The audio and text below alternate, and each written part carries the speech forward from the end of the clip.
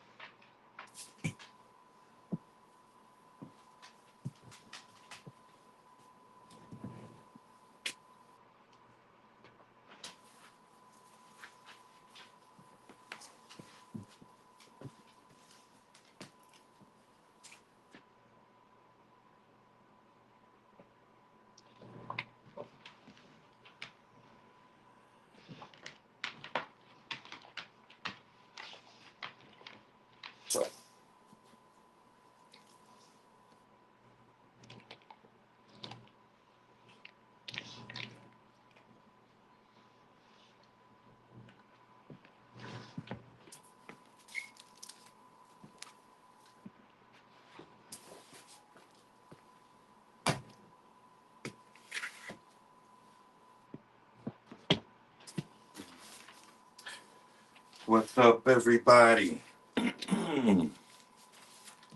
Bear with me for a second. Get some sound.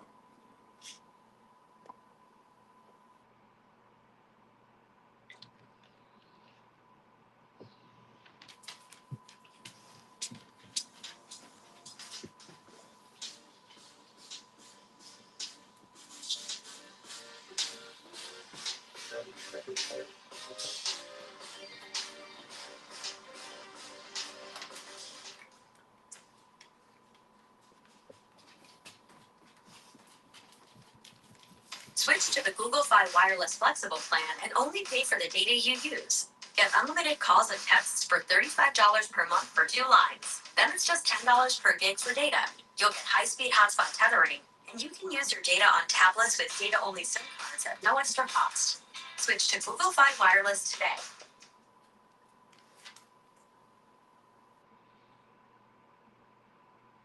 Right now, there's a college student making $119 million selling something so boring he was initially embarrassed to tell his friends. My own cousin made hundreds of thousands of dollars solving a problem he found from reading online forum complaints. And right now, while you're watching this, there's a guy in Indiana making $15 million a year from a business he started by literally knocking on people's doors. None of them sell anything sexy. There's nothing cheeky about their products. They don't sell anything trendy, and certainly nothing that would ever go viral on TikTok. And that's exactly why they're winning. Here's what nobody tells you about the e-commerce game. The flashy products you see on TikTok, they're a trap. When something goes viral, everyone sees it. And when everyone sees it, everyone sells it, and margins disappear overnight. Then, 6 months later, you're stuck with a garage full of fidget spinners that nobody wants. But boring is different. Boring keeps competitors away because no one wants to sell boring products. But boring also means stable profits and customers who come back month after month. Right now, there are over 347,000 businesses in America reordering the same boring products every single month. And they're not shopping around. They just need the thing, and they need it now. So in this video, I'm going to show you 7 real companies making millions in niches so unglamorous, most people won't even consider them. I'll show you the revenue numbers, how they got their first sales, and by niche 4, you'll spot the exact pattern that connects all of them. A pattern that you can steal today and start making money right now. So niche number 1 is funeral and memorial products. And yeah, I know, not exactly the vibe you were expecting, but stay with me because this one's fascinating. The company is called Oak Tree Memorials. Their average order value is around $400 per order, and they sell urns and keepsakes. Now here's why this niche is exploding. Cremation rates are climbing every single year, and families want modern designs that actually look good in their homes. But most brands in this space, they haven't updated their products since 1987. Everything looks like it belongs in a creepy Victorian mansion, and that gap is the opportunity. So how did Oak Tree get their first sales? They didn't launch with 100 products or rent a warehouse. They didn't even have a website at first. They created a small line of modern, beautiful urns and listed them on Etsy, and that's it. People searched for modern urn or cremation jewelry, and their products actually looked modern with clean lines and contemporary finishes, and they started getting orders.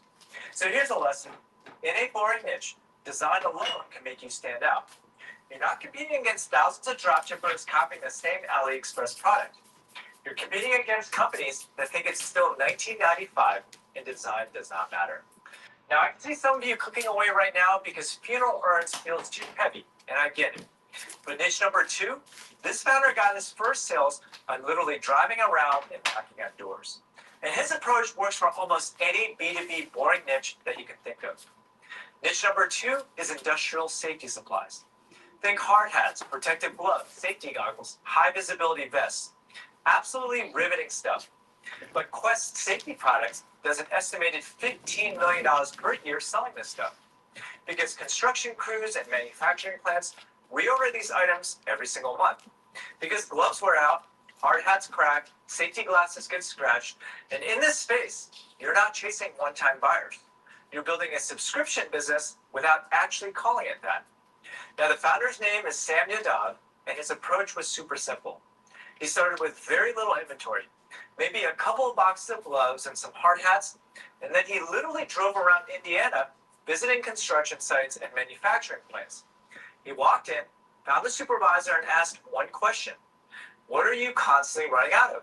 And they told him, gloves, safety glasses, and ear protection. So he wrote it down, sourced it, and came back the next week with exactly what they needed.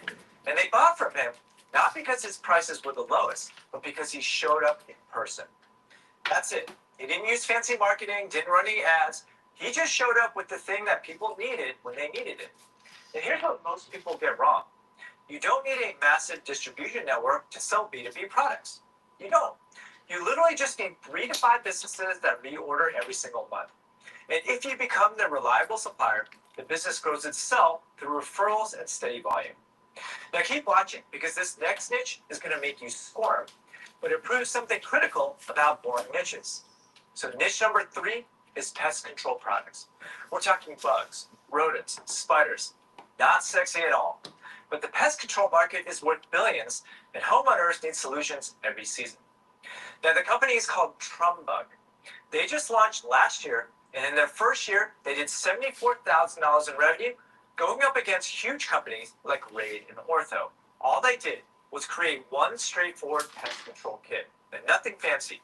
Just a spray bottle, some bait stations, and clear instructions. And then they made short, helpful videos showing exactly how to get rid of the most common pests. How to kill ants in your kitchen, how to eliminate roaches in your bathroom, how to keep spiders out of your basement. And someone searching for how to kill ants naturally would watch the video, see the kit in action, and think, you know what? I'll just buy that instead of figuring this out myself. Now here's the key insight. You don't need a giant product catalog with solutions for every pest on Earth. You just need to solve 1 or 2 pest problems clearly and convincingly. And people will find you because the problem is universal and everyone is willing to pay to make them go away. By the way, if you're interested in learning how to start your own profitable online store, make sure you sign up for my free 6-day e-commerce mini course below. It's 100% free, and I guarantee you'll learn a lot. All right, if you're still with me, drop a comment with which niche surprised you the most so far. Because niche 4 is where the pattern to success becomes crystal clear. In fact, the next 3 niches make more money than the first 3 combined, and the strategy is even simpler. So niche number 4 is replacement parts for appliances and cars. When something breaks in your home, you try to fix it yourself. Your TV won't turn on, your dishwasher is leaking, your dryer is making a horrible noise, and you need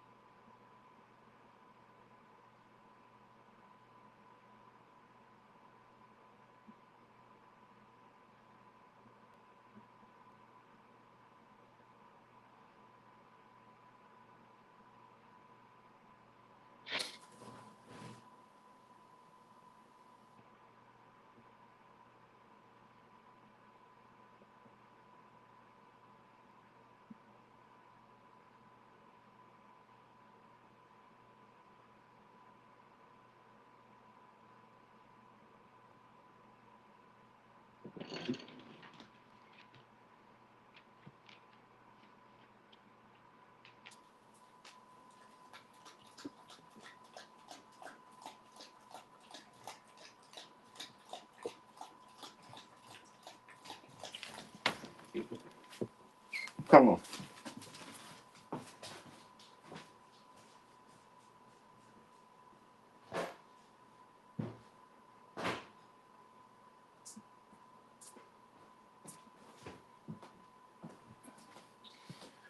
I'm so aggravated today, y'all.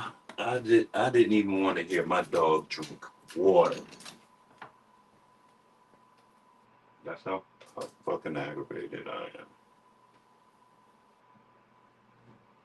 Give me a second. I'm gonna get the stream pulled up and conversate with everybody. Oh boy. Hope everybody's doing good tonight.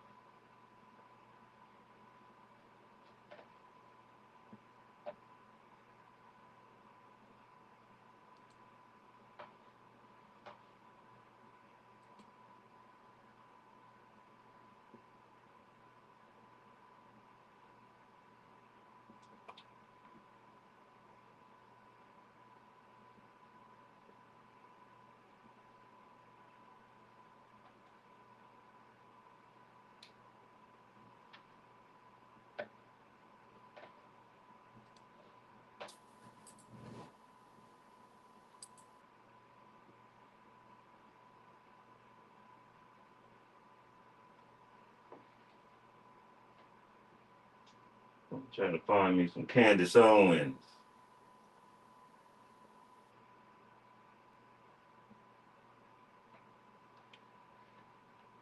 Got any Candace Owens viewers?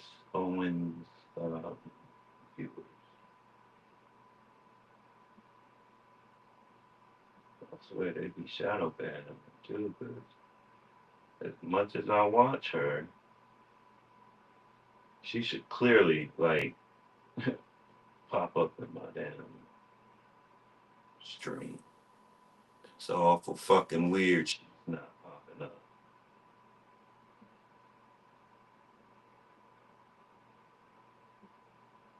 Awful fucking weird. So I've gotta actually search her name.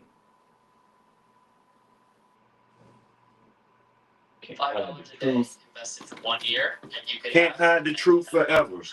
$5 a day invested for 10 years, and you could have around $28,000. $5 a day invested for 20 years, and you could have. All right, you guys, happy Tuesday. Where to begin? Well, in the final days leading up to Charlie Kirk's assassination, Charlie was pretty busy, right? He went on a first-time trip to Asia, quite a quick trip, at least a quick turnaround to go first to Korea for a couple of days and then off to Japan. And honestly, if I was a conspiracy theorist, and I kind of am one, I might think at this stage that the timing of that trip might have been intentional because something was going on back home that they didn't want him to see. Well, what I'm about to tell you guys today is going to positively blow your mind. I just cannot see how this would. What's up, Spider Sammy? Thank A you. full confession from the government about the military's involvement in his assassination, but I'm just going to deliver the facts and see where they land. Welcome back to Candace.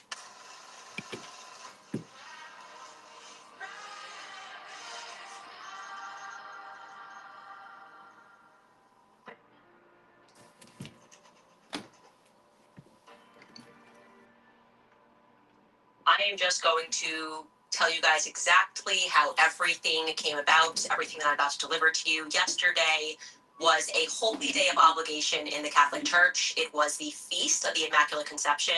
A day of obligation means that a day in which you are required to attend Mass outside of, obviously, typically Sundays. And so as soon as we concluded this podcast, I grabbed my jacket and I ran out the door, okay? And as I was sitting through Mass, deciding, I guess, what was on my mind to pray about, for whatever reason, got on my knees, and I was not expecting this to come out, but I just focused my prayer on wanting something to be delivered to me, a piece of evidence that would help us put together the full picture of this assassination. Obviously, we all know that what we are being told is not true. We all know that nothing that we have been presented with makes any practical sense, but there are sort of smoking guns in this that are missing, right? It's one thing to point out all the lies, but we need to also have solid, concrete proof of something that took place that was out of the ordinary in the days leading up, maybe, I don't know, a planning session. Well, I got back home after this very intentional prayer and did my routine, had a very late dinner, went up and said goodnight to the kids, got myself ready for bed, sat in bed, and I thought, you know what, I'm just going to open the tips box. And I kid you not when I say that it was the very first email that I saw, the very first email that I opened up. And it really didn't have any details. It was a young woman, and she said, "You really should call my friend. It is absolutely urgent, and he has information that you need to hear." And don't tell me why. I don't know what came over me, but maybe it was this intentional prayer. I said, I'm just going to call him right now. 5 minutes, not even 5 minutes after this email hit my inbox, I was calling this person and I had no idea what it was going to lead to, whether it was going to be a totally insane person or whether or not it was going to be a very swiftly answered prayer. The person that I spoke with, his name is, or was, Harry, and he told me a story which I have since fact-checked various elements, the elements that I could fact-check, and it's legit. This is a legit story that I'm about to share with you, and I want to say before I relay it that the descriptions of the people are based off of his own memory, but the facts pertaining to where he was, whether he was where he says he was, for the reasons that he says that he was there. What's going on, honest. Alvia? Okay, I can tell you that he's Alvia 100% Enriquez. honest and feel free to look further into this. I am certain he is going to probably be doing a lot of interviews in the near future.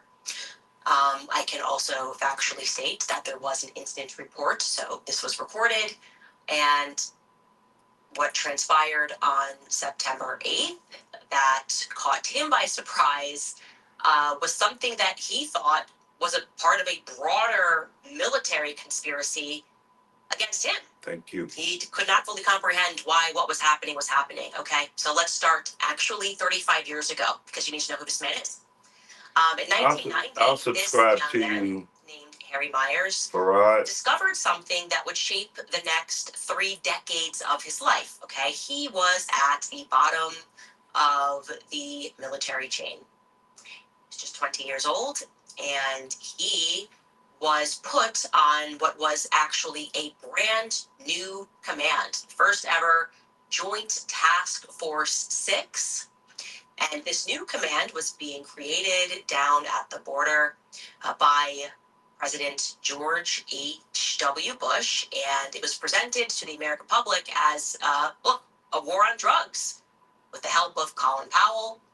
And it should be noted that this took place, just to kind of get you back into what was going on at the beginning of the 1990s, this took place just after the Iran-Contra affair, right? The Iran-Contra affair was from, I think, 1981 to 1986, happened under Reagan. And for those of you who are not read into massive CIA scandals, this was the scandal when the American public got to learn that our CIA was actually trafficking drugs and weapons throughout South America. A scandal which, if you guys have followed our Epstein series, we now know that he was also involved in the Iran-Contra scandal. It essentially shook the foundation of Reagan's White House, and during that time, during Reagan's tenure, George H.W. Bush was the vice president, okay, throughout this scandal. So when George H.W. Bush then decided that he was going to run as a president of the United States, and he did run, and he ran in 1988, just a couple of years following that affair, he had to really hit hard on drugs at the border, and declare that this White House was going to do all that it could to stop these drugs from flooding into America. Take a listen to him saying what they were going to be cracking down on. 2 ways to trade with Kraken. Whether you're buying crypto instantly on the go or executing precision strategy. This is crack cocaine, seized a few days ago by drug enforcement agents in a farm just across the street from the White House. It could easily have been heroin or PCP. It's as innocent looking as candy, but it's turning our cities into battle zones, and it's murdering our children. Let there be no mistake. This stuff is poison. So you hear the directive from the then president, H.W. Now, our protagonist in the story is Harry, right? He's 20 years old, and he's at the bottom of the military totem pole, and he gets attached to this new command, this new Southern Command. Previously, there had never been that joint task force, and specifically, he was a part of an operation that came to be known as Operation Catacomb. He describes himself, and I'm going to put this in quotations, as a lowly military sensor guy assigned to this Joint Task Operation 6, and they were to cover half of Arizona and Mexico. And I'm going to read this next portion of his story directly from him, okay? And I quote, "In just 6 days, I planted sensors, translated data, and skipped the chain of command and gave proof of the existence and pinpointed the location of the first ever discovered Sinaloa cartel underground rail tunnel. By passing directly through to lower Border Patrol agents, I skipped command and directly, a Border Patrol agent was able to skip his command and directly sought a warrant to raid the tunnel, which avoided tipping off any compromised commanders that were working with the cartel. Thus, why it resulted in such a big bust. Most importantly, it did not give time to remove photos that were on the walls on the Mexican side. Where our Joint Task Commander, who was a high-ranking Border Patrol, was actually in the photos in that house, posing with El Chapo and Felipe, his architect. And there were other U.S. Marine officers and Mexican law enforcement officers and military that were in those photos, okay, end quote. So, just to be clear, he discovers this tunnel, somehow skips the chain of command. Now they find this massive tunnel, and oh, wait, why are military commanders and high up people in the military in pictures with El Chapo? What's going on here? I'm going to pause here to let you see an old news clip regarding this explosive discovery that Harry made. The tunnel was called one of the most sophisticated drug smuggling schemes authorities have ever seen. Using jackhammers and torches, federal agents broke into the concrete reinforced tunnel at a warehouse in Douglas, Arizona.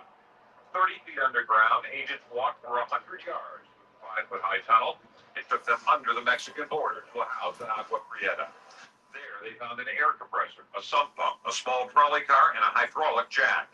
It was used to lift up the floor inside the living room of the house, where the smugglers would start their illegal trip to the U.S. Authorities said when the tunnel wasn't being used for drug running, the smugglers would flood with water. Let's say we came over here with some technology trying to detect this. It would look like an underground street, but it was flooded. Federal agents said the tunnel cost at least $1 million to build and had probably been in operation for 6 months to a year. Last November, customs agents received a tip that a sophisticated tunnel was being used to funnel cocaine into the United States. Yeah. This type of tunnel is not an amateur operation. It's a highly sophisticated engineering feat that took place. Mexican authorities were also involved in the investigation and the raid. Earlier this month, police seized 2,000 pounds of cocaine, which they said came into the U.S. through the tunnel. The drugs were headed for Southern California.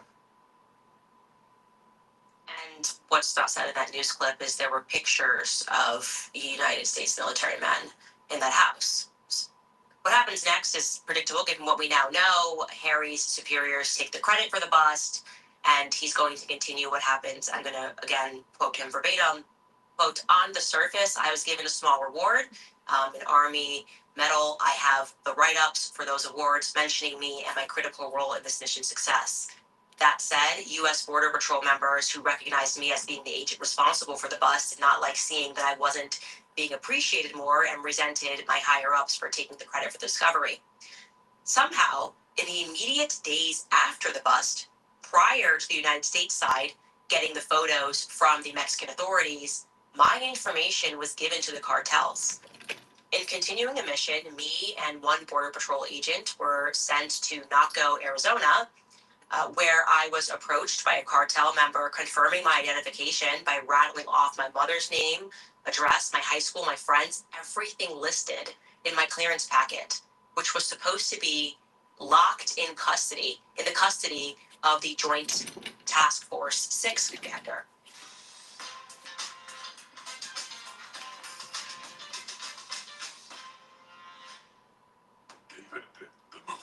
I will not be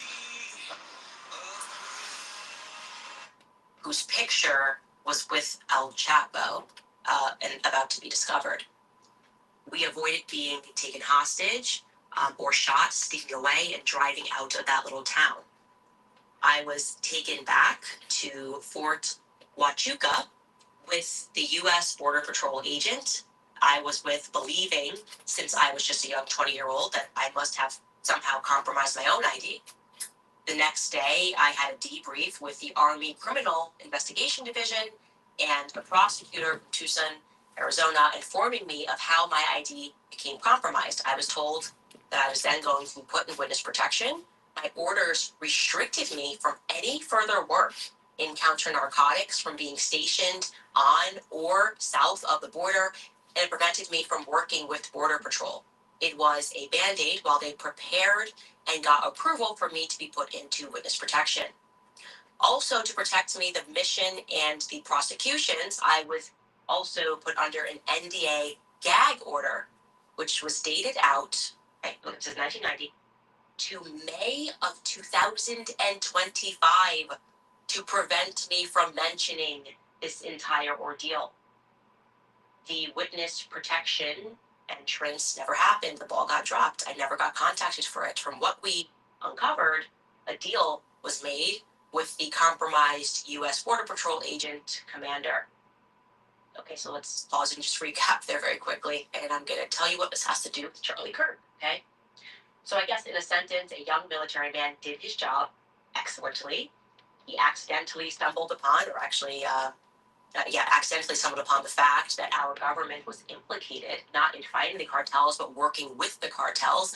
And suddenly he realizes after some time that the government then beats him, or somebody spitefully, perhaps his commander, fed him to the cartels, and now he's on the run for his life. What happens over the course of the next 35 years is he's hacked.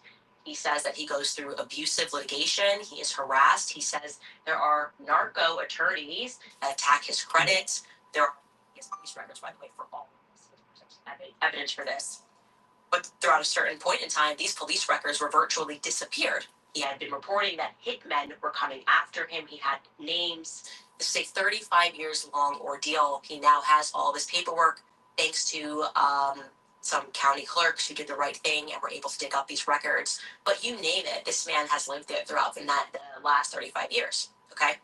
Fast forward to May of 2025, May of this year, and Harry Myers, who now has a new name, by the way, which I'm not saying, but he is finally released from this 35-year military-grade NDA. So what does this now 56-year-old decide to do? He decides that he's going to confront his past. He wants answers, okay? He wants to know why he was never protected. He wants to know if the FBI had been informed, and if so, which they were supposed to be, why they didn't do their job. Why didn't they protect Harry? He was working for the military and he did his job. He makes up his mind that he's going to deal with this in person. He is going to travel from his home in Washington back down to the very base where this all began, right? To Fort Huachuca, in Arizona. He's going to revisit the past. He's going to get these answers. He books himself to stay in a hotel on the base, a military hotel, known as Candlewood Suites. And this is on the evening of September 8th. I want you to remember that, okay?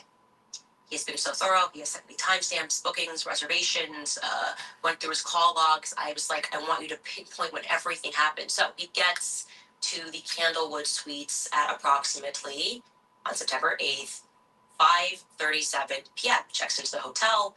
And you can imagine he's a person that pays a lot of attention to his surroundings, right? When the cartels are after you and your family, and you are compelled to change your name, you pay attention to your surroundings, see if anybody looks shady. What he notices is somebody who is special forces in the lobby. He said, you just know when you're dealing with a special forces guy. And he is in the lobby, and a young woman, comes down thereafter. That young woman, who at the time he did not recognize, is with him. They kind of fluff around in the lobby while he's checking in. He's on the phone with his wife. And thereafter, the two of them get into a green pickup truck and drive off. Okay. The next morning, now we're September 9th, he wakes up at around 5:30 a.m. in the morning because he wants to see the sunrise. He says that he then fails at finding the Army Criminal Investigations Department. So he drives off base, just a little ways off base, to get some coffee in Sierra Vista. While getting that coffee, he runs into some soldiers. Again, this is just all God at this point, who happen to be wearing 10th Mountain Division patches. And he's like, that's my old unit. What's going on here? Like that, he thinks his unit's gone. Nothing's going on with this unit for a long time. And it's been torn apart, or I don't know what the military expression is for that. He strikes up a conversation with these young guys, and they tell him, oh, no. The old Joint Task Force 6 is now being continued, and it's known as JTF, Joint Task Force Southern Border. Now, for those of you who are like me who don't know, like literally what it sounds like, Joint Task Force, meaning like you can get the Army, Navy, everybody kind of working together on something. And they're like, yeah, it's now JTF Southern Border. And they give him directions of how he can actually get to the new command center. They tell them that they're actually currently borrowing a building down there. And he tells me that there would have been no other way he would have discovered where it was. So his intention was to go to Army CID. Now he's like, wow, I can go directly to the actual JTF 6, which is now being continued, and get some answers. What luck. It is now around 7:37 a.m. when he enters the new or temporary JTF headquarters. And he sees two guys, and he's pretty impressed. He's like, whoa, these are, again, military term, E4, E5s. He told me that means that they're lieutenant colonels. And they are the ones that are checking him in. He happens to walk in at the exact time that they are concluding a meeting, and he is kind of even more impressed because he sees about 12 lieutenant colonels. He tells me, you do not see that many people, that many E4s, E5s, E6s. Please, military guys, forgive me for me not knowing what the proper vernacular. But he just goes, well, what's going on? He's like, you don't see this unless you're at the Pentagon or you're at the White House. You just don't see this many high up the food chain lieutenant colonels. He's going, man, this is a pretty important meeting. And then he sees three men walk out, one of which is the person he identifies as the person that's the center of the action, right? He said you could just tell this is the most important person. And he has gray hair, he's got glasses. I believe he said that he's about 5'10". And at this point, he sees that the person that is with him, and he said, certain that the person that is with him is Brian Harple. Stop using Stripe or Square. Use this instead. Tired of losing profits to high credit card processing fee? Yeah. Okay. Oh, it's about to get even more interesting. So, and again, I'm going to say allegedly because I wasn't there, but I have spoken to this guy and I very much trust what he is saying. I think he is very credible. Okay. So he sees Brian Harville come up, this older guy, and then he has, what then happens is first the guys that are checking him in are friendly. He explains to them, yeah, this is what happened to me. I just want to speak to somebody. They're like, yeah, let me help you. And all of a sudden, after Brian, who he believes to be Brian Harple, who he's not obviously recognized at that time, he would not have known that was Brian Harple, but he remembers him, obviously, because then the biggest political assassination since JFK happens. Suddenly, somebody hits the panic button. And two captains come out and they escort him out of the building and they begin what becomes a 7-hour interrogation. Okay. They think he's a spy. How did you rumble this meeting? How did you know this meeting was taking place? He's being asked a bunch of questions. They're putting pressure on him. They're gaslighting him. I actually want, if you give me a second, I want to read exactly what he messaged me about what took place. Just it's incredible. It's actually just incredible. But how he describes what their strategy here of attempting to gaslight him into believing that he was a spy or that he was working for somebody, and he's like, "No, I'm just here over an incident that happened 35 years ago. I'm trying to get answers regarding it, and they're putting pressure on him." I'm going to read this verbatim. He says he's being interrogated. He is, quote, being accused of being a bomb threat because I was special forces in the military, EOD in the military. They then attempted to try to gaslight me to see if they could angle an accusation of me being a threat to others or myself. When all of that fell flat, they then conferenced with base commander after I assumed they verified that I was not there to spy on that particular meeting. They decided it was okay to send me off post. That's when I drove to Tucson. I got a room. The next morning, I turned in my rental car. I got on a plane back home, and I had to stop in Salt Lake. Upon landing and turning on the phone, my wife is telling me about Charlie Kirk. Again, this was just a coincidence. I happened to be in the airport at the time that you were talking about all of those strange flights that were taking place there. I did not notice anything helpful, other than the fact that the airport was not very crowded. So after 7 hours, he explains to me that they were going to, they debated holding him for 48 hours for this perceived, perhaps maybe bomb threat spy thing that's happening. And he's thinking, can you imagine this? They're paranoid, but he's paranoid and thinking, oh my gosh, this is more like Sinaloa cartel stuff, and I'm being treated like this because I've wanted to speak out about this story for 35 years. Both of them are wrong. Okay? Both of them are wrong. This really is just a coincidence.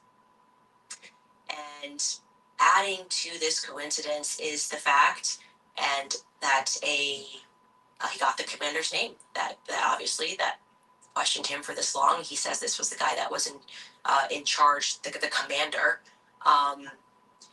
And he said he was approximately 36 years old. He had brown hair, the one I'm talking about that was leading the charge on asking him all the questions and interrogating him, and that his name was Captain Neff. I'm going,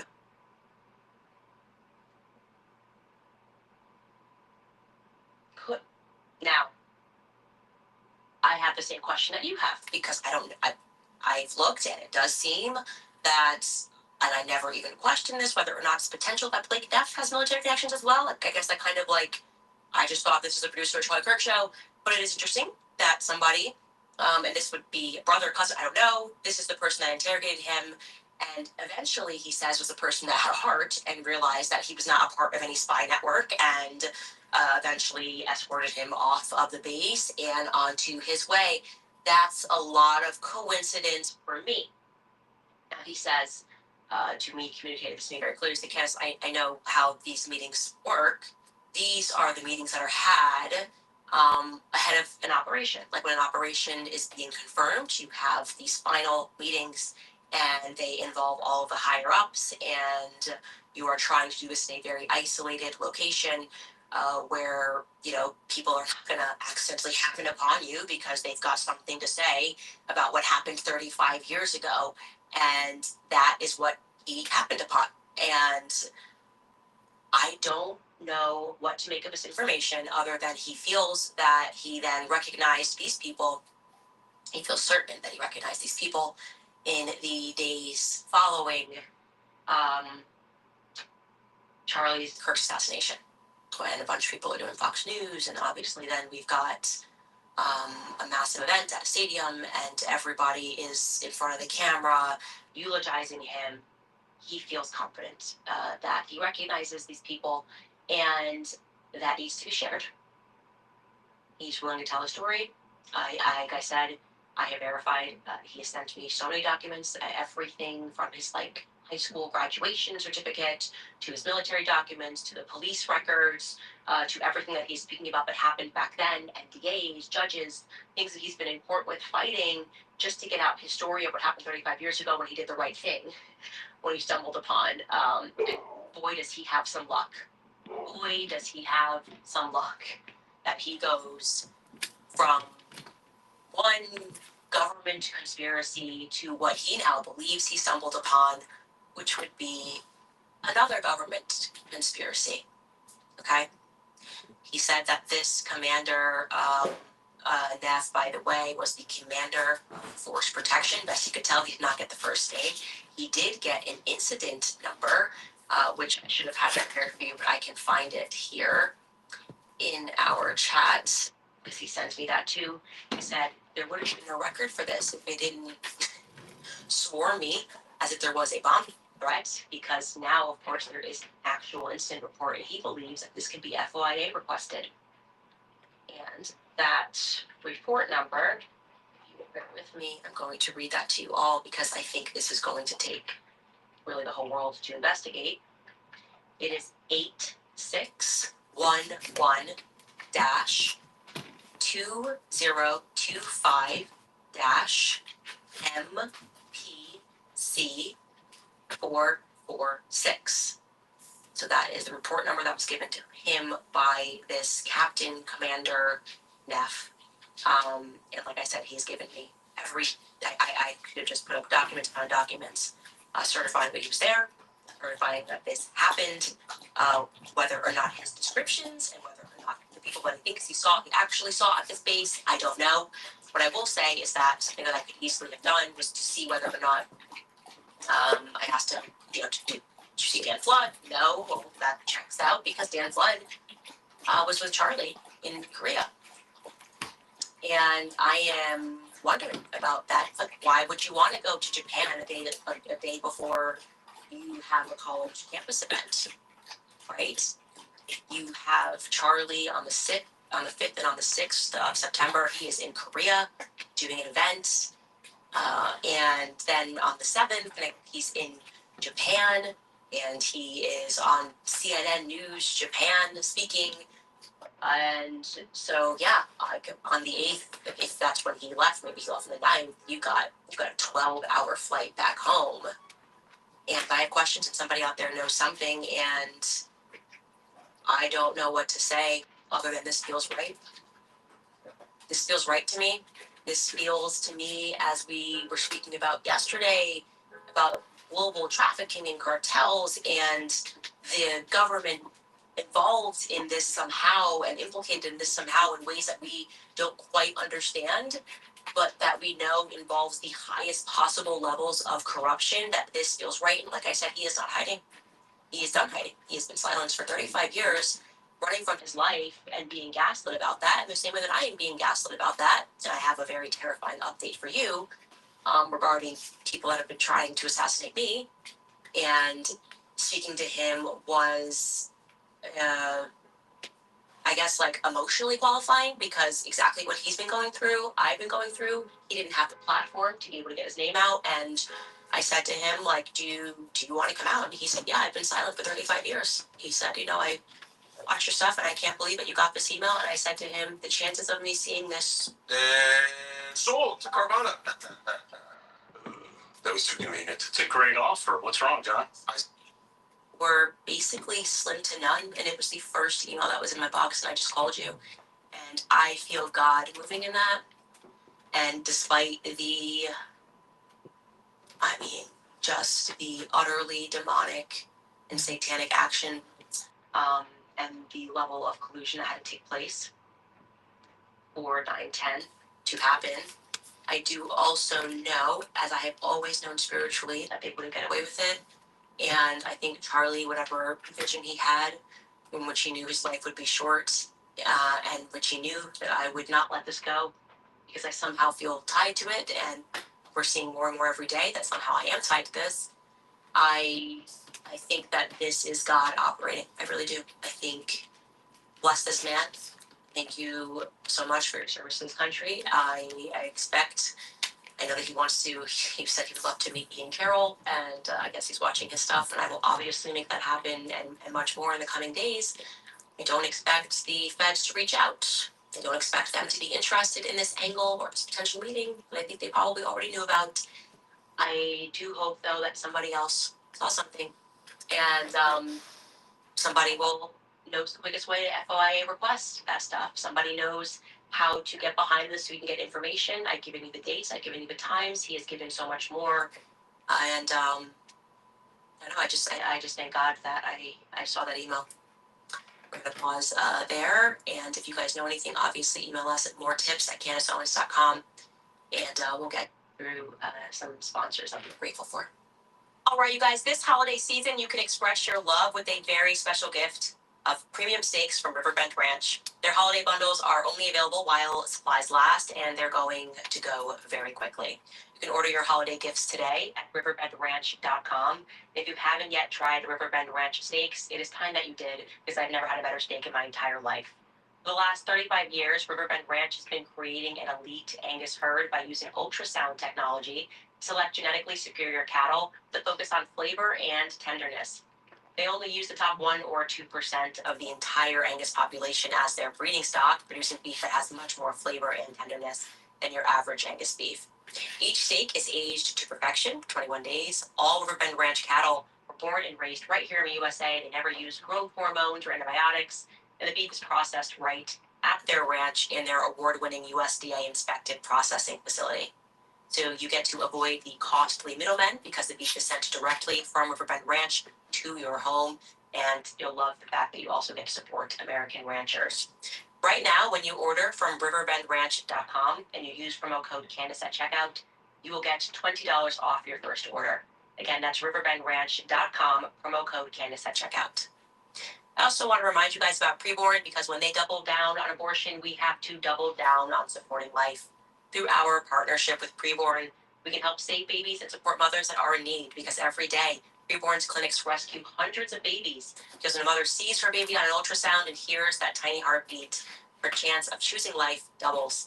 And now, thanks to a generous match program, your gift can be doubled as well. That means twice as many ultrasounds, twice as many lives being saved, and twice as many mothers that are given hope. They're also provided diapers, car seats, counseling, and care for up to 2 years. If you've heard about Preborn before and you've not yet taken action, there is no better time than right now. Their work is some of the most important work to help heal our country. One ultrasound is just $28, but you can give 10 times that amount if you are able to. Head to preborn.com/Candace to give. Again, that's preborn.com/Candace.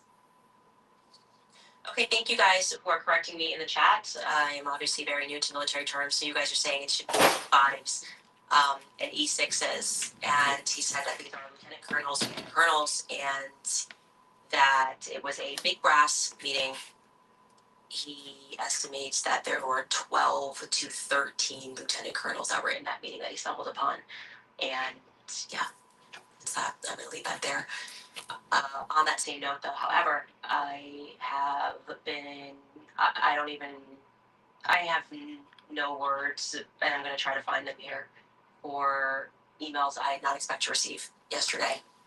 Right after I spoke with him, I was continuing on this in my tips inbox, And obviously, yesterday we spoke about this Pierre in Scottsdale, and I had mentioned that he had a partner, Pierre Falcone had a partner named Arkady Gaydemock. Didn't expect that to be relevant to anything, but they were both involved in Angola Gate, which was global trafficking at the highest levels of government. But this Arkady Gaydemock didn't show up for his court hearing, and he just was sentenced in absence for trafficking weapons, etc., etc. I explained to you that he was born in Russia, and then when Israel became a nation, he was first over there. He was also factually, and you can see in this article, a French intelligence agent. Okay? Why am I bringing up Gaydemock? Well, after yesterday's episode, I had asked if anybody had anything or knew anything about, turning point potentially working with this Pierre person. I was shocked when a flutter of emails came in from people saying that they believed Gaydemock was living in Nashville. That he moved here sometime in June. Okay, and when I say a flurry of emails that came in, there were 7 people, mostly men, who were certain that that man, aged now, is working in Nashville using the name Jonathan Schmidt. They are certain, at the very least, that he is from Israel and that he is working for a company known as Root Brands under the guise of being a technology officer. And that has brought in and secured jobs for Iranians. And again, this has all transpired since apparently June. Ukrainians who he alleges are running from the war. They say he was brought in by a businessman in town named Clay Thomas, and that one of the Ukrainians that is working with him, his name is Alex Smirnov. Now, I don't know what to say other than I am positively terrified. I don't know who to contact, considering the feds. I've been telling them that there's an assassination attempt in coordination. I have said Israel, I have said France, and now I have dealt with, I have these emails, more credible information, and if it's incorrect, I'm happy to correct it. I reached out to Clay Thomas, I have reached out to Root Brands, and I have requested more information about this Russian-Israeli employee who is using the name Jonathan Schmidt and bringing in Ukrainians. And so instead, what I'm going to do is I'm going to publicize this information in the hope that if you are a Tennessean and you live in Franklin and you live in Nashville and you are familiar with Root Brands and you have seen this man, and Skylar, I don't know if we have an aged photo of him, but we should try to find one. Please, first off, you should probably contact the authorities. I certainly will be doing that. I think my husband has already done that. I told him that this morning.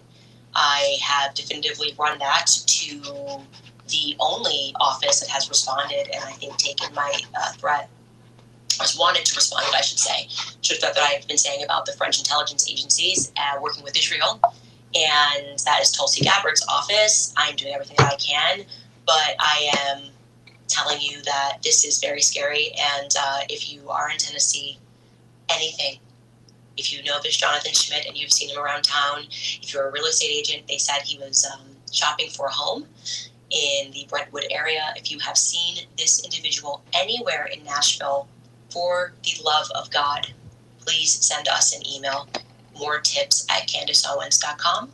And I am encouraging you to contact your authorities if you are hearing any sob stories from anyone about how they're coming in from Ukraine and that they're fleeing the war, okay? I think you should contact the authorities immediately. We don't need to have a presence of Ukrainians that are quote-unquote fleeing the war in Tennessee. And, I trust the Tennesseans to get this done and to pay attention.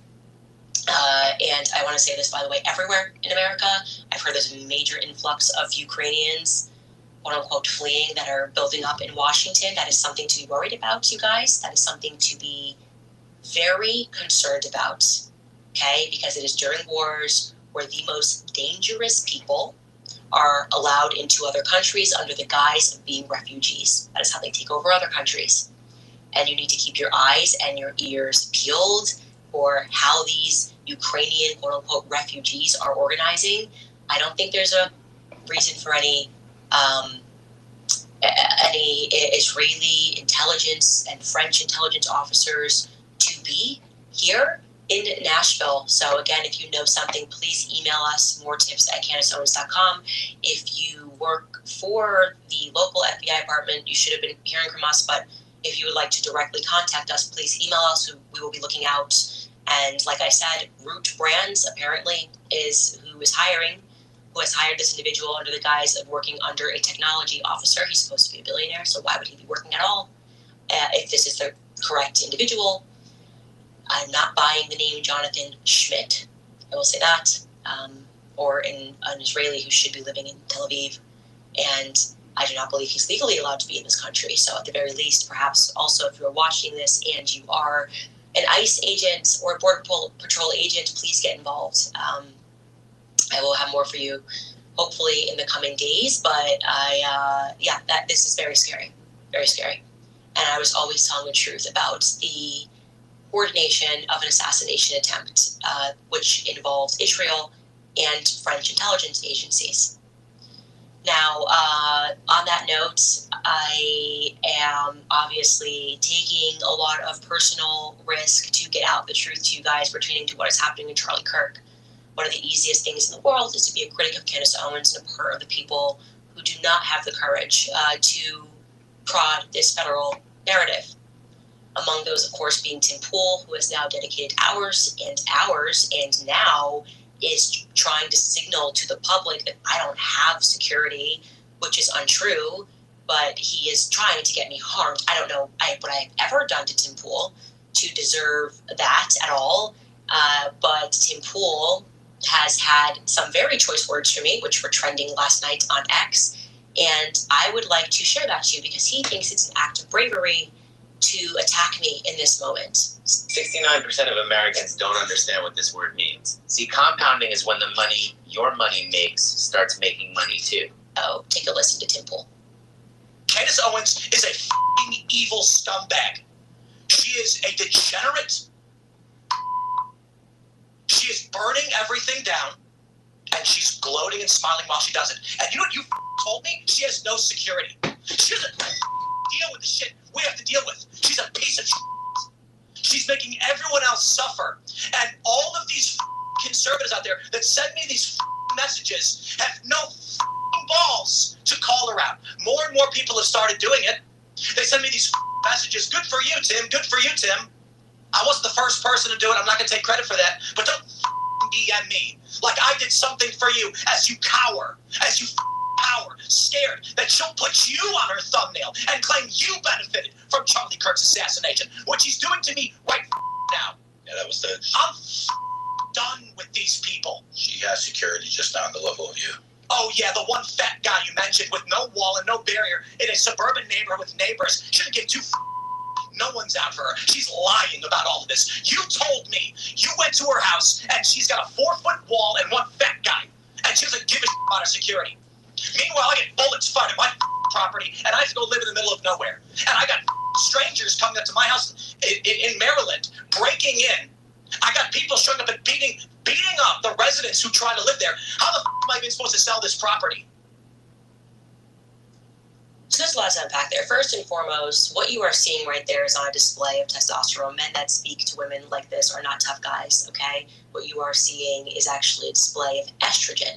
Everything he is doing there is somebody who is not a man, he is not tough, and he would never dare to speak to a man like that, right? People that find that very easy. Secondly, Tim Pool doesn't even have the intellect to understand that we put him in the thumbnail because he accused me in a full episode with Milo Yiannopoulos, which we showed and contextualized, of being someone who benefited from Charlie Kirk's assassination. So he thinks he's being accused. No, you accused me of that in like a I think it was 2-hour episode with Milo Yiannopoulos, in which Milo defended me and explained that I am not to blame for the lame excuses that the feds have given us regarding Charlie Kirk's assassination, and that if we do need to have some spiritual searching in terms of what the Republican Party has become, that the time for that is now, okay? So this little, and I really like, he's a small person for this, a very small person who is also theatrical, Timothy Smollett, who pretends every year like people are trying to kill him. He's a chronic fence sitter, okay, pretending like he is braving the wilderness for being what? The 110,000th person who's making a video about Candace Owens in the wake of Charlie Kirk's assassination. He thinks he's pioneering that? Are you out of your mind? It's only the safest thing you can do. What's next? Is he going to make a video and call Kanye West anti-Semitic? Like, that's what he's pioneering right now? Oh my gosh, so original. Like, is he going to call Donald Trump evil in 2016? This is the storm that he's braving, is jumping on the side of what everyone else is doing. He is a fundamentally weak man for what he did there. He should apologize. He won't. I don't care what happens to his platform. He's now essentially trying out because he's under financial pressure. He's trying out for Zionists to pay him, and they will. Okay, they will cut him a check, and I hope it happens for you, Tim. I hope it makes you happy. But to do that to someone who has never done anything to you other than disagree with you about the Charlie Kirk narrative, I have not focused my content on you, and any time your name has come up, it has been because you have explicitly been attacking me. You are a coward. You are less than a man. Okay? You are behaving. Your type right there is like a person who's having financial issues and yet decides to go out and put $100K on a poker game, and when he loses and is a further $100K in the hole, comes back home and beats his wife and kids and thinks he's a tough guy. That's how you're acting right now. I'm not your wife. I'm not your kids. Get your affairs in order and stop blaming me, because I'm actually traversing down the path that hasn't been traveled by standing up and saying that something corrupt happened and Charlie Kirk was assassinated. And I don't care about your midterms, okay? I don't care about your next year midterms and whether or not the Republican Party is united, okay? Because I don't want to stand next to people that would cover up Charlie Kirk's assassination. I hope that I have made my point perfectly clear. We'll be back after a message from some of our sponsors. All right, you guys, it is getting cold outside. December is here. The weather is dry, and if you are anything like me, your skin is certainly feeling it. This is the time of year we all need a little extra help keeping our skin moisturized, healthy, and glowing. And you guys already know that I love what Mimi Skincare is doing this Christmas season, because while every other brand is tiptoeing around on eggshells, trying to be super inclusive with their happy holiday messaging, Mimi is saying no to that. Their entire website is decked out for Christmas, bright, joyful, unapologetic, and I could not be more here for it.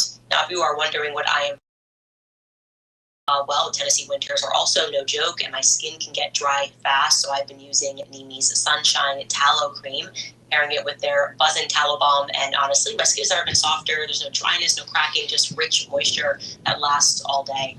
These formulas are clean, simple, and they work, and yes, they make incredible gifts for the women in your life who appreciate great skincare and American-made values. Moms, sisters, daughters, grab a few and you will thank me later.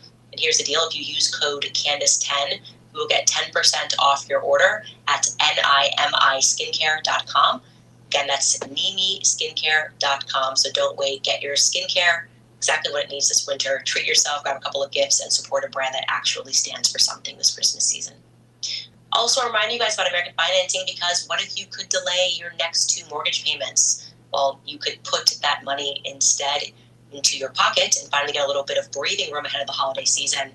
It is possible when you call American Financing, and if you call them today, you're feeling stretched by everyday expenses, groceries, gas, bills that are piling up, then you should know that you're not alone, because most Americans are putting these expenses on credit cards, and credit card rates are insane right now, in the 20s, even the 30s. American Financing can show you how to use your home's equity to pay off that debt with rates in the low 5s. Their salary-based mortgage consultants are helping homeowners just like you restructure their loans and save money every month, all without any upfront fees. Their customers are saving an average of $800 a month, which is like a $10,000 raise without having to change jobs. So call American Financing today. The number is 800-795-1210. Again, that's 800-795-1210.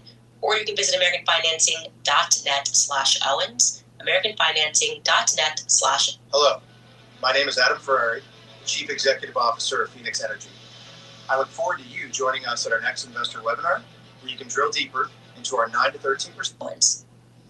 All right, you guys, if you would like to support our work, obviously you can head to candaceowens.com and you can buy some merch. You can also sign up for our book club. You can give somebody with a subscription to our book club. Make Him a Sandwich is available on Amazon. It is also available at makehimasandwich.com. You will absolutely love this book. It's great in time for the holidays. And I think that it's a laugh out loud funny book without trying to be funny. It's just kind of recapping all of the things that we have done in the quote-unquote feminist movement. And I hope you guys enjoy that. Signed copies of that are only available on candaceowens.com, by the way. And we have some new merch. I think we just went over that briefly on the website. Lastly, we'll get into some of your comments. The top comment from yesterday's episode was, I love that quote-unquote Fed slop is becoming a mainstream vocabulary word. Yeah, I noticed that too. Like, since we've been saying what's Fed slop, a lot of people are recognizing Fed slop and deciding that they do not wish to consume it, right? That's not what you want to consume, a Fed slop narrative. The comments from today's episode, I don't know, my computer's, okay, never mind, it was kind of freezing, but now it's not. Alyssa writes, Candace, you are teaching the world a new form of investigative journalism that it has never seen. You are impacting history in front of our eyes. The power of the collective is unstoppable, and you prove that daily. Sending prayers and love from Montana. I hope that is the reality, because I'm telling you, I trust Tennesseans more than I trust the feds right now.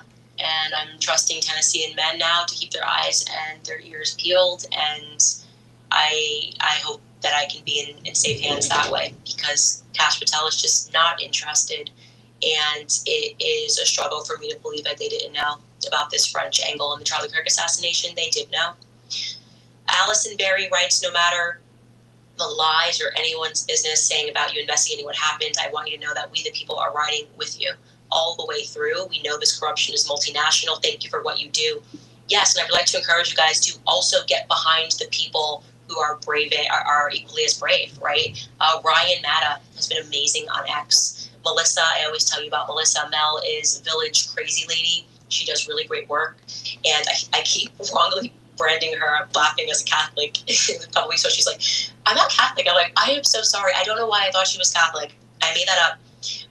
Hopefully she will be sued, okay? That's what I will say to that. And she's doing a really great job, particularly focusing on that faith angle, because I do believe that the faith was the infiltration at Turning Point USA. And it is, by the way, fact that in recent, in the last year, they even hired former cartel weapons traffickers at Turning Point USA who found God. Okay, so they were trafficking from Poland through to Mexico, weapons and drugs, but then they found God. Unemployment. Like, I don't know what to make of that. Who am I to question somebody saying that they found God? But Arizona is quite a place, and I worry about what happened. And when you get to a certain level in business, they offer you what they say. What is the expression? It's either the silver or the lead. You take the money, or you take the bullet. And I wonder if that was presented to Charlie. I wonder if that's why he was fearful when he messaged people and said they are going to kill me. Who was he referring to? Do you guys believe that it was a gendered person on top of a rooftop? I don't. I certainly don't. Maybe Tim Pool does. Coralia Montalvo writes, may God be with you and your family, Candace. Keep telling the truth. You have a whole army supporting you. And by the way, like this guy proves, there are a lot of incredible men in the military. It is always at the top where corruption happens. And I hope that you take away from this that we are infiltrated as a nation. We have gangs that are controlling a lot, and that we need to make our community smaller. We need to know who people are in our communities. We need to sense that stranger danger, maybe not be so entertained by a foreign accent and wondering more. We need to become our own little CIA units or DCIA units in our own communities and share information. And I hope that's what we are pioneering here, because we certainly cannot trust the government to take care of us if they didn't take care of Charlie Kirk. And maybe that's it. Maybe people are terrified. Maybe that's what they've known all along, is that the cartels could have been involved in this. And that might be it. I don't know, it might be it. I'm just following the facts. Amanda Marias writes, we love you, lady. I'm so sorry you're going through this. You have a whole, I just read that. I'm sorry. Gracie Lou writes, there is no TV USA without Charlie. I've never seen such a group of disingenuous groups. The likes of Andrew, Blake, Mikey, Tyler, etc. It's heartbreaking on top of heartbreak. Merry Christmas to you and your family. Continued prayers for you and yours. Thank you so much. Mary Yvette writes, Candace Security Fund. You know what? I actually said to my husband, like, we need to actually build our own security. We do, from the ground up. Like, we just need to build our own security and know who these people are and know everyone. And because this Brian Hartwell thing has given me a chill, and this Dan Flood stuff has given me a chill, and maybe we will actually accept that offer and start a fund in the coming days, or in the coming weeks. I don't know how long it would take to put it together. I will run that to my husband. I actually think that is a good idea. I think we need to. This thing has really scared me. This French intelligence thing and the lack of commentary from the White House. This thing is really far-reaching. The good and the true and the beautiful writes, go Max, Candace. Thank you so much. And this person writes, what do you think Tim Pool's beanie smells like? That is funny. I do not ever want to know the answer to that question. Lastly, P. Fagliano writes, wearing my Candace swag today and getting only nods and smiles, nothing negative. Thank you, Candace, for your courage. Yeah, I think we normal people who have decided to stay on the side of light rather than to pledge a gang we have never been more together. I love it. I love the left and the right together. And I hate that it had to be Trucker's assassination that brought us this way, but I'm happy to be here and I'm not going back to and I hate that it had to be Trucker's assassination that brought us this way, but I'm happy to be here and I'm not going back to what about the midterm? Shouldn't we just stay united and stand behind and you be quiet? I'm not going back that way, and I hope you guys aren't either. Anyways, we'll see you guys tomorrow.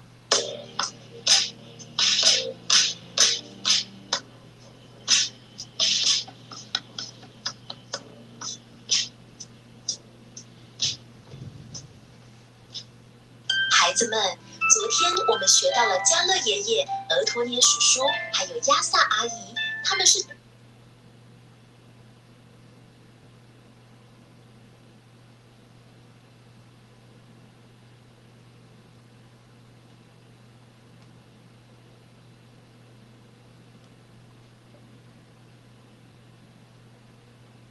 Normally when you buy a gun, you expect to get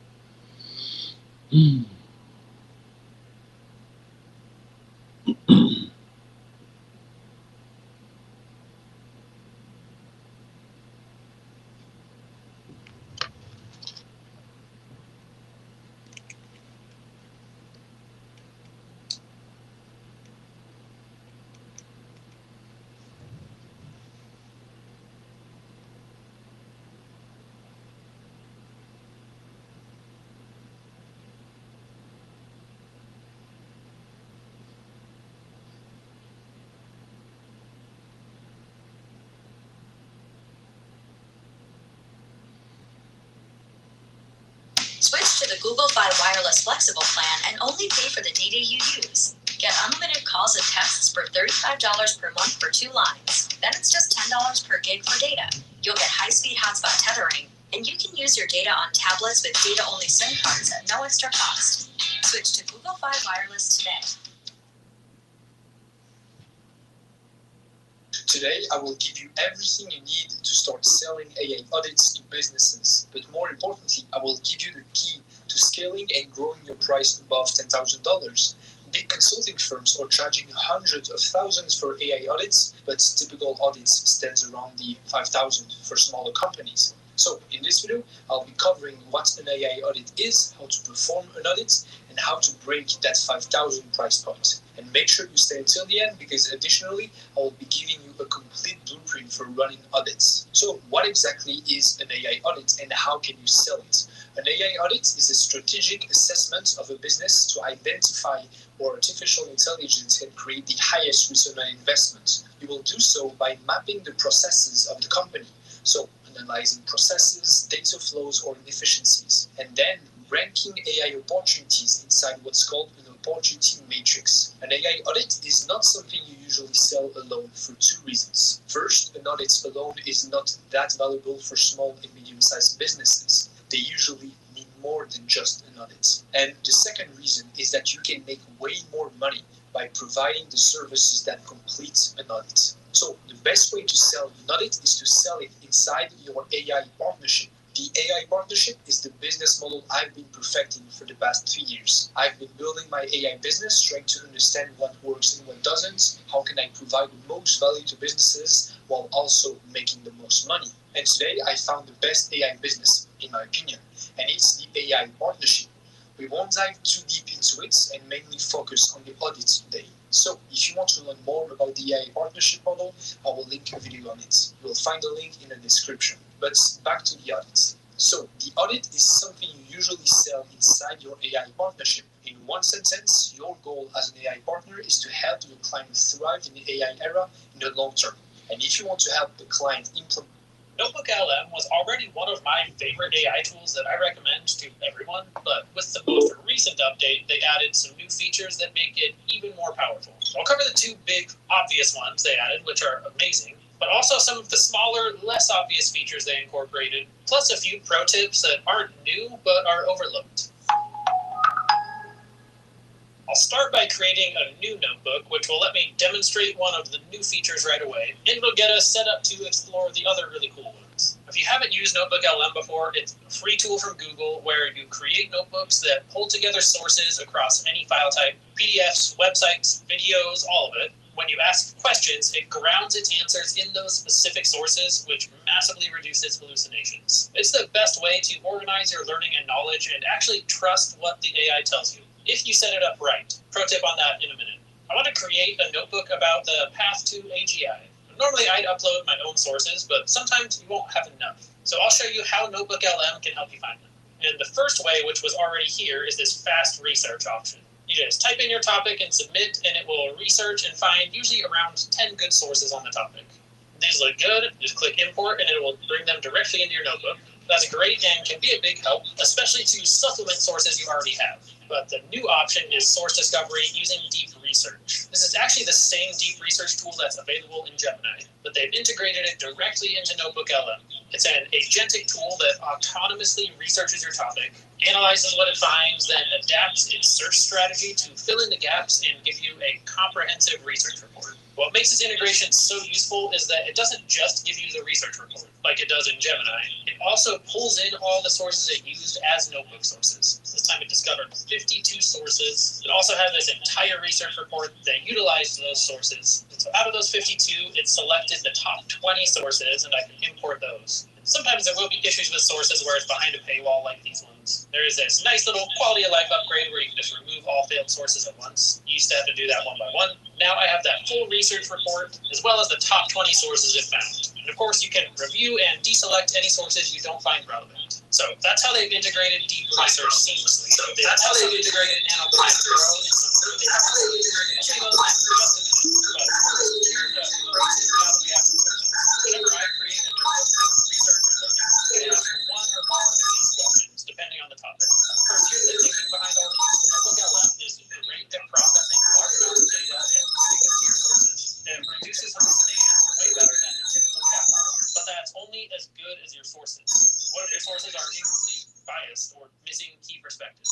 These questions help you identify those blind spots. I have 3 questions I rotate through depending on the topic. You could use them all in one prompt, but I usually use them separately. One is identify any areas my sources disagree on and any contradictions between them. In this case, since this is about AI alignment and safety, there's going to be a lot of disagreements in the sources. So this is a super helpful prompt to be able to read through and understand those different perspectives. That prompt is even more helpful if you're researching something that's a lot more fact-based than this. You can give you the research report like it does in Gemini. It also pulls in all the sources it used as notebook sources. This time it discovered 52 sources. It also had this entire research report that utilized those sources. And so out of those 52, it selected the top 20 sources, and I can import those. Sometimes there will be issues with sources where it's behind a paywall like these ones. There is this nice little quality of life upgrade where you can just remove all failed sources at once. You used to have to do that one by one. Now I have that full research report as well as the top 20 sources it found. And of course you can review and deselect any sources you don't find relevant. So that's how they've integrated deep research seamlessly. They've also integrated Nano Banana Pro in some really powerful ways. I'll show you those in just a minute. It pulls in all the sources it used as notebook. GoHighLevel can help you find pull together sources across any file type, PDFs, websites, videos, all of it. When you ask questions, it grounds its answers in those specific sources, which massively reduces hallucinations. It's the best way to organize your learning and knowledge and actually trust what the AI tells you, if you set it up right. Pro tip on that in a minute. I want to create a notebook about the path to AGI. Normally I'd upload my own sources, but sometimes you won't have enough. So I'll show you how Notebook.LM can help you find them. And the first way, which was already here, is this fast research option. You just type in your topic and submit, and it will research and find usually around 10 good sources on the topic. These look good, just click import, and it will bring them directly into your notebook. That's great and can be a big help, especially to supplement sources you already have. But the new option is source discovery using deep research. This is actually the same deep research tool that's available in Gemini, but they've integrated it directly into Notebook.LM. It's an agentic tool that autonomously researches your topic, analyzes what it finds, then adapts its search strategy to fill in the gaps and give you a comprehensive research report. What makes this integration so useful is that it doesn't just give you the research report like it does in Gemini. It also pulls in all the sources it used as notebook sources. This time it discovered 52 sources. It also had this entire research report that utilized those sources. And so out of those 52, it selected the top 20 sources, and I can import those. Sometimes there will be issues with sources where it's behind a paywall like these ones. There is this nice little quality of life upgrade where you can just remove all failed sources at once. You used to have to do that one by one. Now I have that full research report as well as the top 20 sources it found. And of course you can review and deselect any sources you don't find relevant. So that's how they've integrated deep research seamlessly. They've also integrated Nano Banana Pro sources you already have. But the new option is source discovery using deep research. This is actually the same deep research tool that's available in Gemini, but they've integrated it directly into Notebook.LM. It's an agentic tool that autonomously researches your topic, analyzes what it finds, then adapts its search strategy to fill in the gaps and give you a comprehensive research report. What makes this integration so useful is that it doesn't just give you the research report like it does in Gemini. It also pulls in all the sources it used as notebook sources. This time it discovered 52 sources. It also had this entire research report that utilized those sources. And so out of those 52, it selected the top 20 sources, and I can import those. Sometimes there will be issues with sources where it's behind a paywall like these ones. There is this nice little quality of life upgrade where you can just remove all failed sources at once. You used to have to do that one by one. Now I have that full research report, as well as the top 20 sources it found. And of course, you can review and deselect any sources you don't find relevant. So that's how they've integrated deep research seamlessly. They've also integrated Nano Banana Pro in some really powerful ways. I'll show you those in just a minute, but first, here's a pro tip now that we have some sources. Whenever I create a notebook for research or learning, I ask one or more of these questions, depending on the topic.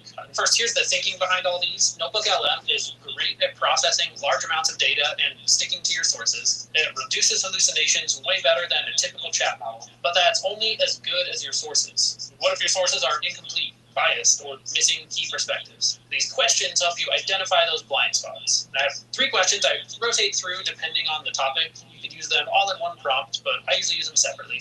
One is identify any areas my sources disagree on and any contradictions between them. In this case, since this is about AI alignment and safety, there's going to be a lot of disagreements in the sources. This is a super helpful prompt to be able to read through and understand those different perspectives. That prompt is even more helpful if you're researching something that's a lot more fact-based than this. You can pinpoint those disagreements and try to resolve those or find where you might have a bad source. Number 2 is identify gaps in my sources. What's missing that would be necessary to understand the topic fully. This is another nice little quality of life thing. It has this thinking area right here showing you what it's doing as it's answering your query.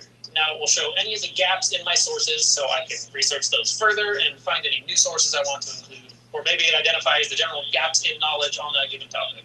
And the third question is, are there any contrarian, alternative, or lesser known viewpoints that are not covered in these sources? Typically when you find these sources, you get most of the well-known viewpoints. Like this covers all the major debates around AGI, but usually these research models won't find the alternative or lesser known viewpoints. The consensus is not always right. I like to dig a little deeper. All these answers are super interesting, but pretty long, so I'm not going to dive into those right now. Definitely an awesome topic to have a notebook on in here. I already do have a separate one, but super interesting. And again, I won't use all 3 of those prompts in every notebook. Depending on the topic, some will apply more than others. But either way, they help Notebook LM tell you exactly what's missing, which sources you could remove, modify, or add to your notebook. This helps you build a more complete and balanced view of your topic. Now, I'll come back to a few more chat upgrades in a minute. Now that we've validated our sources, let's create some content. This panel on the right, the studio panel, has all the different formats to help you view, understand, and retain the information from your notebook. The formats that were already here before are audio overview, which generates a realistic sounding AI podcast based on your sources, video overview, mind map, reports, flashcards, and quiz. And these 2 at the bottom are the new options. They both utilize Nano Banana Pro, infographic, and slide deck. And pro tip for most of these, don't just click on them. That will automatically start generating using the default settings. Instead, click the edit button first to customize them.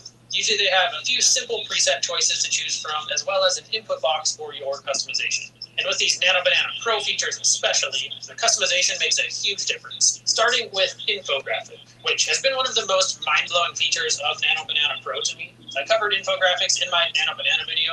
I like to dig a little deeper. All these answers are super interesting, but pretty long, so I'm not going to dive into those right now. Definitely an awesome topic to have a notebook on in here. I already do have a separate one, but super interesting. And again, I won't use all 3 of those prompts in every notebook. Depending on the topic, some will apply more than others. But either way, they help Notebook LM tell you exactly what's missing, which sources you could remove, modify, or add to your notebook. This helps you build a more complete and balanced view of your topic. Now, I'll come back to a few more chat upgrades in a minute. Now that we've validated our sources, let's create some content. This panel on the right, the studio panel, has all the different formats to help you view, understand, and retain the information from your notebook.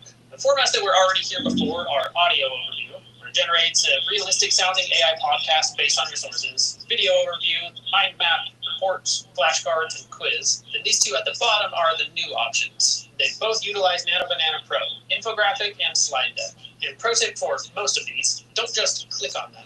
That will automatically start generating using the default settings. Instead, click the edit button first to customize them. Usually they have a few simple preset choices to choose from, as well as an input box for your customization.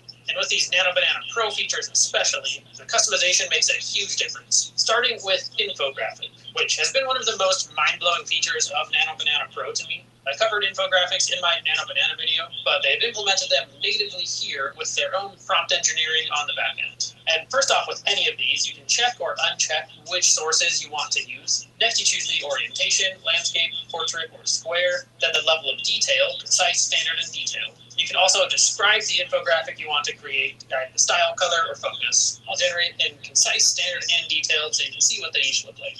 These take about 1 to 2 minutes to generate. What comes back is just incredible.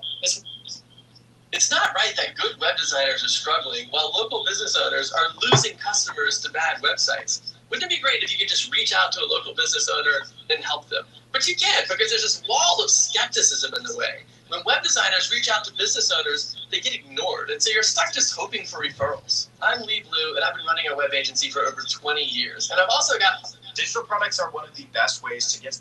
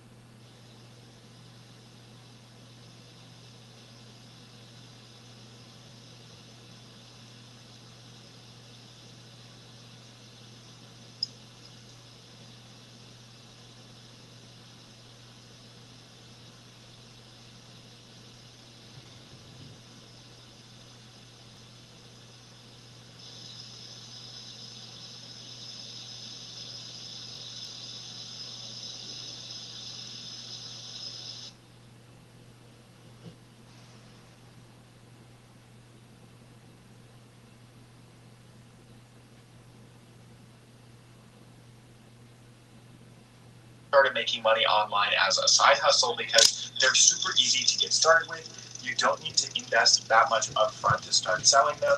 They're super beginner friendly.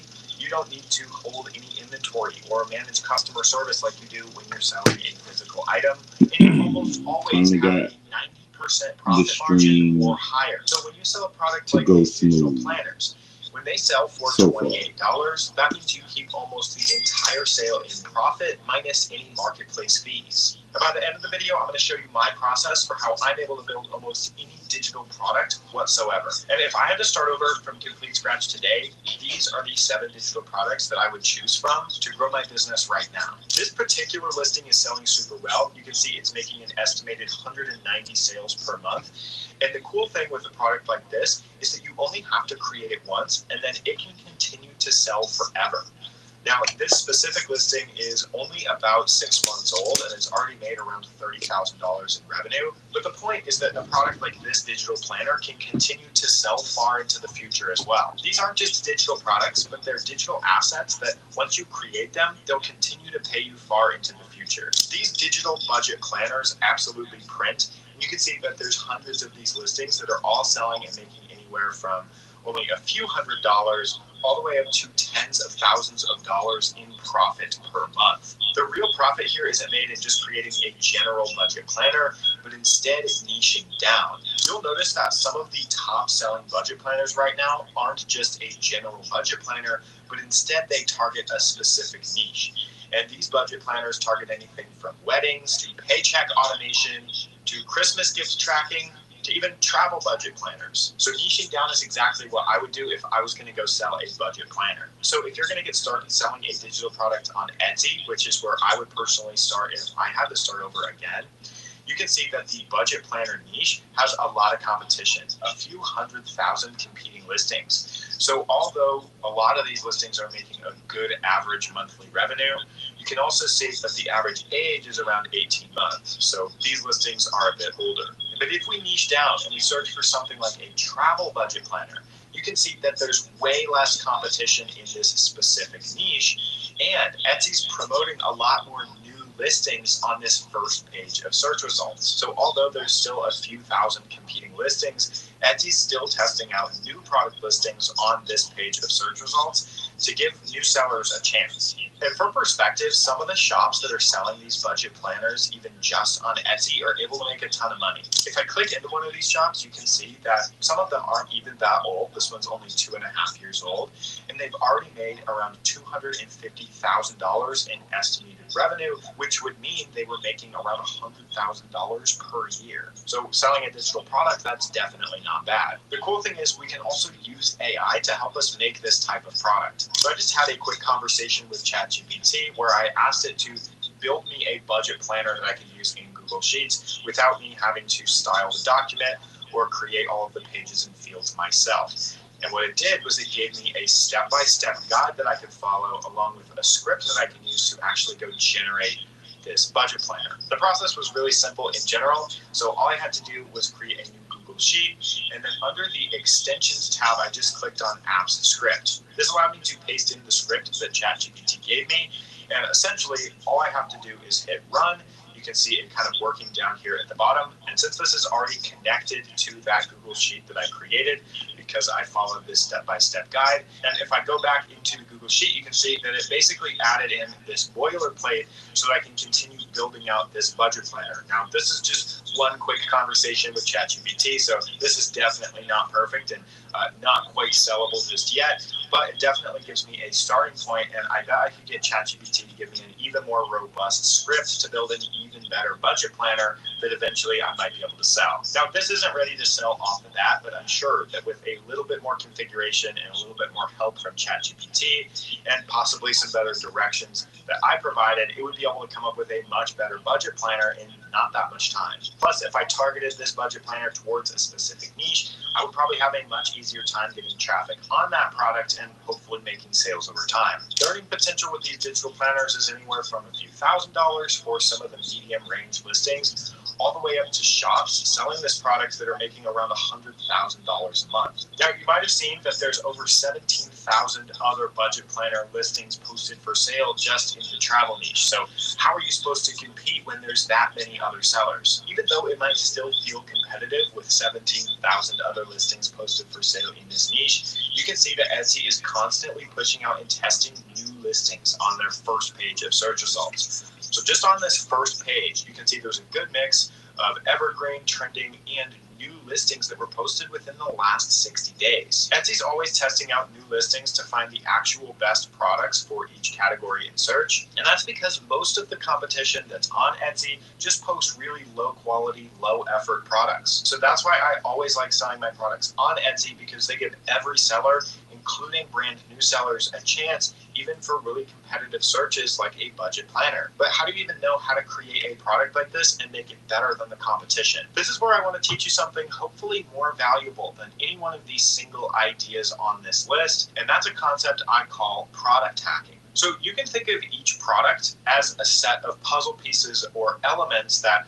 when combined together, create the final product. So your job as the product creator is to come in and identify these elements or the different pieces of the product and break them down into their core pieces so that you can identify one specific piece that you could make better. These features vary depending on the specific type of product that you're selling, but some of the common elements are things like the features. So if you're selling a budget planner, what specific budget planning features does your planner offer that someone else might not be offering? You can also target different niches or add better mock-up and presentation to your overall listing, or do better SEO and marketing. So your job as the product creator is to identify a best-selling winning product, identify which elements are being used in that product, and then select one of those elements to go and make better so that when you launch your product listing for sale, it actually has a chance of making sales. You just need to be able to replicate a product and then make one element of it a bit better than all of the competition, and that's how you can set yourself apart. But that brings us to the next idea on the list: craft tutorials. So I came across this listing, which is essentially just a PDF download that also comes with a video tutorial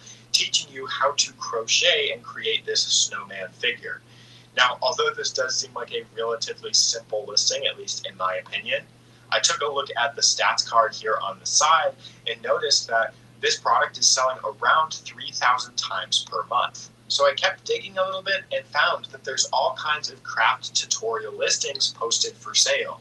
These listings range from anywhere from cup warmers, blankets, mittens, these little Christmas tree things, and even slippers. And the craziest part is that since these are literally just tutorials, these listings make an insane amount of money. A lot of these craft tutorial and pattern templates, at least on this first page of search results, are making anywhere from around $5,000 on the lower end, all the way up to some listings that are making $40,000 to even $50,000 in revenue per month. And keep in mind, some of these single listings don't even include the revenue from other listings that might be in the same shops. Some of these individual listings that teach you how to make something as simple as these crocheted pumpkins are making more per month than some people make in an entire year. And it makes a ton of sense because you might be saving someone a bunch of time where they pay you $15 to $30 for your tutorial and then they learn exactly how to get the result you're promising. If you want to sell a product like this, then you absolutely need some kind of craft related skill that you can turn into a tutorial that people will pay you for. But at the moment, these crochet templates seem to be the most popular, at least on Etsy's marketplace. But there are a lot of other types of craft-related patterns and downloads that people are offering for sale. And this is a product where if you do have the craft-related skills, you actually have a huge advantage in creating something like this over everyone else. Now, I personally recommend doing a little bit of research to figure out which type of craft tutorials are actually selling the best so that you don't waste your time creating a tutorial that no one's going to want. But ultimately, if there's a skill you have, even if it might seem a little bit more trivial, there's no debate whether you should be joining the Sub2 community or not. You know it, and I know it. And I could go on and on about my credentials all day long, over 2,000 doors in our portfolio using nothing but creative finance, a dozen something like crochet, it can be useful to someone else and they might be willing to pay for it. And it really just goes to show that if you're willing to put in the effort, you really can sell almost anything. The profit potential here obviously depends on the niche you're targeting, the quality of your listings, and all of the basics, but some of the middle range listings here are making around $7,000 to $8,000 in revenue per month. And some of those top outlier listings make anywhere from $40,000 up to $50,000 per month. That said, if you're looking for something still sort of crafty, but a little bit more direct, where you don't have to package up your own personal experience into a product, then I would consider selling journal and scrapbooking bundles. So this particular journal bundle, and yes, it's called a journal bundle, is just a listing with a bunch of different types of assets inside it, such as bucket list pages, calendar planning, mood trackers, doodle pages, monthly pages, and obviously a lot more is going on here. And honestly, I just wanted to show you this listing because it's making an insane amount of money. To me, it kind of looks like a lot of these assets are more like coloring pages, but considering the fact that this listing was posted only about 2 months ago and it's already selling around 2,000 times per month, you can't really knock what's working. This is why I always say that you start with research so that you can provide more supply where there's a ton of demand. And personally, if I was going to sell this particular product, I would probably do something more similar to this listing where all of their assets just feel a little bit more premium and a little bit more professional, I guess you could say. But the assets just overall look a little bit cleaner, and this is probably something I would go with. Also considering that it's still selling super well. And this is a really cool product because you can see that this specific one was listed back in 2023, which feels like a really long time ago.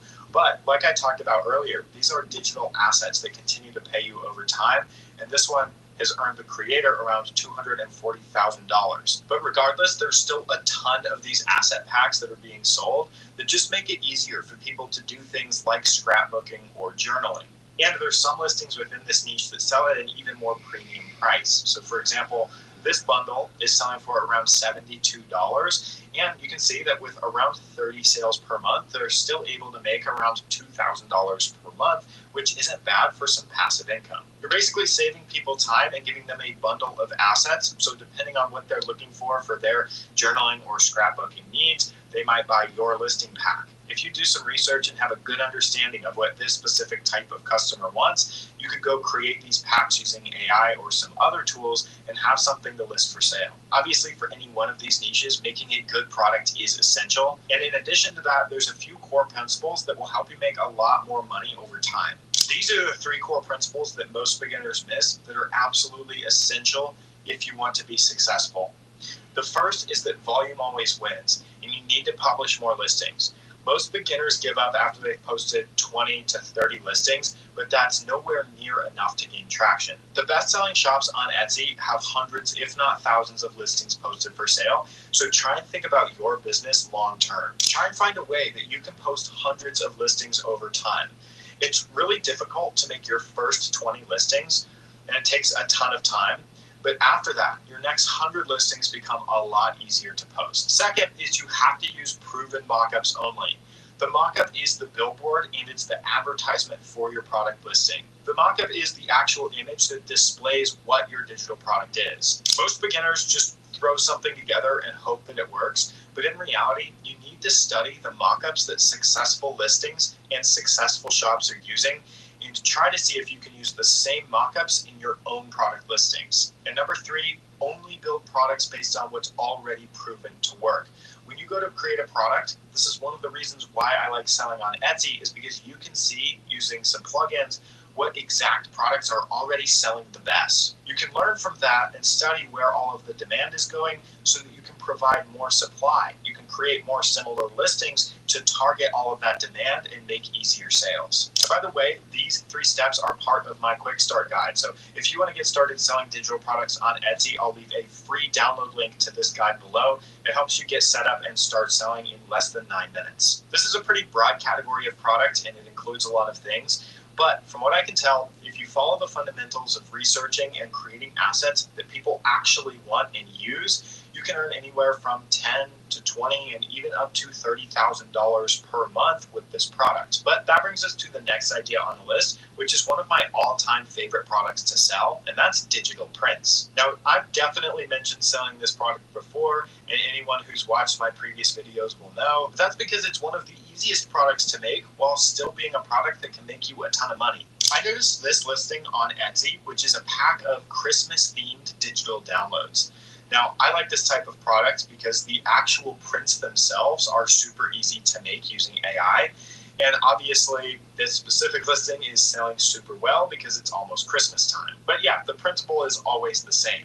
We're able to make relevant art to what customers are already buying and then list it for sale as a digital download. And customers are more than happy to spend $10 to $20 on a pack of artwork so that they don't have to go through the hassle of paying for an AI tool, learning how to write out a prompt, making it for themselves, and then hoping that it looks right. Plus, a lot of people don't even know that it's possible to make art using AI themselves. So when you think about it in terms of value, you're actually saving the customer a ton of time and effort by just creating a simple pack of artwork that they might want. And for anyone who says it's oversaturated or that this doesn't work anymore, this specific listing is only about 2 months old and it's already selling a couple thousand times per month. You can see just today, 28 people have purchased this bundle. And this isn't just a one-off example. Here's another pack of Christmas artwork that was listed around the same time about 2 months ago.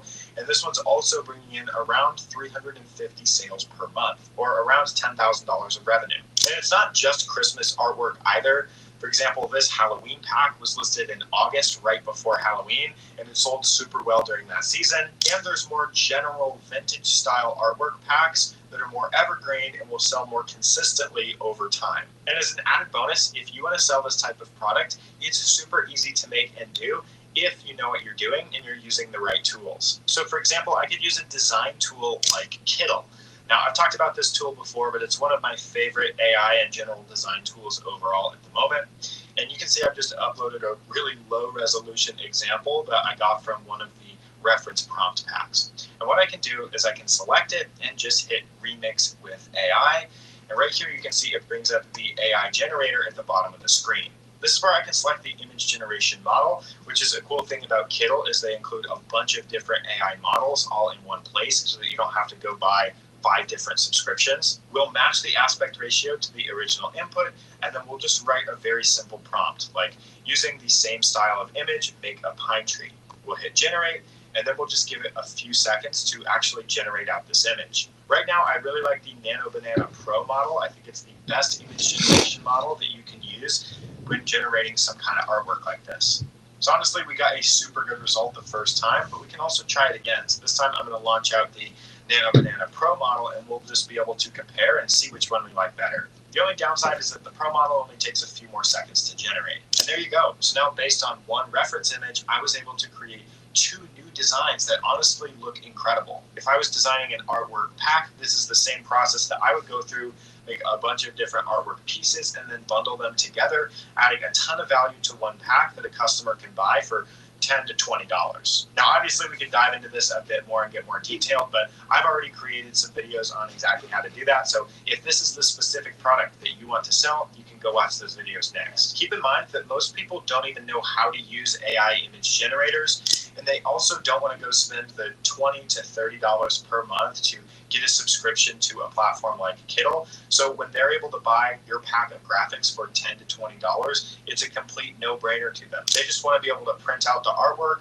or sometimes they just want to display it in something like these Samsung TVs that look like a painting on the wall. It just rotates through all the digital artwork, kind of adding a vibe to their living room or wherever they have it. As usual, your success depends on your ability to research and see what's in demand, and then make actual quality designs and products targeting those niches. But best-selling listings selling this product can make a few $1,000s per month. And some of the newer shops that are taking this approach, such as this shop that's only 1 year old, have already made a pretty respectable amount of revenue just by selling this digital art. But also remember, they didn't quit after just 25 listings. They posted a lot of listings for sale. Now, a similar but also completely different product that you could consider selling is something like this custom portrait, where the seller is combining two different images into one. Now, traditionally, this would be extremely hard to make, and you'd have to have some serious skills to do this, where you're combining two completely different images into one.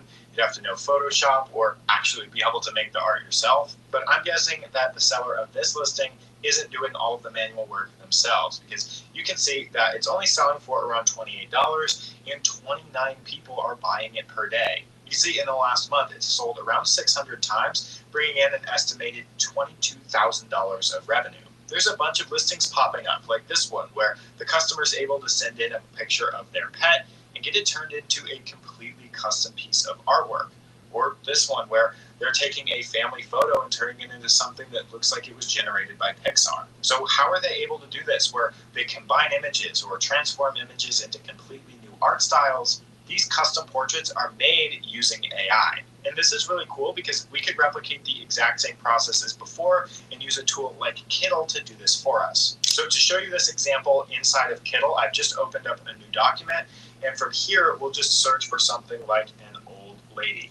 Here I'm just going to look through and try and find an image that we could use. So I'll just use this one for an example, and then I think we'll search for something like a young boy. Again, I just need to scroll through and find a result that I'll use for the example. Remember, you would be using the customer's photos here instead. This is just a quick example to show you how this works. All right, so we've got our two images, and the process is honestly super simple. So all I need to do inside of Kittle is press the A key on my keyboard, and this will allow me to draw out an artboard around the images that I have. So I have to add an artboard around both images, and then once that's done, all I need to do is select one of the artboards and click this purple little plus icon next to it to create this purple smart board. They're a little bit different with the naming, so I'll just move it down here so it's easier to see. And from here, the last step is I need to click on the other image and click and drag a second smart board into the one that we already created. So you can see here now both of these purple arrows are pointing into this new smartboard, and what it's actually doing is referencing both of those images in our AI prompt. Again, we can change out the image model that we want to use. I'm going to use Nano Banana Pro, and we're also going to match the same input aspect ratio as before, and then I just need to type out a prompt. So I'm going to say something like create a black and white sketch style image showing this lady with the young boy from these images. Then I'll hit generate, and we'll just give this a few seconds to generate. So now it's done, and you can see with incredible detail, it's referenced both of these images that we used as a part of the prompt, and it's combined them into one image that looks absolutely incredible. The detail that it's maintained from the original photos is absolutely insane. And from here, we can pass this along to the customer and see if they like it. We could even try this again and say, combine these two images into one and make it look like it's Pixar animated. And remember, when you're selling a product like this, some people might know that you can do this with AI, but a lot of people won't want to have to buy the AI tools. They don't want to learn all of the prompting and how to combine all of the images into one. So they'd much rather pay the $20 or $30 to have you do it so that they don't have to go through all the hassle. You can see it was able to do this Pixar style just as well. And again, it only took me maybe 30 seconds of work. I don't know, would you want to see a tutorial of me breaking down how to sell this specific product? Let me know in the comments. That said, on average, the individual listings here in this category can make around $20,000 to $30,000. But keep in mind that since they are custom, they're made to order, which means it's a little easier to get sales up front, but it's not going to be passive long term. But that brings us to the next product on the list, which is a little bit more boring, and that's why nobody actually wants to sell it, and that's selling resume templates. Now, I've made a video breaking down this specific product before, and what you can see here is that there's a bunch of resume templates that are exactly what it sounds like, just a template for people to fill in their resume, that are all making a few $100s per month. It's a super simple product because all it is a Google document template where the customer downloads it and then fills in all of their information. People buy these for around $8 because they don't want to have to go through all of the hassle of styling them and ensuring that they're formatted correctly themselves. But this specific listing is making around $1,700 a month. And if we click through and actually take a look at this specific shop, you can see that over 10 years, they've done 111,000 sales and they've made around $900,000. That's almost $100,000 a year, and selling a digital product, that's definitely not bad. Again, the real money here is made by niching down. A lot of the really successful listings here that sell consistently over time target specific industries, like this nursing resume. It's just targeted a little bit different so that if a nurse is looking for a resume template, this is going to be the one that shows up. If you search for something like nurse resume templates on Etsy, you can see that there's hardly any competition, only around 3,000 listings. And that's because this is a product that people don't usually want to take the time to build out. But keep in mind that once you get it right, it really wouldn't take you that long to make multiple versions. You could copy a nursing resume template and target it to a bunch of other industries pretty quickly. And with only 3,000 competing listings and knowing that Etsy's still pushing out new listings to searches like this, it shows you that there's definitely long-term money to be made here. I actually have an entire video breaking down how to make this exact product that I posted a couple years ago, and it's still relevant to this day. So if you want to make this product, then you can go check out that video next. Each individual template that you make and post for sale might not sell right away, and they might sell slower over time. But if you build up a large enough catalog, eventually, like the shops that we took to look at, you can make some good money over time. Now, obviously, I like using AI to help me build out great products. And in this case, what I ended up doing was taking ChatGPT and asking it to give me a prompt that I can use with a different AI tool called Figma Make. Now, what this tool does is it basically allows me to generate out an entire website around a central theme. So I copied the prompt from ChatGPT, I pasted it into this Figma Make tool, and honestly, it took around 5 to 10 minutes to finish generating, but it did a really thorough job. And what you can see is once it's done, I basically had an entire web page resume builder that I could use.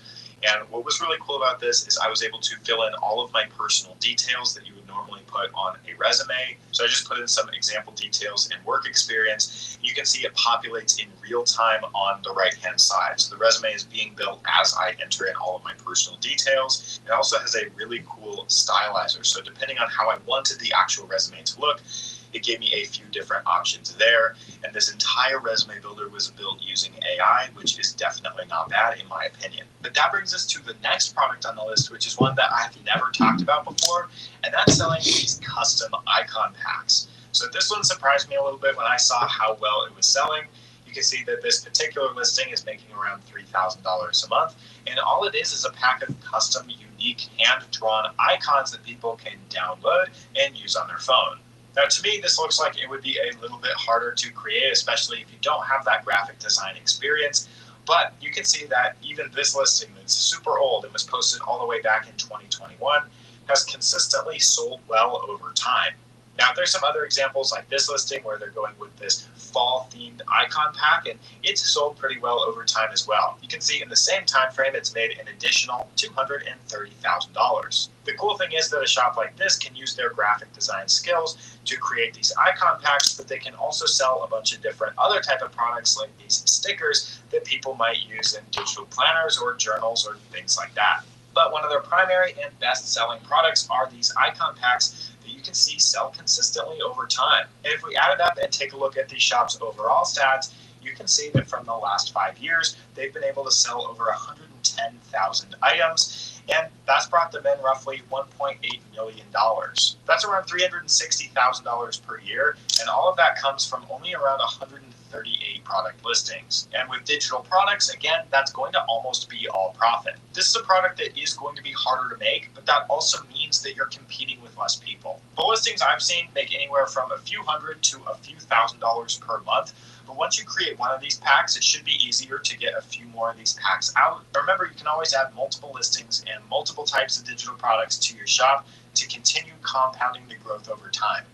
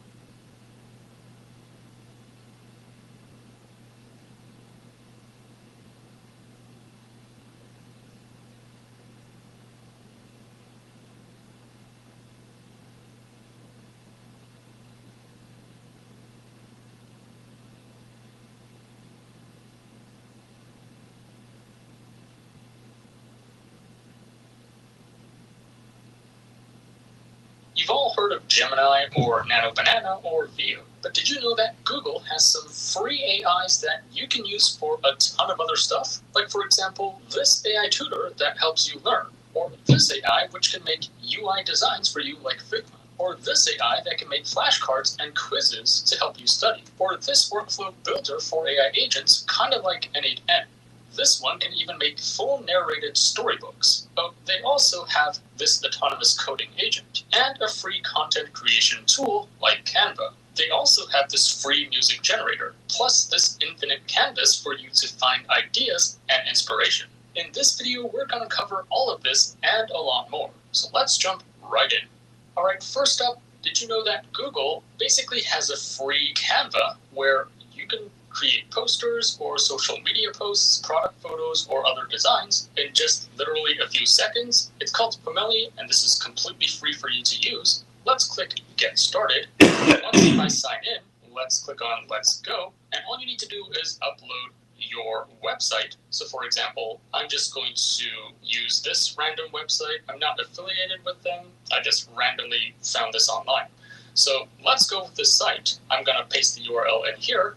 And basically what this does is it will scan the website and automatically pull out, the branding colors, the style, the fonts, the images, and basically get my business's branding or DNA. Now, this doesn't have to be your own website. You can also plug in a competitor if you want to, clone their colors and design style. So this takes roughly 5 minutes. All right, perfect. So after a few minutes, you can see here that it has extracted my logo, the fonts, and the color scheme, plus it has extracted the different product images on my site.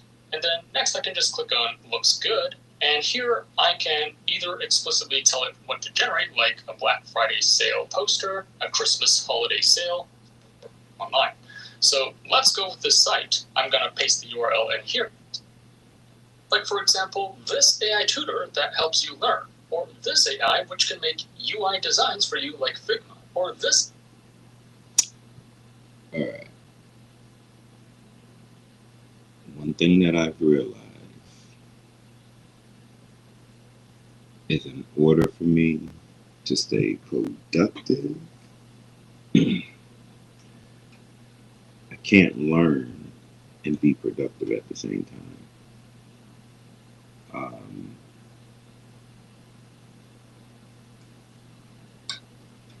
I've been putting a lot of hours into actually building stuff. I cut back on the learning or keeping up to date. And the way AI advances, if you take a week off, it takes some catching up to do. Take 2 weeks off, you got a lot of catching up to do. So, I usually listen to music whenever I'm working, because it gets me in that mode. It gets me in that zone. When people say get in a zone, not auto zone, but in a mental zone. So yes, music definitely helps get into that mental zone. And sometimes I have to force myself, but all it takes is that force. Once you do it, then it's done. I want to hear more about this, but as soon as I take my mind off of it and start focusing on my work, he's going to say something that's interesting. And then my attention is going to go back to there, then back to here. And it takes me longer to get back to my train of thought. So part of working effectively is being focused, setting up your environment to where it's conducive to your work. This is like my throne, my sacred throne. I clean before I start working. I've turned it into almost a ritual. And when you treat things a certain way, you tend to operate accordingly. So get some music on.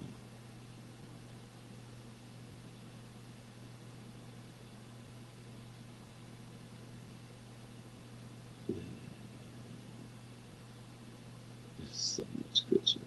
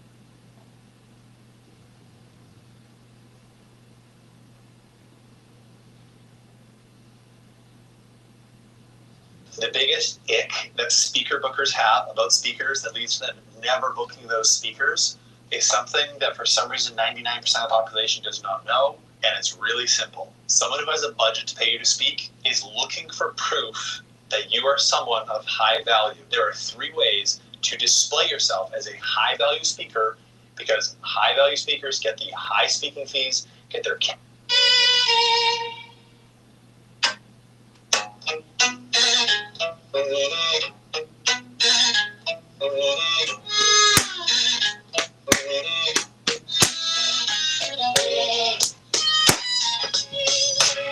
This gets me moving.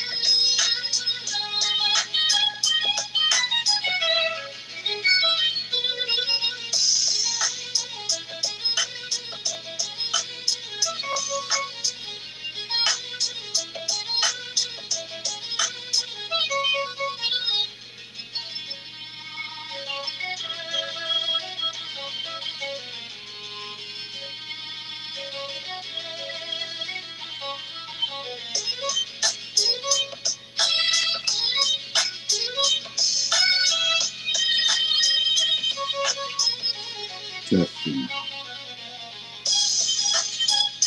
Testing. Testing.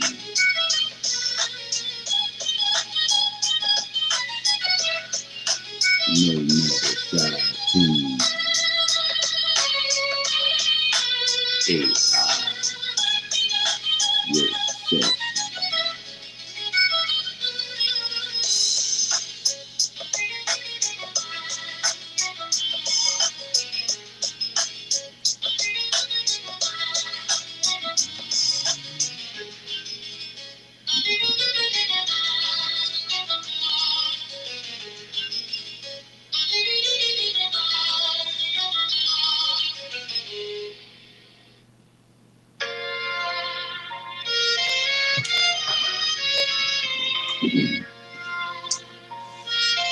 Getting ready to do my Manifest Destiny daily time. This is the entry for the day.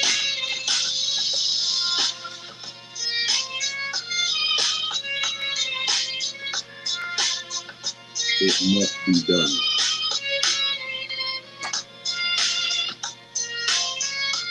like breathing.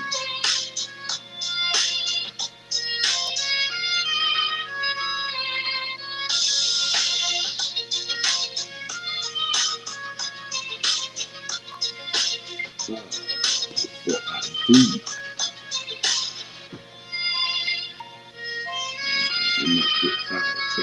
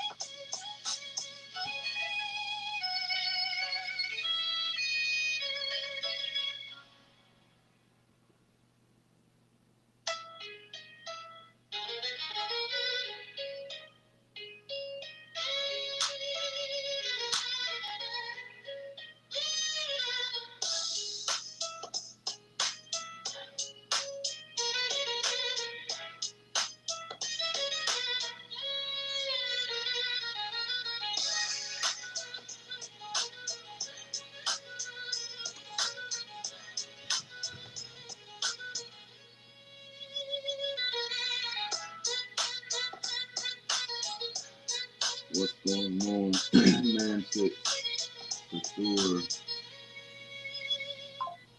Catherine Taylor, Leah, Nisa. Welcome to the stream. I'm actually streaming to 2 different channels. That might be like a hack or something. Streaming to 2 different channels at the same time.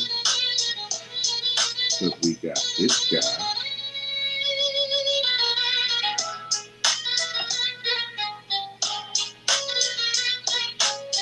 That's probably that guy. So that guy's me.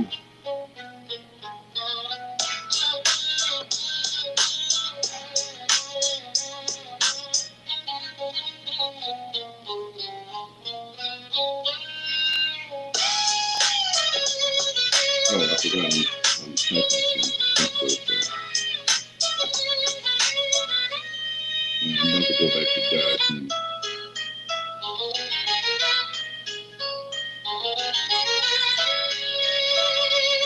Yeah, like both channels if y'all don't mind. Like and subscribe.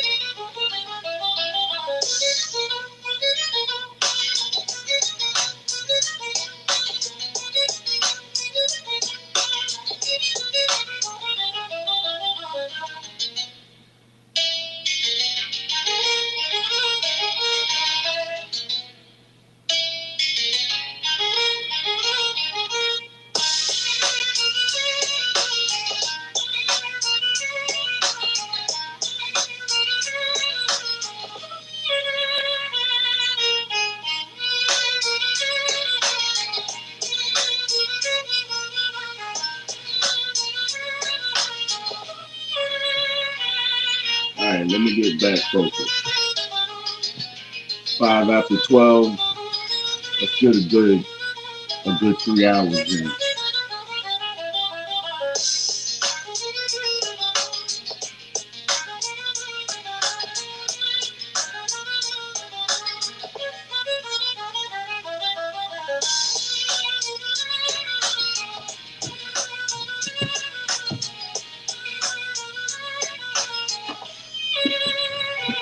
First things first, that'll set the tone.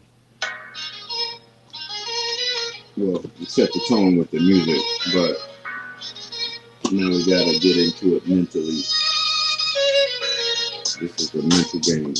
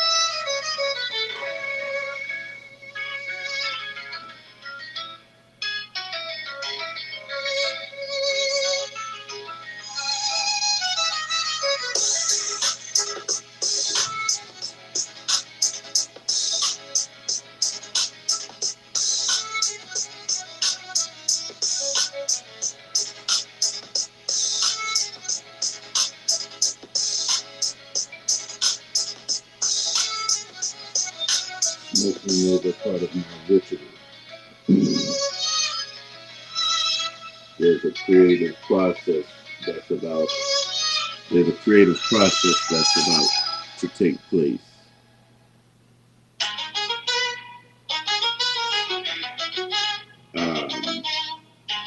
I use it like it's medicine.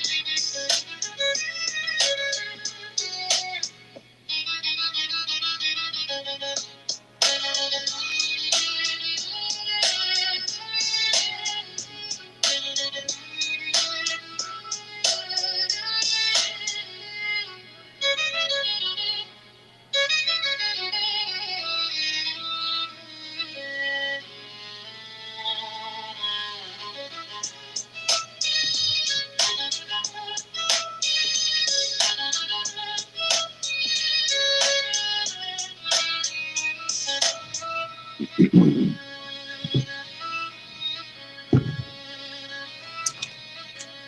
this is what I'm about to do.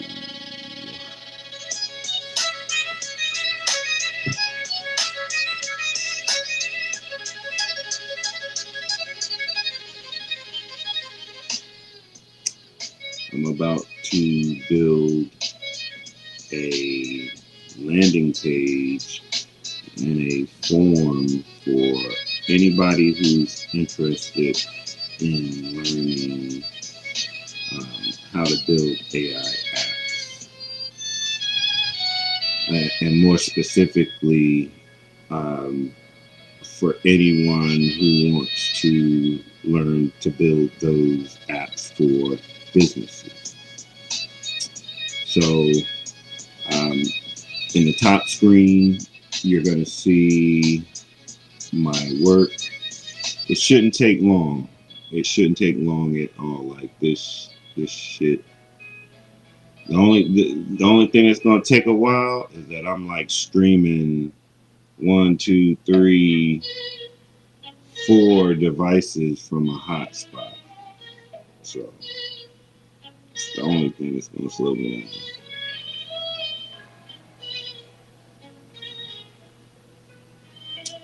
But I'm going to get the music on. I'm in my flow now.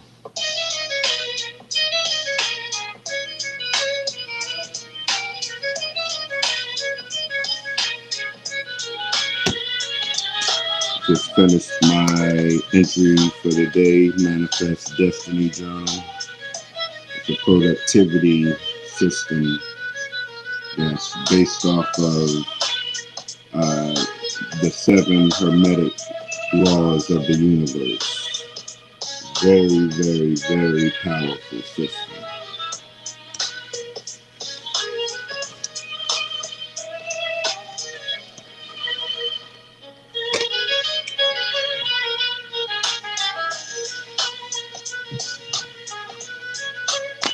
Alright, so I said I'm going to stop at 3 o'clock, so let's see what all I can get done. I know I'm going to be done a lot faster than 3 o'clock.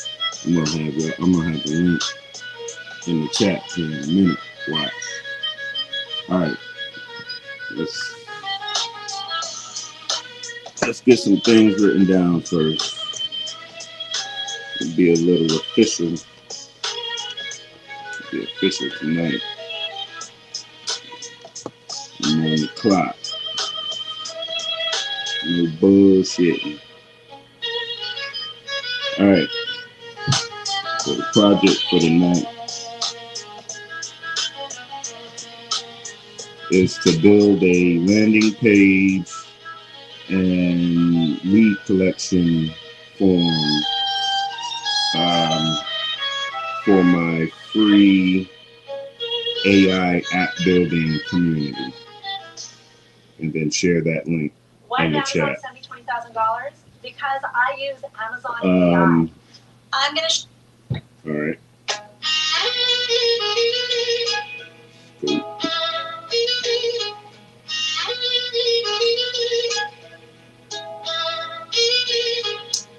Build a landing page.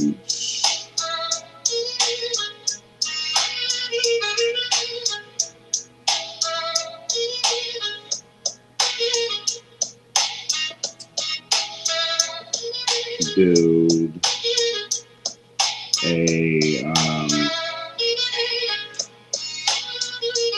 form where they can enter their information.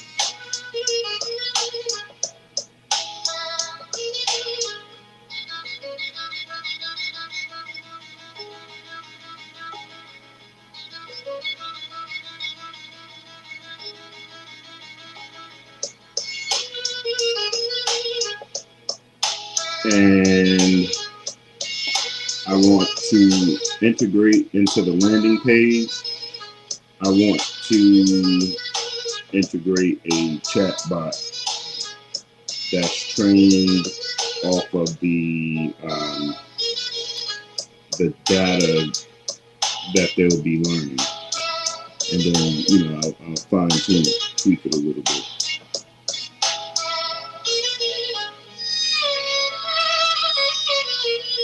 Now, that could be a chat bot, just using text, or I could do a voice agent that, conversates. Probably better than me.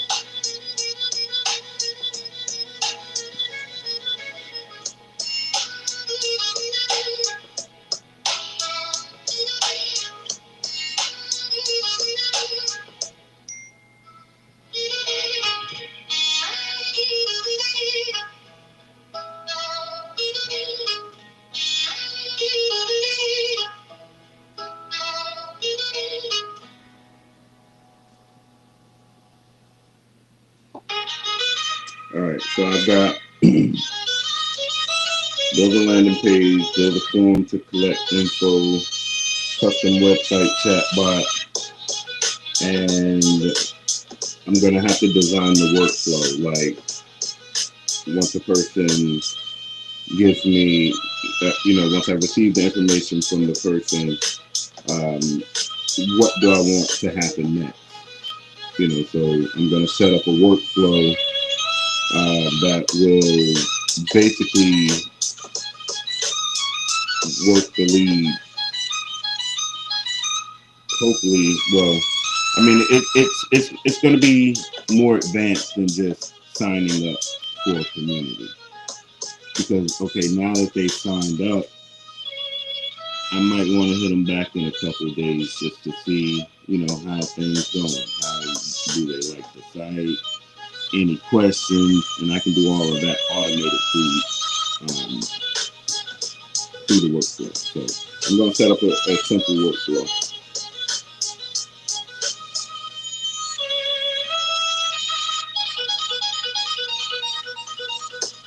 And if y'all got any ideas, hey,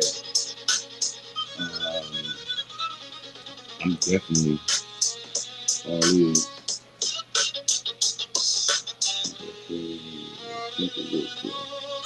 All right, I'm not gonna get too complicated.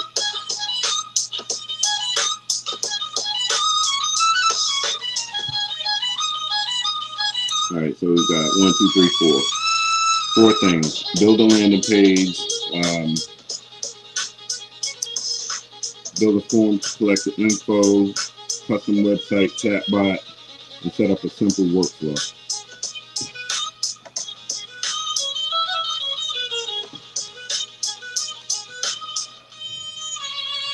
Okay, let's go. I want to get out of this. What's a future-proof business in 2025? Buddy is forming beautifully.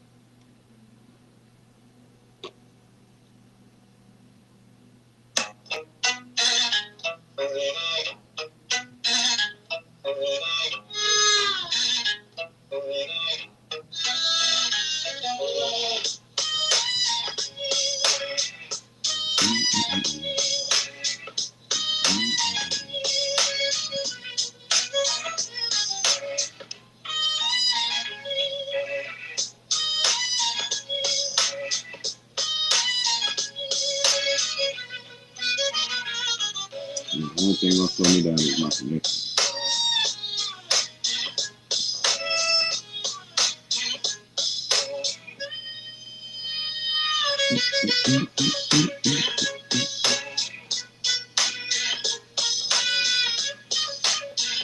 I clicked that like 2 minutes ago.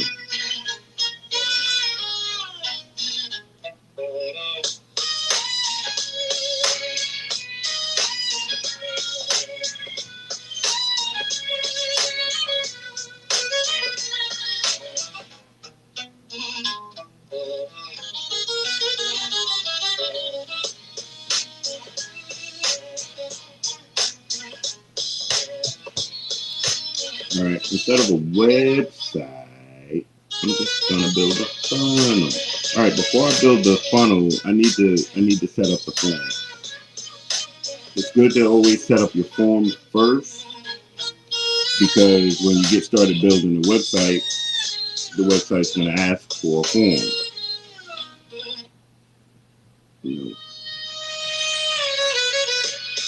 Think smart, not hard. All right. Add a form. Let's see. We can start from scratch, but let's see what's in the template. The template library.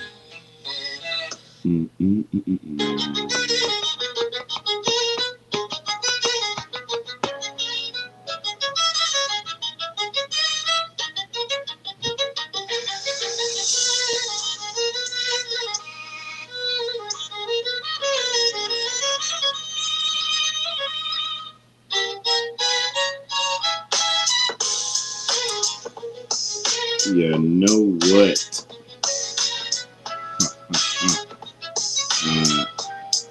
I just need to go to ChatGPT because, you know, I gotta remind myself a lot of times because I forget to ask AI.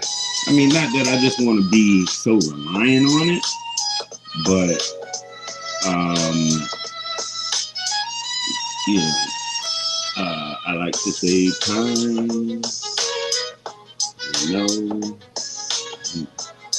Sometimes I be looking for the closeout tab on the other end.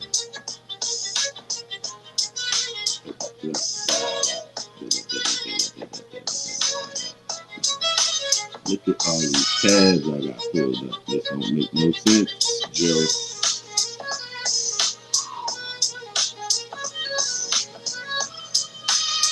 You can tell when my ADHD is out of whack. I be having about a million tabs.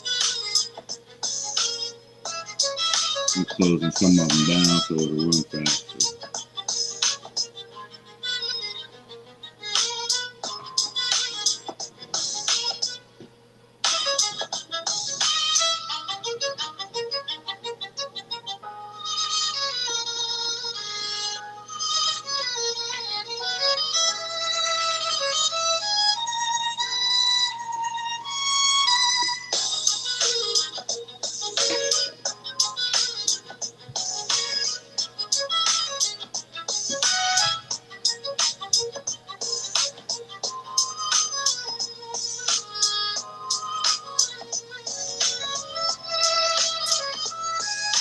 Okay.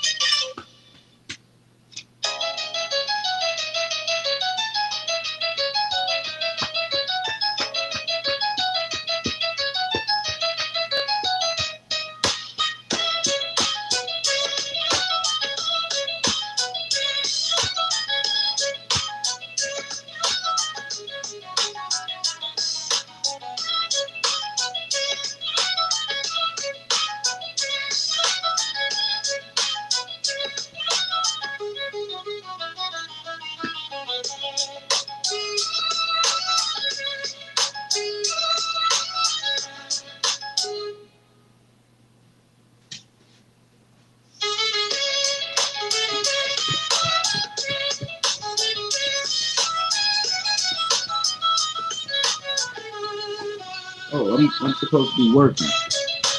You know, quit distracting me, dog. Damn dog.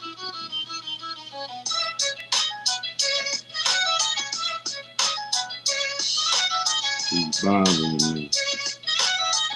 Yeah, I think we're gonna start having some problems because this down here is talking about this reconnection. As soon as I get some damn CPU fired up, get some RAM going down the pipeline, this motherfucker gonna try to hiccup. Alright, fuck it. Let's go. Slow and no slow. Laptop hot too. Alright.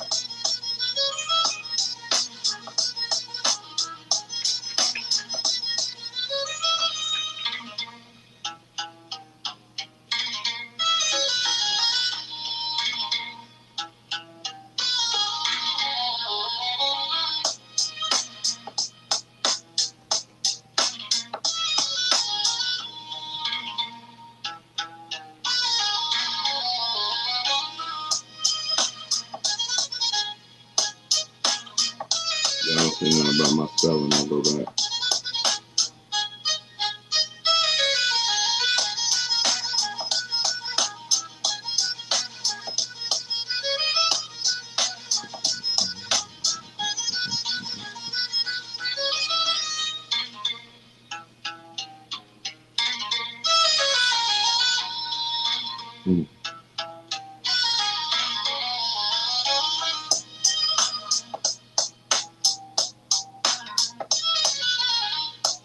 Boosie, don't start that shit.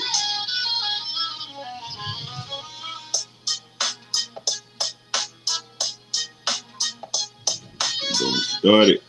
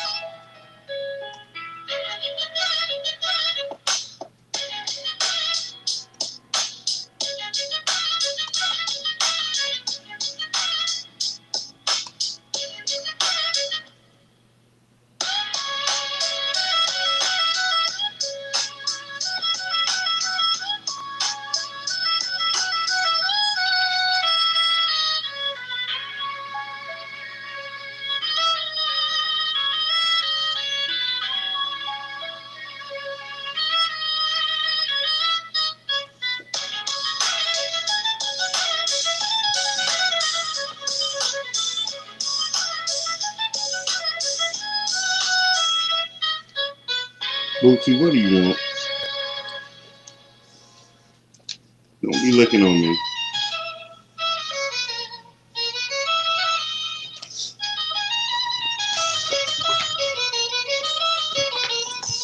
Leave me alone.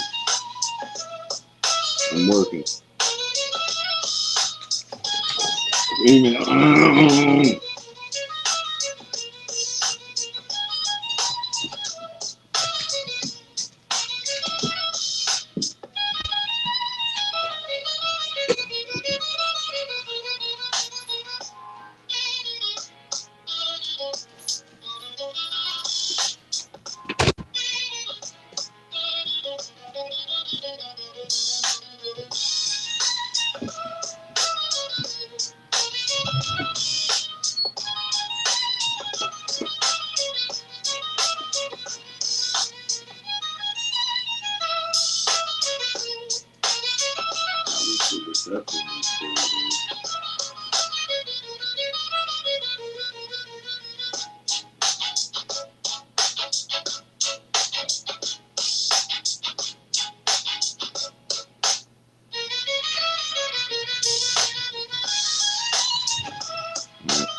Get back to it. See, I'm easily distracted. Like when something like that happens, I gotta get back into the flow. Now he's about to bang on the door. Whenever he's finished, he'll come boom, hit the door and just look inside the window to see what I'm doing. Like, nigga, let me in.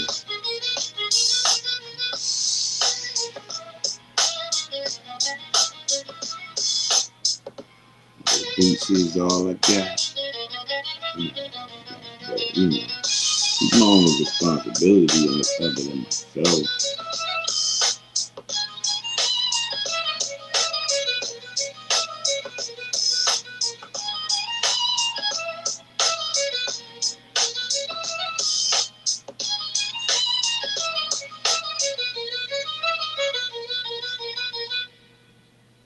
There's magic in the arrows. This is the biggest challenge we've ever done.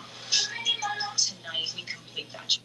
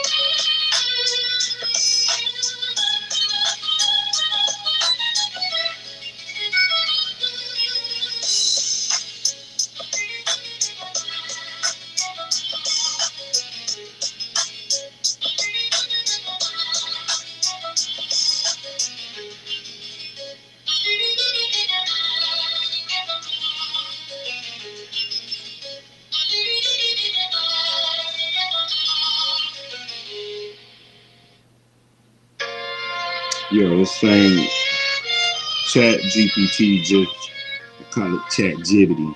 Chat Jibbity just gave me a great form for me to collect information. I mean, I was thinking something simple like, name, email, number, what are your interests, and but this generated something akin to a psychological study of the individual. It's filtering, it's a form that filters the applicants. So I know who's serious, who's a beginner, who has a little bit of experience. This is the way that the questions in this form is laid out. So once I collect that information, then in my back office, I can assign those who are alike to their individual, trying to get in, to their individual group. And each group, I can have automation that will work on those groups in different ways, as as we do.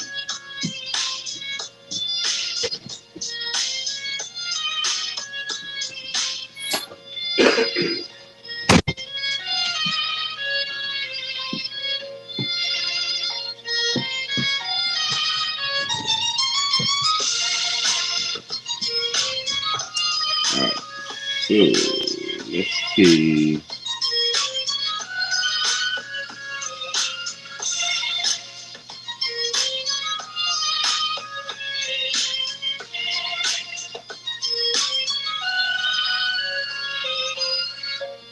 Well, it said, I said I was going to design the form first and then design the landing page, but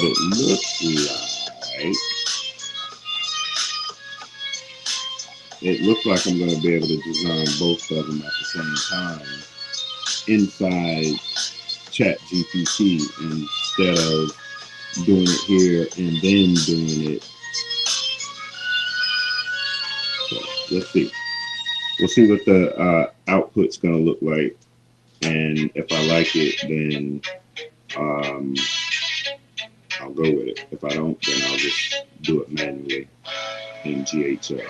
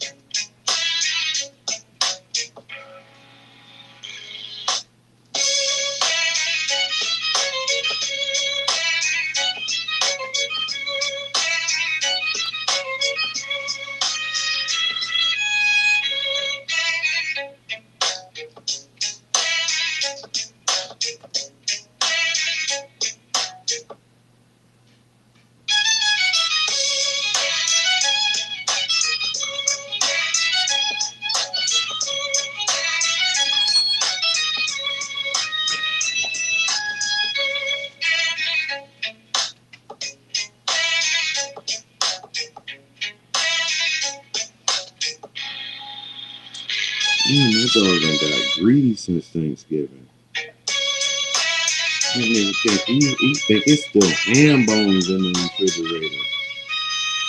Like, dude, you got dog food and you got kibble in your bowl. You gotta get off your high horse.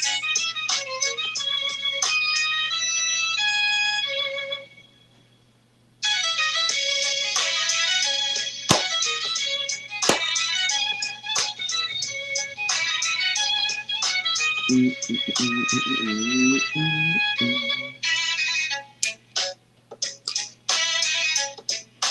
waiting again. Page unresponsive.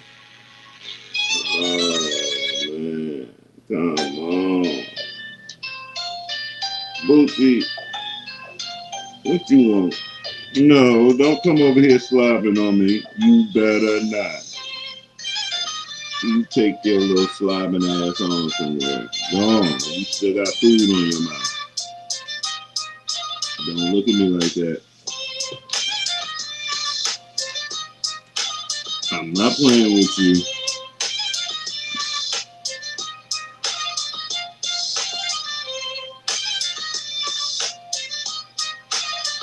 That nasty food. Don't you even think about it.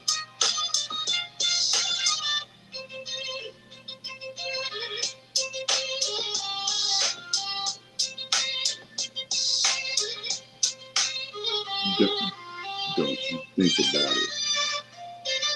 You got food on the side of your mouth. It's all mixed up with slob. You think you're going to come over here and put it on me? No. I don't care how sad you look at me. No.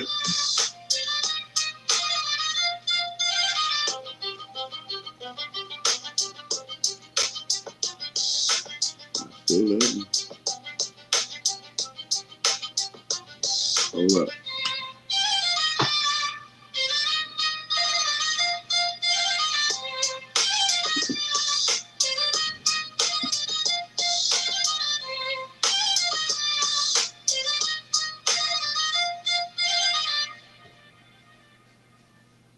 So you gotta be a gentleman. Be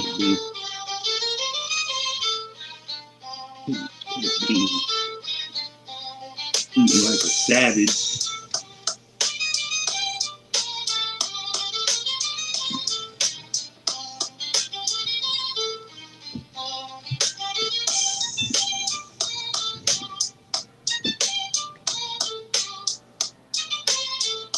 Ain't no food, man. Listen, ain't no food. You got food over there.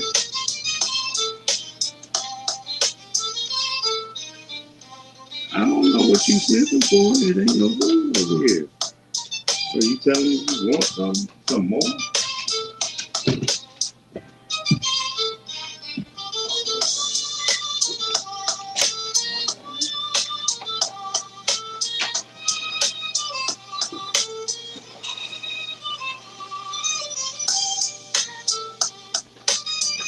You better eat that kibble, then bitch.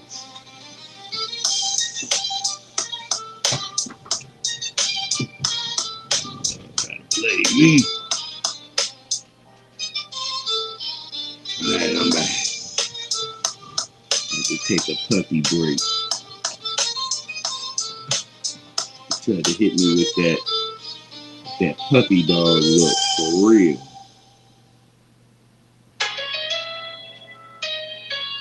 Almost fell for it.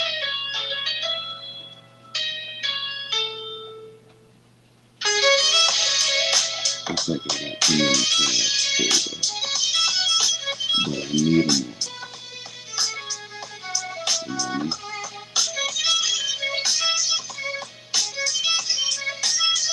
I don't need the clothes on me. I just need a fast computer. No, I need a fast computer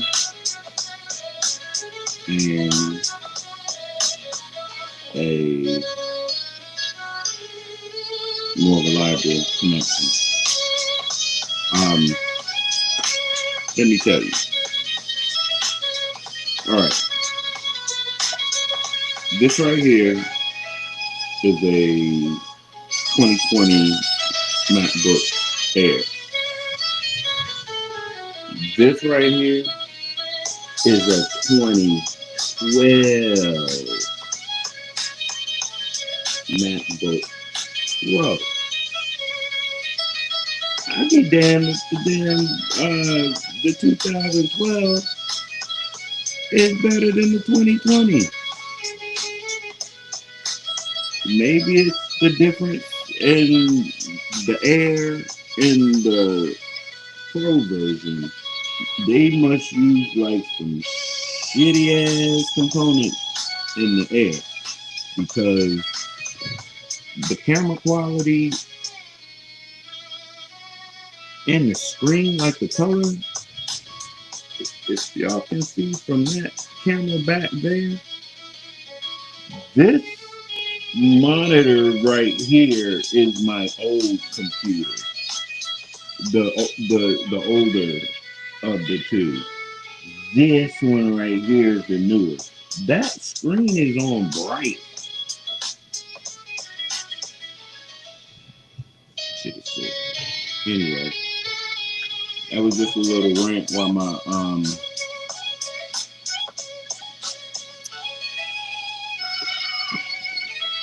internet tried to cooperate.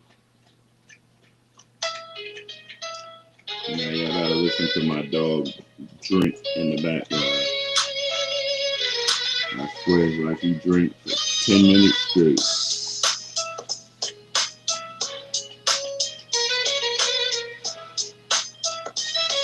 So God, I don't like to feed him when I go live. So.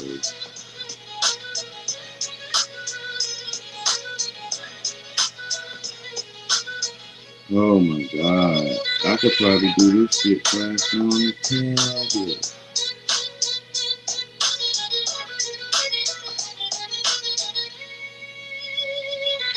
Oh God.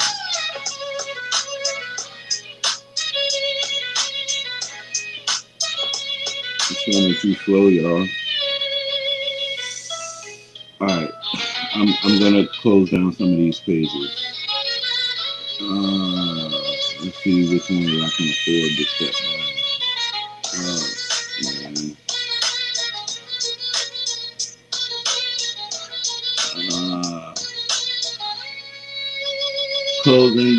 Closing down tabs is like a hoarder throwing out their most prized possessions.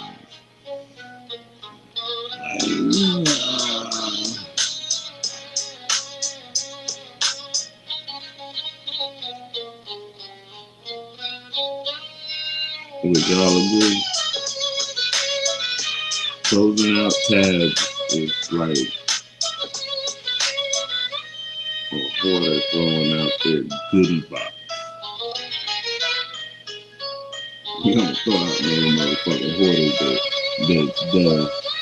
The everything box, that go-to box, that a motherfucker, you open that box, you don't get anything. It's like the MacGyver box. You open up the box, you can build a fucking hang glider.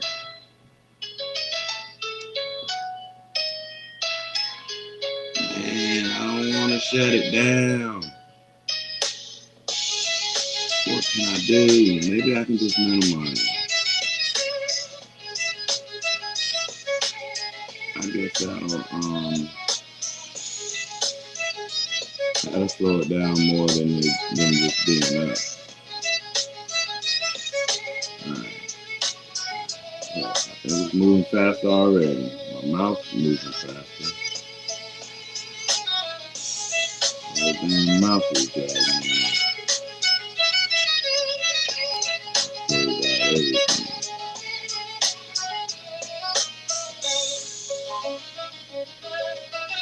Oh my God, come on.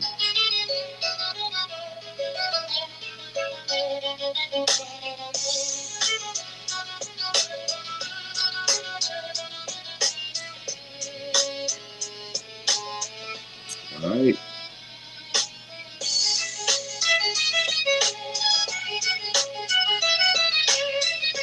I have to close this down and open it back up. Watch. Damn, anybody waiting on me? Too distracted.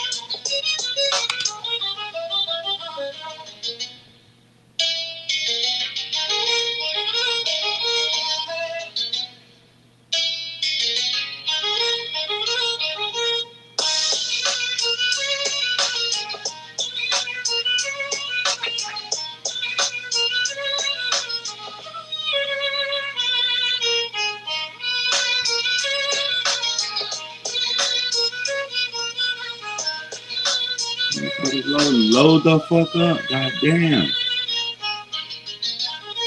Shit.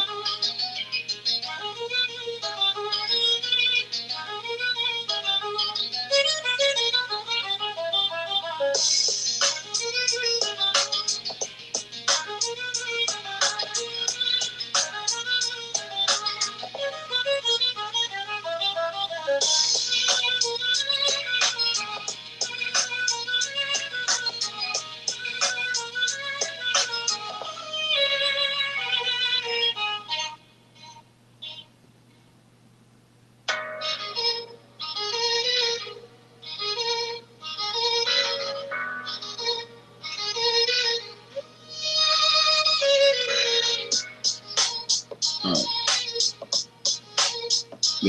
They gave me the code.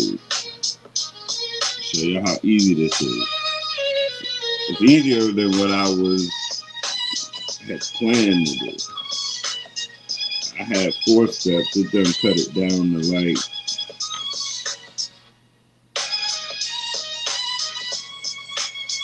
at least 3, 2. All right.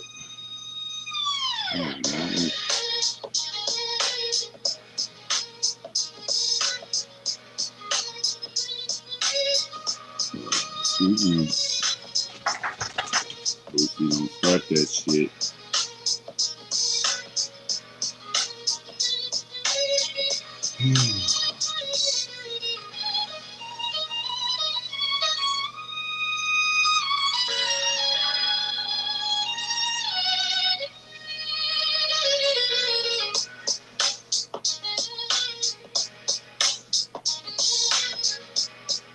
Close the fuck out.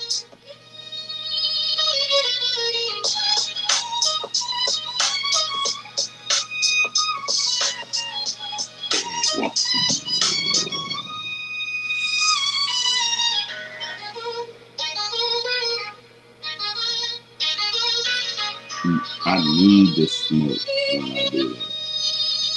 So shit like that.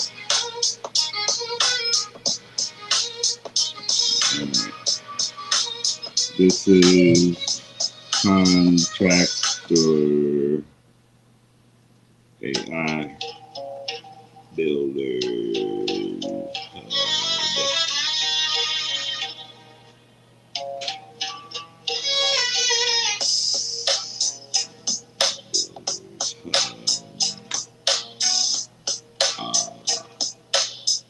Prospecting.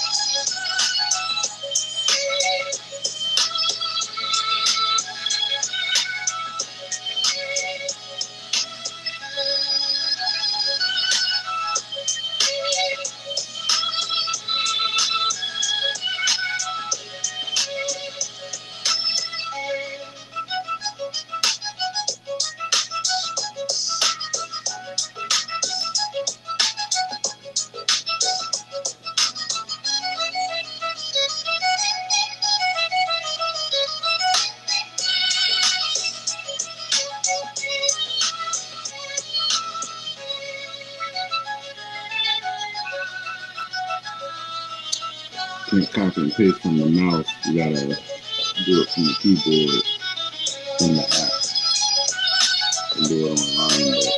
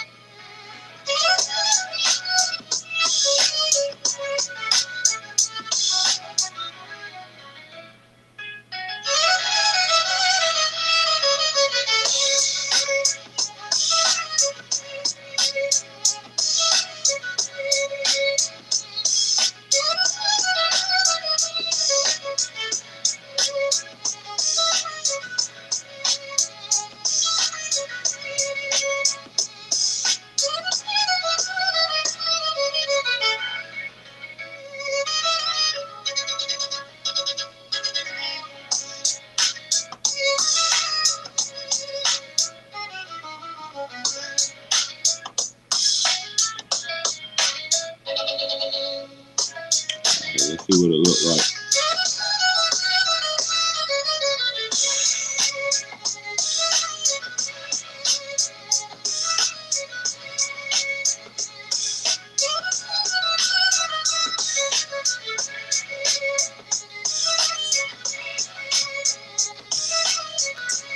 Train as an AI builder. Get paid to build the future of contracting. This is not a free Facebook group. It's a training ground for people who want to learn AI. Build real systems for contractors, partner on projects, and possibly join the contractor AI team. Learn how to build AI automations and assistance for real service businesses. Top builders may get invited to partner on paid projects. Get systems you can use in your own business or agency. No fluff. Real builds, real clients. Fill out the application honestly. We're looking for hunger, discipline, and potential, not perfection. Who this is for: builders, thinkers, and future agency owners. If you like creating things digital or physical, care about quality, and want AI to be a part of your income, you're in the right place. What we'll do together: build and test real AI workflows for service businesses, share templates, prompts, and systems you can reuse, identify top builders for paid collabs and team roles. Sounds pretty good. Sounds pretty good to me. Alright. And that's just the top of the fold. That's just the, what you see when you first get on the page. Okay. Who the builders have this for? You don't need to be an expert. You do need to be serious about learning and taking action. Contractors and service pros. You run or want to run a trade or home service business and want AI to handle leads, follow-ups, reviews, and operations. Tech-curious creators. You like building things, learning tools, and tinkering with systems, even if you don't call yourself a techie yet. Future AI agency owners. You're interested in building AI automations for clients, charging monthly retainers and partnering on bigger projects. This is inside the Builders Hub. We keep it simple. Learn, build, deploy, earn. Real contractor AI systems. Break down real-world workflows, miscall text back, review engines, AI receptionists, follow-up, sequences, and more. Templates and blueprints, not just theory. You get plug-and-play structures you can adapt for your own clients or business. Pathways to partnership. Strong performers may get invited to join project teams, client builds, or long-term contractor AI roles. How it works. If you're coachable and consistent, this can change your income and your skill set. Apply using the form below. Tell the truth about all your skills, goals, and time. We're filtering for potential. Get invited into the Builders Hub. If approved, you'll get access, details, expectations, and first steps. Learn and build real systems. You'll follow builds, create your own versions, and start applying what you learn. Potential to partner on projects. As you prove yourself, you may be tapped for client work, collab, or deeper roles.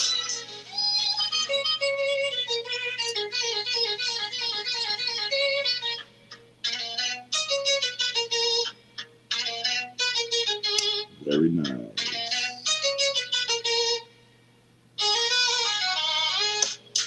Yeah, because I don't want just a simple little, ABC, check, and then off with it. I'm looking for people who are serious. I need some serious folk. When you're like me and you just sit in the house all day with your dog, it's hard to network. So I gotta use the interwebs to network.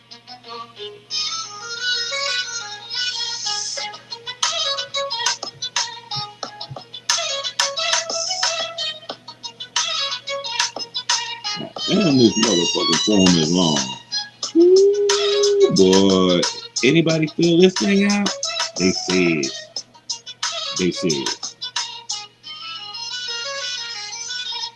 You just fill this motherfucker out. You win.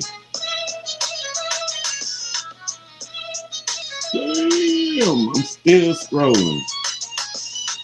This motherfucker done did a goddamn IQ test on a motherfucker. Okay. Still going. Frequency ask questions. It's just free. Some parts of the Builders Hub may be free, and some may be paid, depending on the depth of training and project. The application helps us see if you're a fit before we talk details. Do I need to know how to code? No. Coding is helpful, but not required. What matters more is your ability to follow systems, think clearly, and stay consistent. Can I use what I learned to build my own thing? Yes. The goal is to create win-wins. You can build your own business or offers while also partnering with contractor AI on select projects. How will I know if I'm accepted? You'll get an email or message using your preferred communication method with the next steps if you're selected. Still reading? That's a good sign. Like I said, damn, it's like 8 hours in my head. If they get through that much, they done did the damn thing. Alright. I like it. A lot. I ain't gonna change shit. It's not often, but sometimes if you're not picky, sometimes AI will hit it the first go. Sometimes you think that motherfucker retarded. Sometimes you think the motherfucker be fucking with you. I done had to cuss it out plenty times. Like, are you playing my intelligence? keep telling me you're gonna do something and then don't do it. All right. Okay. So actually, this page is live now. Like,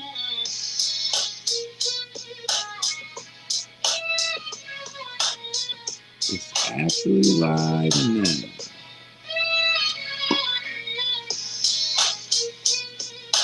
Okay. Now, where in the fuck do I collect my information at? ChatGPT? You failed to tell me that. Okay, maybe because I didn't read the next move. You can drop this into a GHL custom HTML page to A/B test against one of your simpler funnel style pages. Later, we can strip this into modular sections that match your existing content with AI style, so everything feels unified. Okay, no, that didn't answer my question. Okay.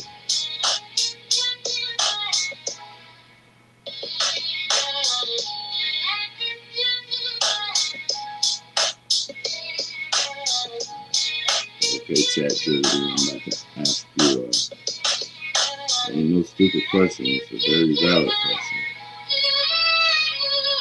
You should have known I was going to ask this.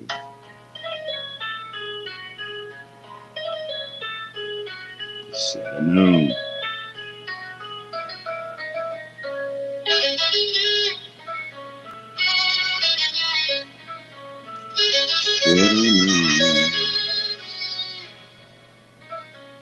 Come on, don't start acting slow on me now. Acting tart. What was I gonna ask?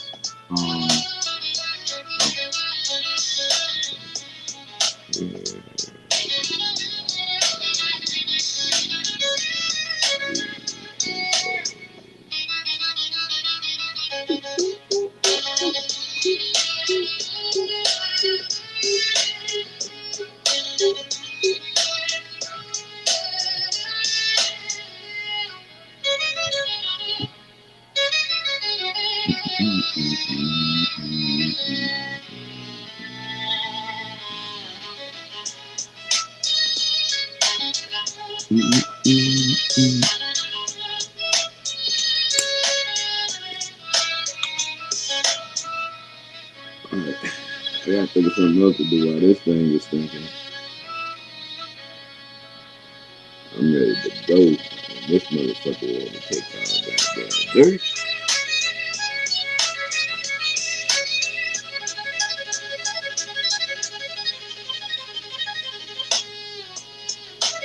Alright, so I'm gonna share y'all. Excuse me.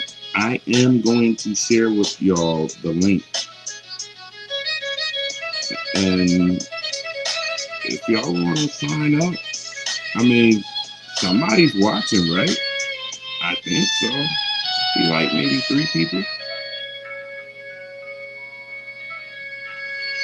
Yeah. Wouldn't hurt. Might put some money in your pocket.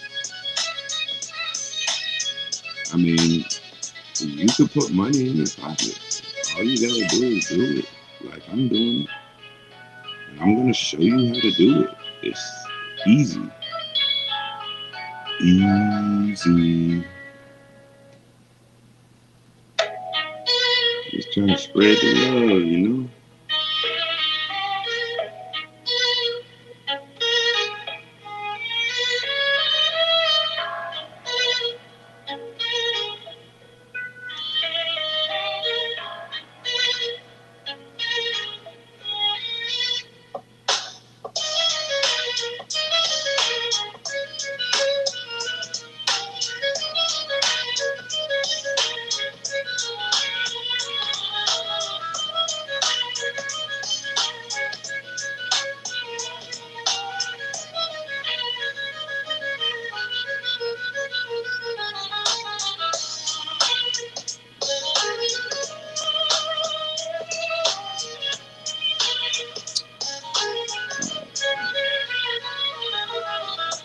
The retard.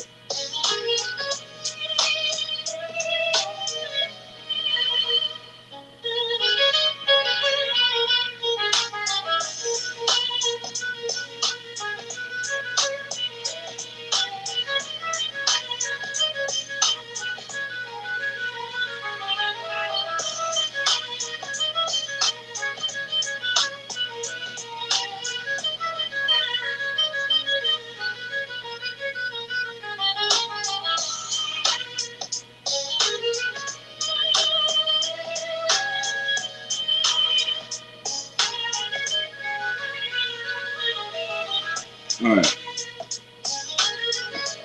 The link is out there.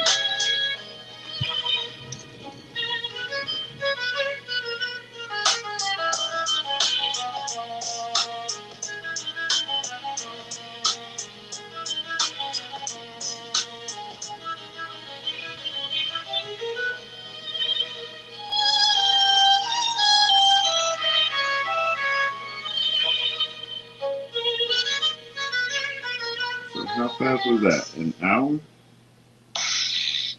I did that in an hour. The day is come. Yeah, it was like 12:30. This world goes much deeper. Actually, less than an hour. It was like 12:36. I remember looking up at the clock because I was like, I got till 3 o'clock, and it's 1:32 now. You go as far and as fast as you can.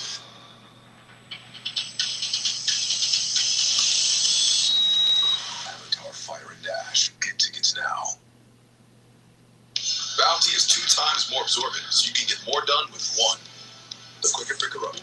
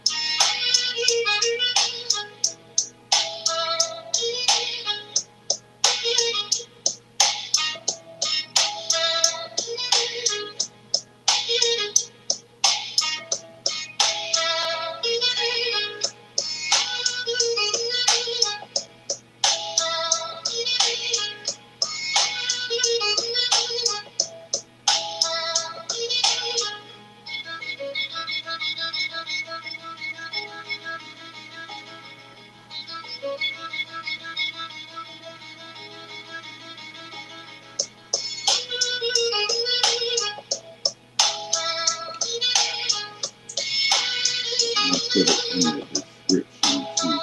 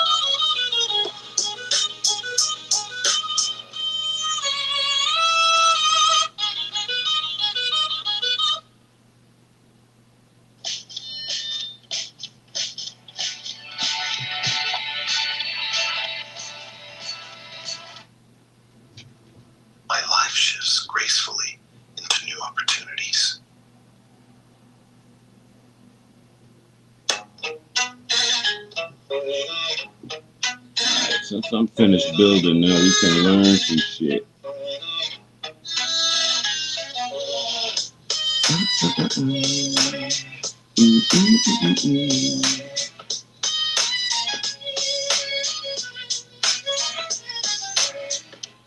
So one of the most impressive things about the new Google Gemini 3.0 update is how it can instantly scan the entire Google ecosystem and bring back the exact useful information in seconds. So in today's video, I'm going to be putting it to the test, and we're going to use Gemini to discover 7 trending digital products that people are creating and using right now.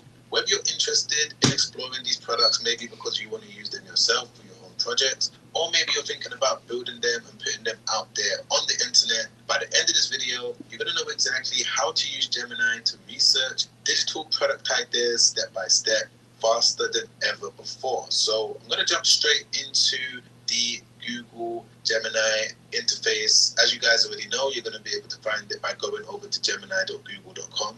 And what I'm about to show you is what I like to do at different times of the year, especially at the end of the year, because if you're able to see which digital products are trending or have been trending for the current year that you're in, you're going to be able to get a better idea of which ones are going to do well, maybe over the next few months. So we're going to keep it simple, and I'm just going to enter this prompt. And what this says is create an interactive ranking of the top 7 digital products that performed the best this year, and rank them in terms of which ones will do well next year, and ensure for each one you give me 3 websites that are dedicated to selling these different digital products. Ensure you do not include Amazon, Etsy sellers, or any other marketplace. So let me just quickly break down this prompt, right? So of course I'm asking for 7 digital products. You can ask for 10, you can ask for 5, you can ask for 3, whatever you want.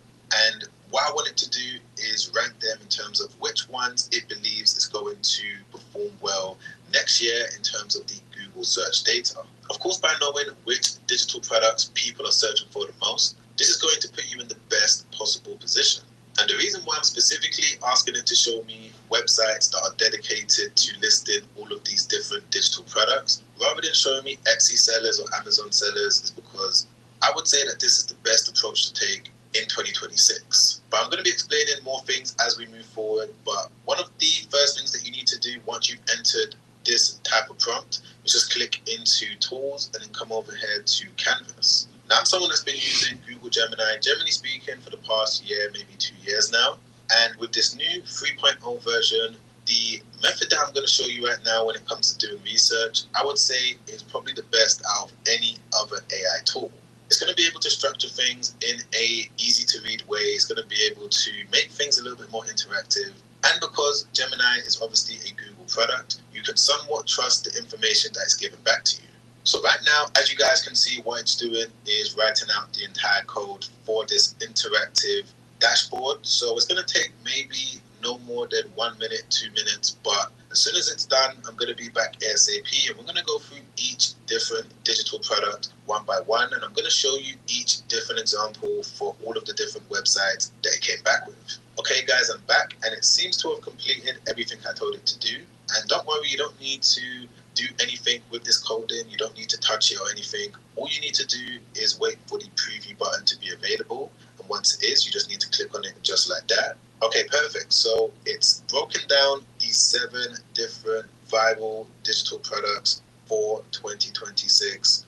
And what I'm going to do is just go through each one by one. I'm going to start off from 7 and we're going to make our way to the top. But what I'm going to do is just open this so it's full screen and we can get a better look. So to do that, if you're following along with this, you just need to click on share in the top right hand corner.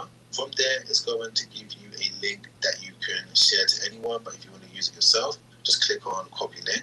Okay, perfect. So that's a lot more better when it comes to being able to view everything.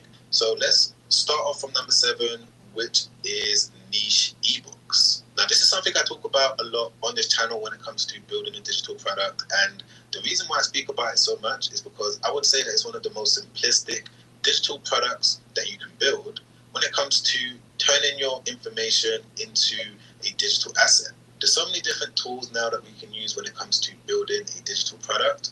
You guys already know that you can use something like Gamma, you can use Gemini when it comes to writing an ebook, You can list it on a website for your potential customers to view it. It's definitely one of the more low-hanging fruit opportunities that are out there when it comes to building a digital product, because so many people want to get specific knowledge when it comes to a specific topic. But back up with each one by one. I'm going to start off from 7 and we're going to make our way to the top. But what I'm going to do is just open this so it's full screen and we can get a better look. So to do that, if you're following along with this, you just need to click on share in the top right hand corner. From there, it's going to give you a link that you can share to anyone, but if you want to use it yourself, just click on copy link. Okay, perfect. So that's a lot more better when it comes to being able to view everything. So let's start off from number 7, which is niche ebooks. Now, this is something I talk about a lot on this channel when it comes to building a digital product. And the reason why I speak about it so much is because I would say that it's one of the most simplistic digital products that you can build when it comes to turning your information into a digital asset. There's so many different tools now that we can use when it comes to building a digital product. You guys already know that you can use something like Gamma, you can use Gemini when it comes to writing an ebook. You can list it on a website for your potential customers to view it. It's definitely one of the more low-hanging fruit opportunities that are out there when it comes to building a digital product, because so many people want to get specific knowledge when it comes to a specific topic. But back to Gemini, if I just click into it, it's going to be able to show us actual websites that have digital products available. So let me click into this one over here. Okay, so this is actually one that I've shown on the channel before. It's a store that has all of these different ADHD ebooks available. And this is a good example of what a niche specialized ebook store looks like. They're not selling ebooks that relate to ADHD as well as, I don't know, how to grow on social media. It's all about one particular topic, and it just makes everyone that lands on this website know exactly what they're focused on. And that's the same thing that this person is also doing if I just click into it. So this is a different style of website, and what she seems to be doing is focused on getting her website ranked in Google by posting blog articles. And on this website, as product, you guys already know that you can use something like Gamma, you can use Gemini when it comes to writing an ebook. You can list it on a website for your potential customers to view it. It's definitely one of the more low-hanging fruit opportunities that are out there when it comes to building a digital product, because so many people want to get specific knowledge when it comes to a specific topic. But back to Gemini, if I just click into it, it's going to be able to show us actual websites that have digital products available. So let me click into this one over here. Okay, so this is actually one that I've shown on the channel before. It's a store that has all of these different ADHD ebooks available. And this is a good example of what a niche specialized ebook store looks like. They're not selling ebooks that relate to ADHD as well as, I don't know, how to grow on social media. It's all about one particular topic, and it just makes everyone that lands on this website know exactly what they're focused on. And that's the same thing that this person is also doing if I just click into it. So this is a different style of website, and what she seems to be doing is focused on getting her website ranked in Google by posting blog articles. And on this website, as we can see, she's got all of these different ebooks available. So even though, yes, ebooks are ranked at number 7 on Google Gemini, it doesn't mean that it's the worst. It doesn't mean that it's not going to work. It all depends on how you do it, and it all comes down to trying to niche down as much as possible. But let's move on to number 6 in terms of the 6th viral digital product according to Google Gemini, which is interactive spreadsheets. So if I just open this up, it's come back with these 3 different sellers. So let me click into this one. Okay, so it seems like a simple enough website, and I'm sure that you guys already know what a spreadsheet is and the benefit of it and why people are interested in buying them. You know, spreadsheets is something that a lot of people might consider boring, and of course you don't want to try and do it yourself if you're someone that's not interested in them. But if you're someone that has got experience with building spreadsheets, maybe you use it for yourself, maybe you're excited about customizing Excel spreadsheets, Google spreadsheets, then this is definitely something that could be worth your while. Like, for example, the other day I got an email from a woman that said she was an accountant and she was thinking about building some sort of digital product store, and she was thinking about doing spreadsheets. And of course, that makes complete sense. You know, she's got experience with it, she's got knowledge of it, and she would know exactly how to build the best spreadsheet possible. And even though this may seem like a boring thing, and a lot of people are probably thinking, Sam, do people really care about spreadsheets? If I just take the URL of this store just like this and then come over to this tool over here called Zeek, what I'm going to be able to do is just paste the URL in there just like that and then click on search. And straight away, I'm sure that we can all agree that people are obviously interested in spreadsheets. Based on the data from Zeek Analytics, and the good thing about using something like Zeek is that if we just scroll down just like this, we're going to be able to... When you first heard about creative finance, did you think it was a scam? Yeah. Be real. Yeah. You did? It sounded too good to be true. It sounded too good to be true. So the same thing for me, guys. 11 years later, I'm still doing hundreds of these transactions every single year, and it blows my mind. Here we are at the house, 17742. All of these different digital products from highest to lowest. And from this, on a website for your potential customers to view it. It's definitely one of the more low-hanging fruit opportunities that are out there when it comes to building a digital product, because so many people want to get specific knowledge when it comes to a specific topic. But back to Gemini, if I just click into it, it's going to be able to show us actual websites that have digital products available.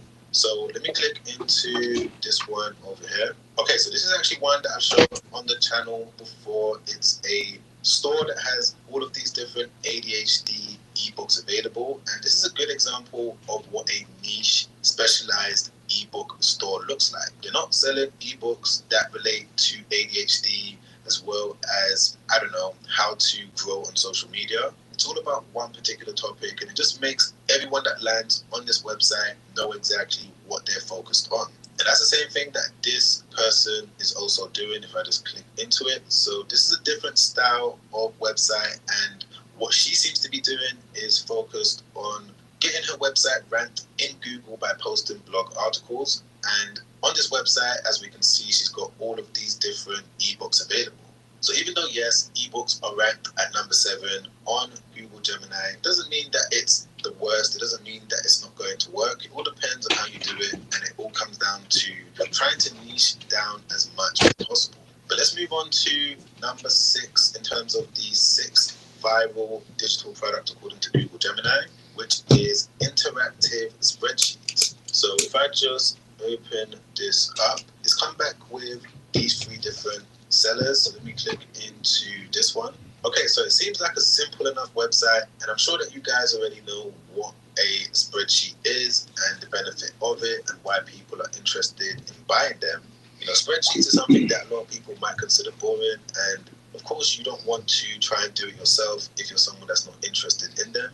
But if you're someone that has got experience with building spreadsheets, maybe you use it for yourself, maybe you're excited about customizing Excel spreadsheets, Google spreadsheets, then this is definitely something that could be worth your while. Like, for example, the other day I got an email from a woman that said she was an accountant and she was thinking about building some sort of digital product store, and she was thinking about doing spreadsheets. And of course that makes complete sense. You know, she's got experience with it, she's got knowledge of it, and she would know exactly how to build the best spreadsheet possible.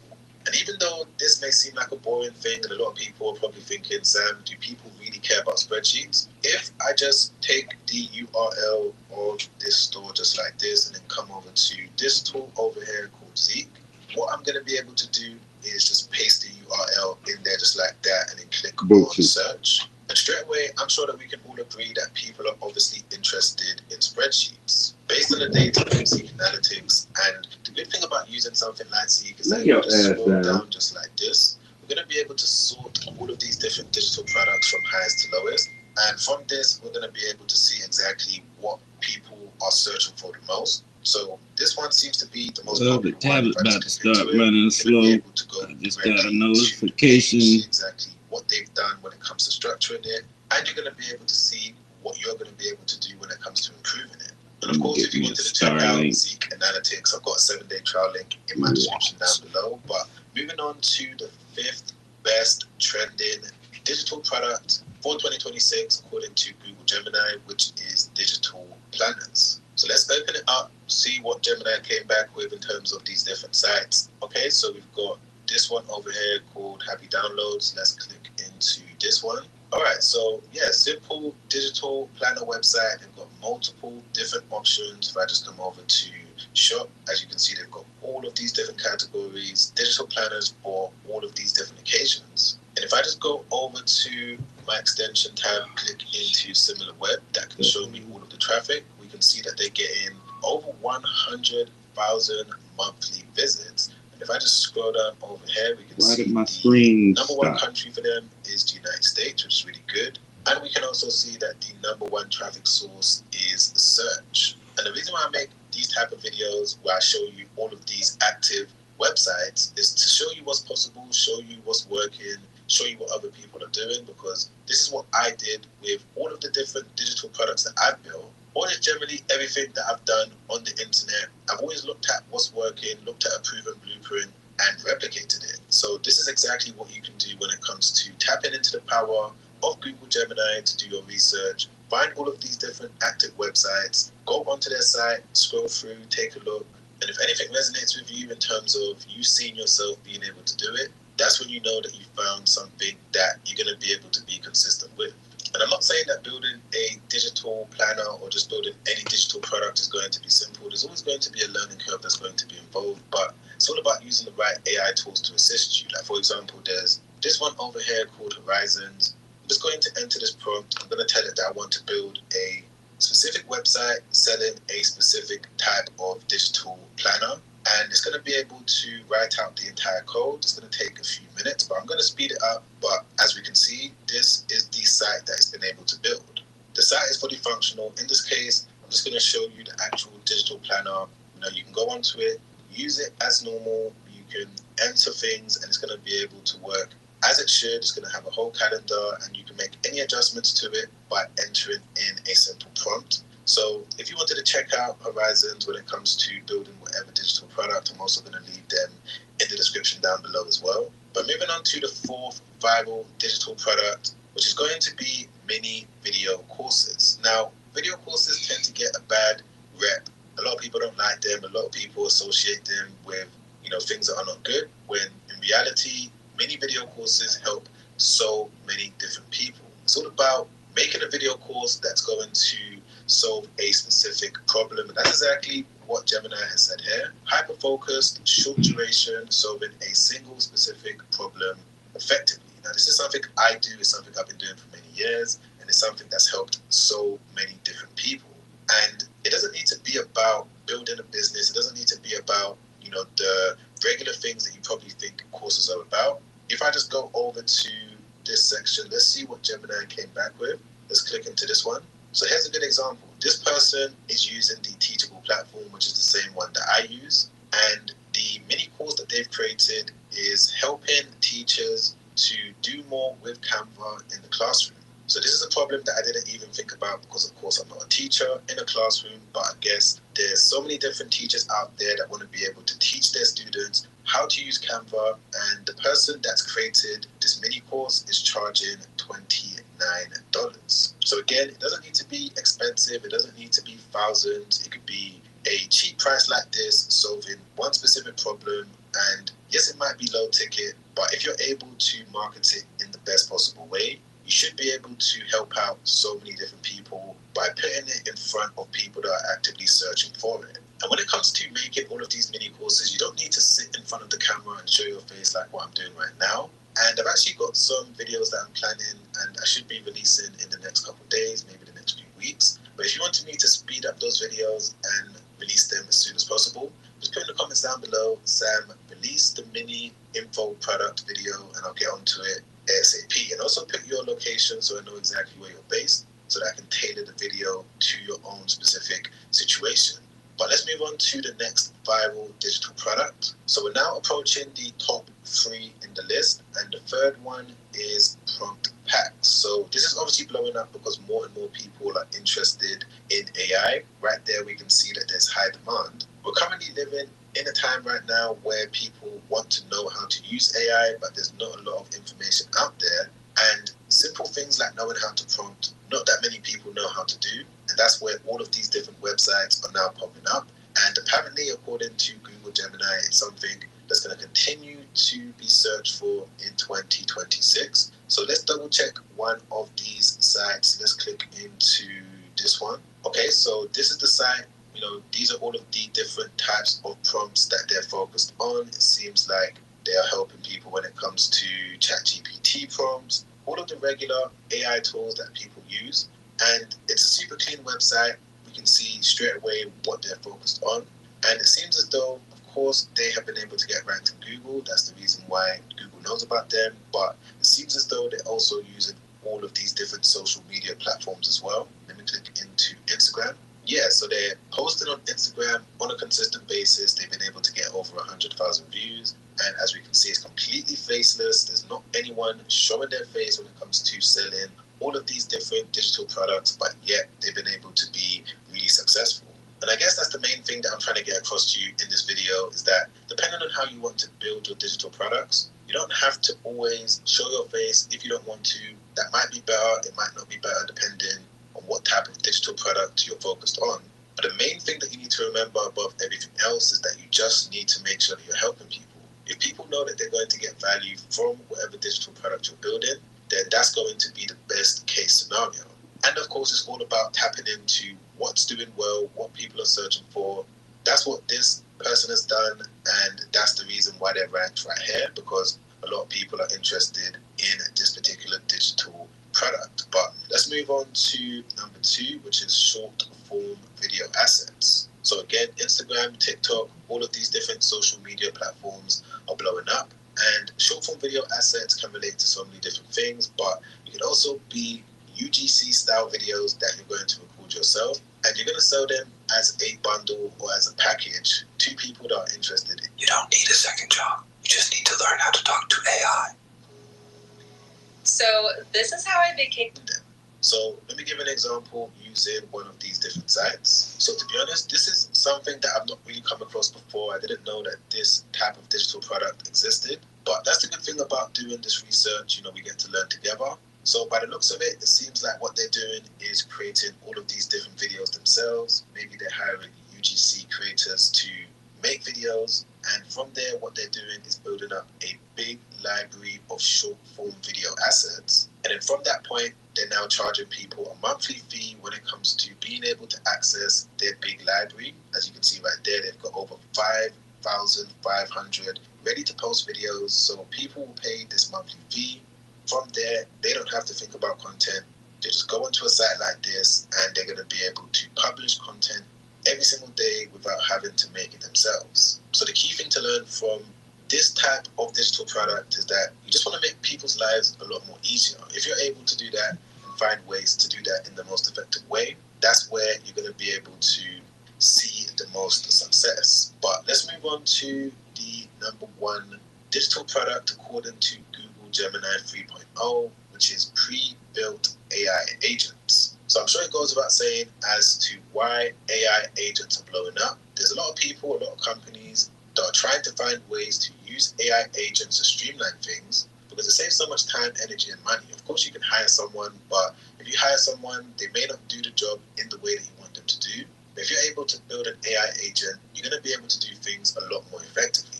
That's why sites like this exist right now. As we can see, there's all of these different AI agents for all of these different things. Whether it's an agent to help you get traffic, whether it's an agent to help you create content, whether it's an agent to help you respond to emails. So many companies, so many people are trying to find agents to handle a lot of their workload. But yeah, guys, as we move forward into 2026, this is what I'm going to be talking about more and more, how to build your own AI agents, how to integrate it with digital products. So if you want to see these type of videos, don't forget to press the like button. I really appreciate that.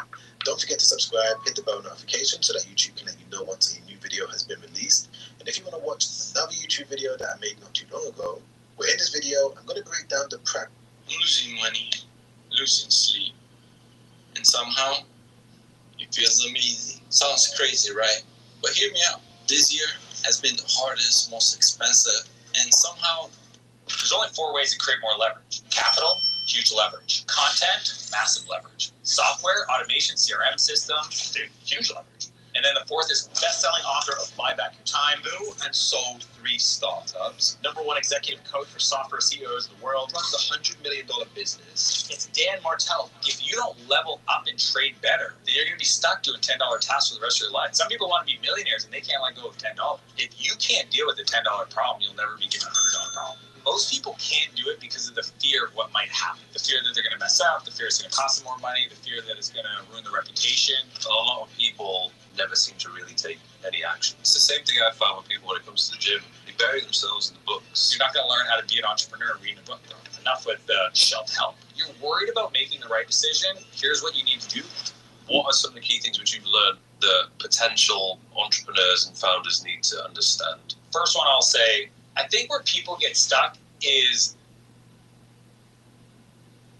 Now, before we jump into today's episode, I just want to mention that this podcast is brought to you by me and everything that I've built to help you guys level up. If you want to transform your physique, build muscle, lose body fat, build strength, then you have the first step. This has everything inside that you could possibly need to get yourself in shape, to hold yourself accountable as well. I also have the digital playbook, which is a step-by-step guide to help you guys build a following, monetize the following, and also build a strong personal brand. This is everything which I have done over the past nearly 10 years to allow myself to live a life of financial freedom and also geographical freedom. I can basically do whatever I want. Life's good. I also have my newsletter, which has been revamped, where I'll share exclusive podcast insights, my raw thoughts on business, fitness, and much, much more. So if you're interested about any of those, check out the description. You'll find the links to all of them. Now let's get cracking with the episode. Dan Martell, welcome to the show. It's an honor, Mike. Thanks for having me, man. I'm pumped to do this. No problem. How is your trip been so far? Oh, man. Dubai is like, you probably hear it all the time. I think of like New York City, like entrepreneurial energy meets like Miami with some Vegas in there. But like, I like this. I like new stuff. I like convenience. I like kind people. I'll tell you the thing that I love the best, which I appreciated until I started traveling the world with my family, was the security side. Yes. I have zero issue with my wife going, hey, I'm going to go to this part of town I've never been to, go work at this coffee shop, then go shop, and then I'm going to come home after by herself and not worry that I got to like track her or send somebody with her. Yeah. Underrated, absolutely a game changer. Yeah. And also the idea of like, there's a lot more privacy here. Like people aren't always taking photos of people. Like I go to tourist spots, so I see it a lot more, but just like the culture of it. Yeah. I think that's like in the future, something that people are going to really appreciate, right? Like real safe. And I don't have to worry that somebody's like recording me. Yeah. I think that's why so many people have moved here. I can see the appeal. Yeah. 100%. So even when I was in America a couple of times this year, and it's quite obvious the difference between the two places. Wildly different. And like people have their cameras out, just recording everything, doing the street interviews, and it's a bit like... Dude, they got 360 cams on sticks, walking around. Like, and they're not even vloggers. This is just like, what are you doing? Someday maybe you're going to like watch this, but in the meantime, I'm going to be on your video, you know what I mean? Yes. It's definitely a different culture. And you mentioned that this is one of the many places that you'll go to this year. Yeah, we're doing 18 countries, 30 plus cities. It's part of the thing my wife and I call world schooling. It's been 10 years in the making. Ever since I had little babies, I was like, okay, I want to take this thing on the road. I worked my butt off in the early days of the entrepreneurship, my story in my early 20s, so that when I was in my 30s that I could do this. And then it turns out it takes 2 people to agree to that. So wifey was a little apprehensive. I mean, obviously, our kids are 11 months apart, so they're Irish twins. So she was still trying to figure this out. And I'm like, let's go live in the States for 8 months, or let's go travel the world for 4 months. And so we did like a lot of travel. Every year we did 2 countries. But the idea to actually take the kids out of school and travel with no agenda, like literally, we don't know what we're doing the second half of the year. We kind of planned 6 to 8 weeks ahead of us. But we are going, like, we did all over Europe. We're here. We're going to Asia next, and we're going to go to South America. So it's crazy. That's literally the life that I want to be living with my family. Let's go. So I'm going to be... man. How do we have an SOP? I created a whole playbook. Yeah. It's funny because like Kinsey, who's traveling with us, we hired her for this specific trip, and when we were interviewing, a lot of the people applied. They always asked us like, "Well, what is the role?" And I said, "Think of it this way: you have 2 kids that you're traveling the world with that you're responsible for. Mm-hmm. Every once in a while, mom and dad are going to show up, but you need to like manage. I call it the entertainment, their education, and their health. And it goes health, education, and entertainment. But you take care of that. When we're around, we'll be around. But if we want to like jump on a plane and go away for the weekend, we're going to do that. Mm-hmm. So like that's the role. So it's not just an educator. It's literally somebody who's responsible for making sure that they're good, so that we can actually like. It's not. I think sometimes when people travel, they're like tourists. We want to live. Yes. You know what I mean? Like I'm here and I'm still working. My team's in town. We're in the world doing the thing. We just happen to be geographically in different places. The only way I could see myself doing that without like, you know, not enjoying it was having somebody support us on the kid's side.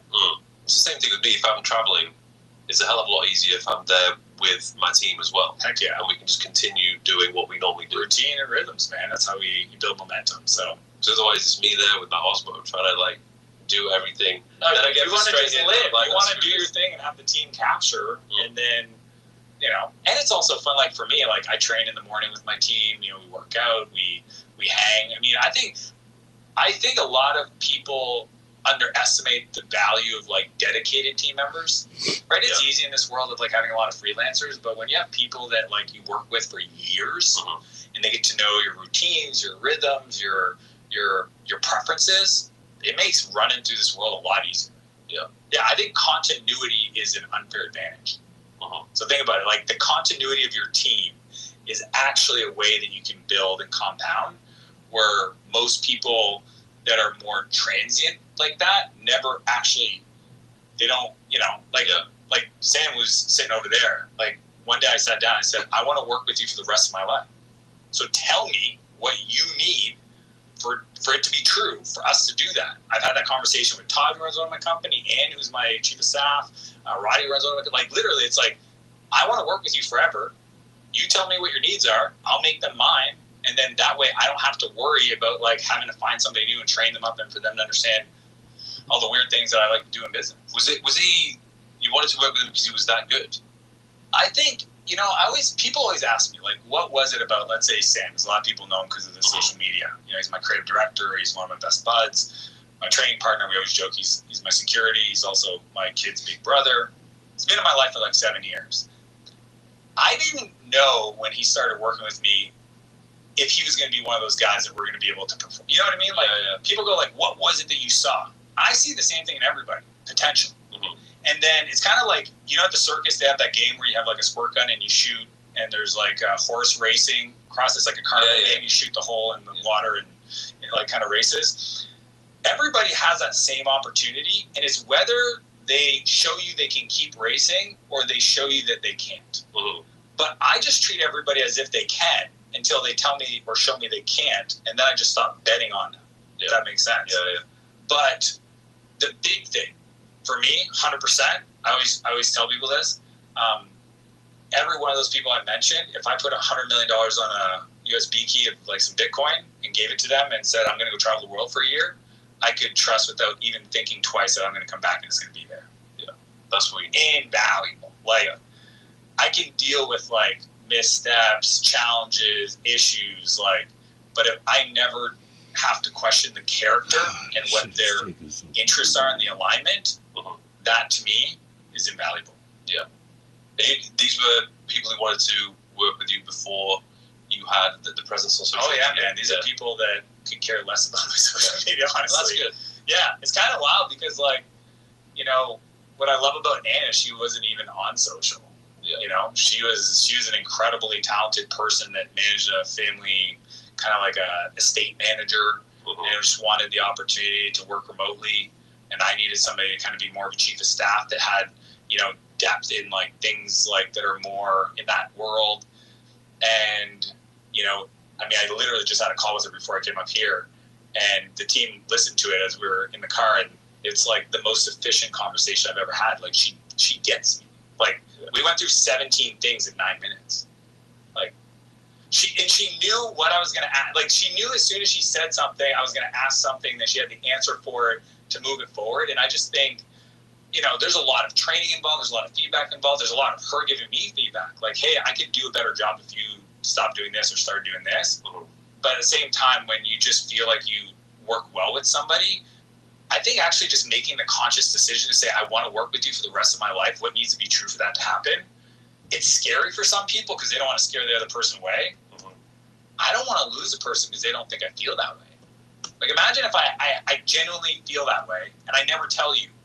And then I go on vacation for 2 or 3 weeks and you reconnect with a friend you went to university with and he's got this new vision for a new company and he wants to recruit you. You've known him for 10 years and you're like, maybe I should do it, but I really enjoy working here.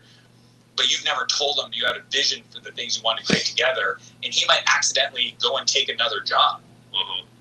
And by the time you're like, whoa, like I actually wanted to do this, and this. We were going to do something bigger than that. Well, you should have told me. I didn't know. I like front loading that conversation. How big is the team now? It all depends on like 100 people, kind of like direct. I have Martell Media and Martell Ventures. Ventures is bigger because we actually build and launch software AI companies. Media, I think, I don't run that company, so Todd runs it. So if I had to guess, probably 20, 25, 30. Yeah. Because that's something I wanted to pick your brains about, is the delegation process. My happy place. When it comes to, okay, you have this startup, you're growing it, it's working, but you're still at the stage where you're doing everything yourself and you're a bit of a control freak. Yeah, just a bit. So how do you come to the decision that it's time to start to delegate, and what should you delegate first? Here's what I want everybody to hear, because it's easy for me to talk like this and hear it must be nice to have a team. When I was 24, after 2 failed companies, so I started when I was 17, failed, 19, failed again, freelance for 3 or 4 years, and finally had enough courage to start yet again at 24. Like, I almost just decided to get a normal job. I got lucky and I hired a coach, this guy named Bob. He was you ever hear of E-Myth? The E-Myth? It's like a book, the E-Myth, the Entrepreneurial Myth. Anyways, he was a certified coach. I hired Bob. And Bob's the one that taught me the business side. But what happened is that, like, I had a lot of trauma to deal with. So, like, what's interesting about the idea of letting go is that most people can't do it because of the fear of what might happen. The fear that they're going to mess up, the fear it's going to cost them more money, the fear that it's going to ruin their reputation, the fear that the customer's going to be upset because it's not done as good as you could have done it. Those are all real fears, but most of those fears come from, like, way past, right? The fear of abandonment. Like, why does somebody keep underperformers around? Well, it's safe. If I hire somebody smarter than me, there's a risk they might actually come in and steal my business. You know, like, these are subconscious things that I didn't even know I was doing, but my actions reflected that. So, like, the self-sabotage. So I went through a period of 4 years where I had a hard time letting things go. Even though the company grew, I became a multimillionaire at 28. It was an awesome entrepreneurial experience. It almost literally killed me. Which company was this? That was Spirit Technologies. Okay. So it was an enterprise portal software company. I started when I was 24, sold when I was 28. This would have been 2004, 2008. And I didn't learn to delegate there. I learned how to keep all the plates spinning. I learned how to work 100 hours a week. What changed was when I moved to Silicon Valley. So right after I sold that company, I decided to move to San Francisco to see if, is it what I think it is? You know, people hear about Dubai and they're like, is it really like that? Just come visit. It turns out San Francisco really was that way. It was the mecca of technology entrepreneurs. And it was there where I met these 21, 22 years old people that raised like $50 million and built like 500-person companies in a couple of years, that I realized there was a completely different way to think about it. So I'm going to give you the framework for everybody starting off. Okay, so let's say you're making 150 grand a year, but you're doing everything, and to get to the next level, you got to delegate. So I created this framework called the replacement ladder. The first level of buckets of things to do is all the administrative stuff. Okay, it's going to be scary for people because a lot of that exists in your inbox and in your calendar. And I'm actually telling people to give up that control. Yeah, now they have an access. Oh my God, it's so wild. People are like, how do you trust somebody? Look, the whole point of growing anything is having to let go of stuff, right? We think of them as like factors of 10 problems. If you can't deal with the $10 problem, you'll never be given a $100 problem. If you can't deal with $100 problem, there's no 1,000, there's no 10,000, there's no 100,000, there's no million. Some people want to be millionaires and they can't let go of $10. They get a cell phone bill that's over by like $47, and they spend 3 hours arguing trying to get. You know what I'm saying? So like, there's this just basic math of what is your time worth, and I have to I have to force myself to just stay out of a whole category of things because I need to trade up. Like if you don't level up and trade better, then you're going to be stuck doing $10 tasks for the rest of your life. And no $1 million business was ever built off $10 tasks, right? So that's the first level.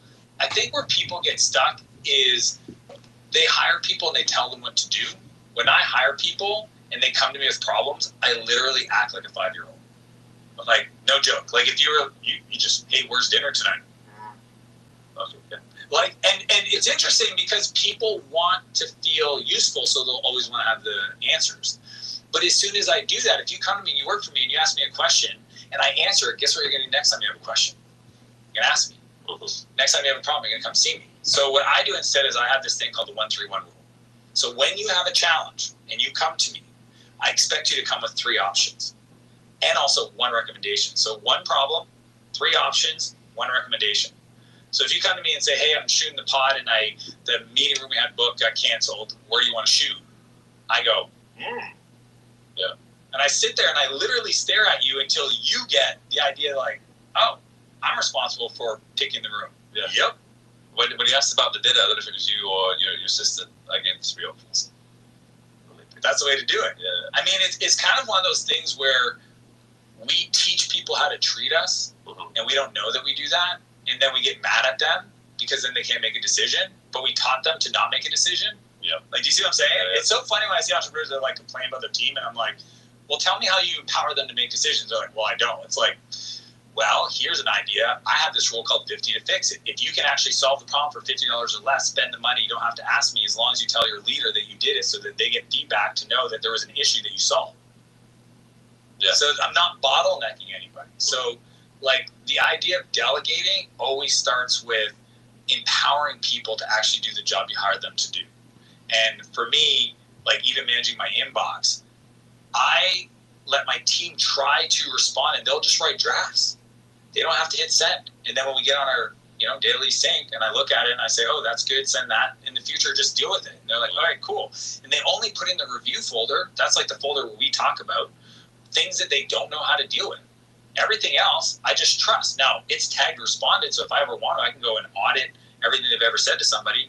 But I'm really empowering my team to make decisions and move things forward so I can take all that time back. Like, a really good assistant can get you back 20 or 30 hours a week.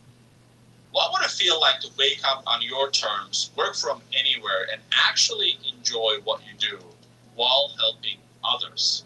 My name is Alex Conner. I'm the founder of Business Lending Blueprint. I had the privilege of helping over 4,000 people start their own lending businesses. And my work has been featured in Forbes, Reuters, USA Today, and Entrepreneur Magazine, and many more. Every day, small businesses get denied funding from banks, small banks, major banks, even if they just need the capital to survive.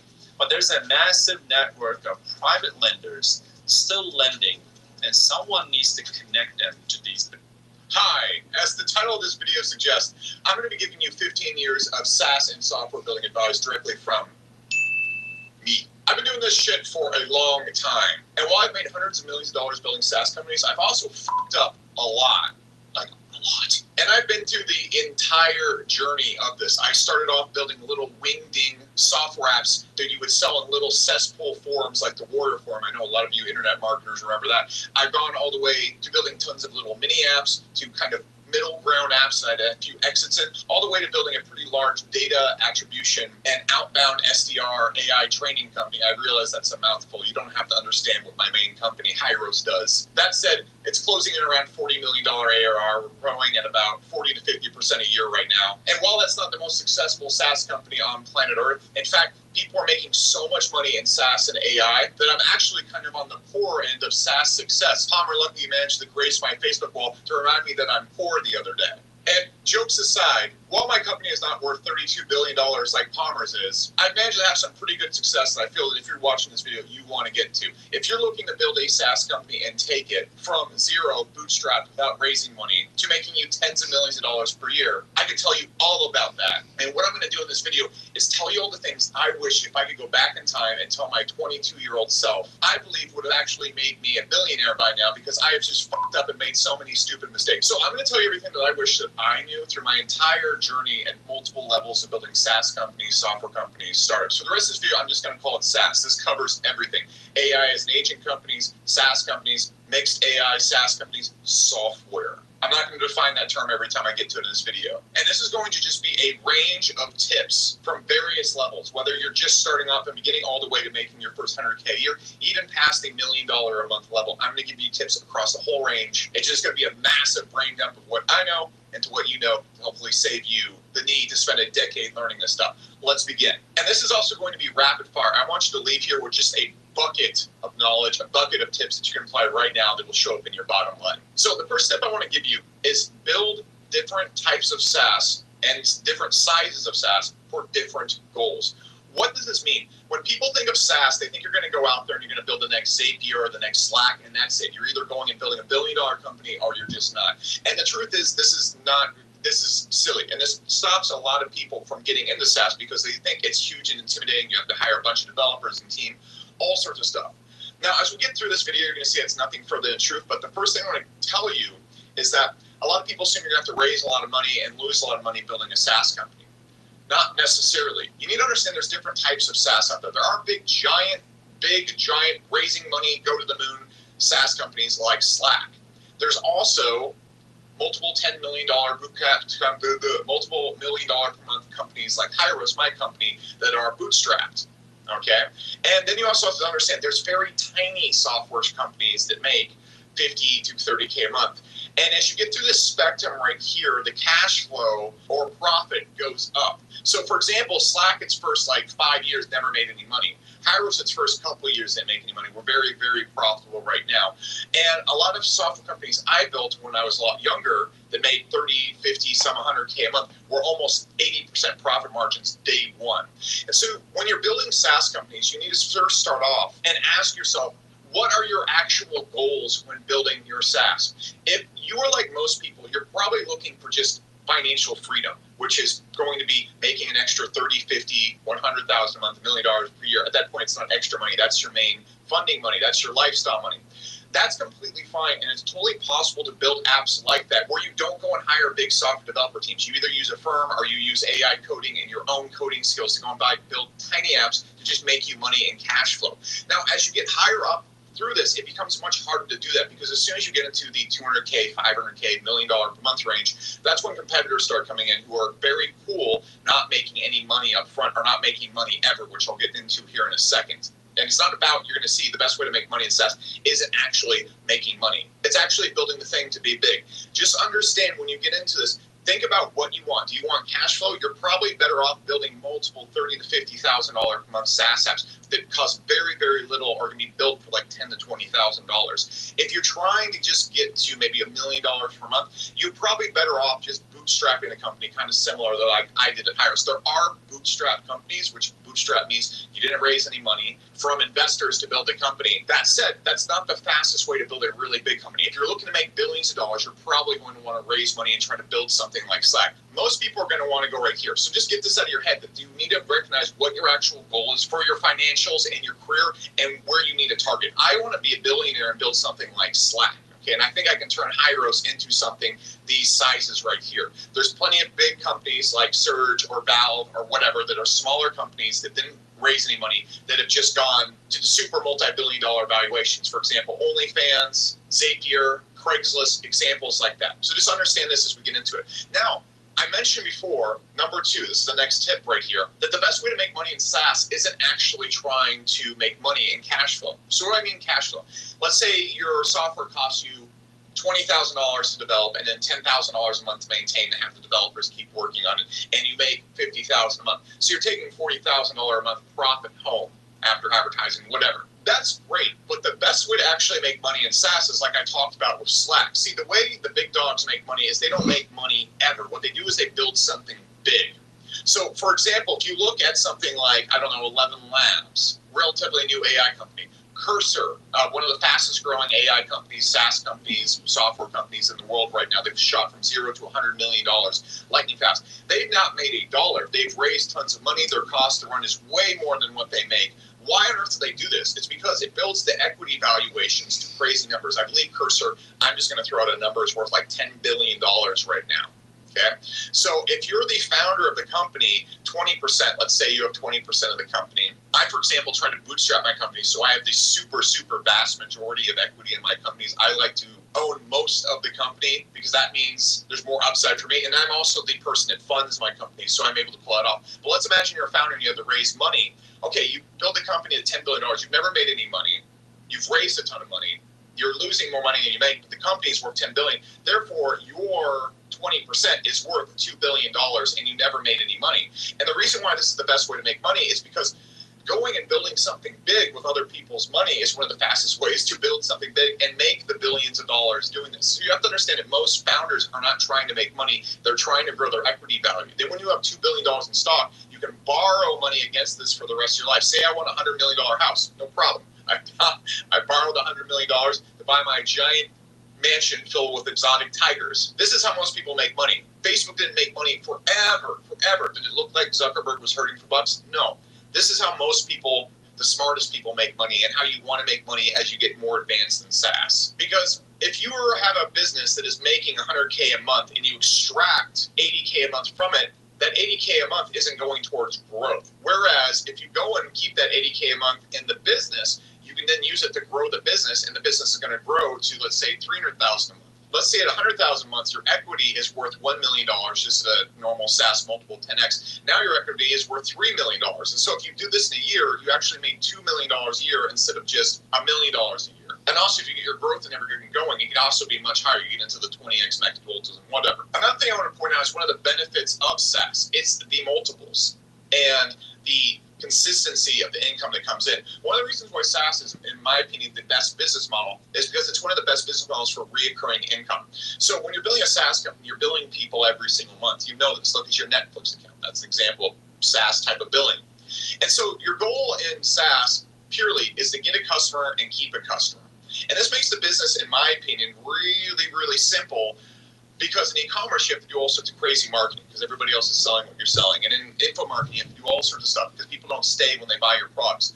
But when you have a SaaS company, it's almost like you're selling a phone bill. And when you're selling a phone bill to somebody, they keep it on forever. So if you can get one customer and you can keep them for years, this is going to lead to low churn, which churn is essentially the rate of what people leave at. So if you have a 5% churn, that means every single month, 5% of your customers leave.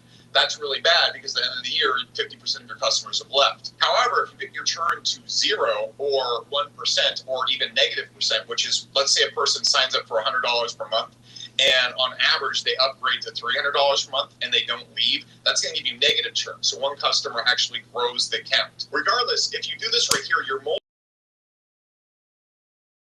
to the roof. You can easily get $800K a month from your SaaS and you value at $2 million quite easily, if you have, or even crazier numbers. I've had friends that have been built SaaS that got to like $1 million a year and they're valued at $1 billion or something like that. It's crazy. On top of that, this makes the business model very simple because all you have to do is focus on the customer, making them happy and keeping them. There's a lot of SaaS companies like School, for example, that have ran zero marketing and are valued, I think School's at like $800 million valuation right now. And the reason they were able to do this is because they bring customers on and they have negative churn. That's it. All they focus on was just keeping their customers. And you can count on that money coming in every single month. So again, your priority as a SaaS owner just becomes taking care of the customer. I love that because that's very simple. All you have to do is think about the customer and make them happy instead of all the other crazy stuff. For example, if you look at like Logan Paul's Prime Energy drink, okay, we can talk about how the quality of the product or whatever, the hype, all the angry stuff you want to say about Logan Paul. But regardless, they're selling flavored water, and everybody on planet Earth is selling flavored water. They have to do like crazy stuff to get people to prefer their flavored water, and there's no way to really like take care of the customer that much more than Gatorade does. It's just flavored water. That's hard. That you have to really do some crazy stuff to get people to prefer your flavored water. Whereas, for example, at Slack, all you have to do is just build the best communication app. I like that more. Next, do you need to raise money?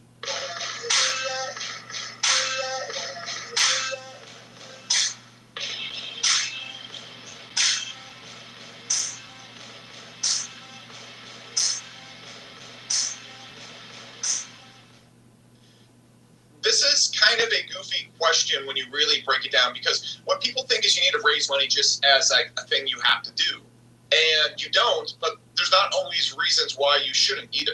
A lot of people either look at raising money as good or bad, and that's not how you should look at it. The way you should look at raising money is, what are your goals? Okay? So if you're looking for cash flow purely, no, you shouldn't raise money, because you want as much equity in your company as possible so you can extract the cash and pay for Ferraris, Lamborghinis, and exotic tigers. This makes it also harder to grow the company, but if you're making these little 30, 50K a month micro SaaSes, which I've talked about in other videos, by the way, on this channel, there's full blueprints on starting SaaS companies. There's blueprints on getting the product market fit. I'll link to them at the end of this video. There's also links below this video of them titled, labeled. You can check those all out. But anyways, if you're going for cash flow, no, you don't want to raise money. Now, Hyros, for example, my company was bootstrapped. And the reason I did that is because I could fund my own company. So technically we did raise money. We just raised money from myself. This is why having a business experience or having a supplemental business or tying this to an existing business. For example, if you look at Blockworks, they started off as like a news site for crypto. They actually started off with way other stuff than that. But what they do now is they have a crypto news site where they get information for hedge funds, institutions, whatever. And then they added a SaaS on top of that. And so basically the company that originally started the company funded the SaaS. Now they've also raised money, but I'm giving an example of having an existing company like an agency or an info business and then using that to fund the company. This is what I did. I had info businesses and these mini SaaSes, and I used this to start Hyros. It's really good if they work together. So for example, if you have an info company like Alex Hormozi does, where he's sharing information and whatnot, gets all the attention, and then he goes and pushes something like School, which he is a 20% owner of, that works really well as well. Now, School raised money, but Alex could have easily bootstrapped School if he joined early on in that function, and they would have had way more equity in their company.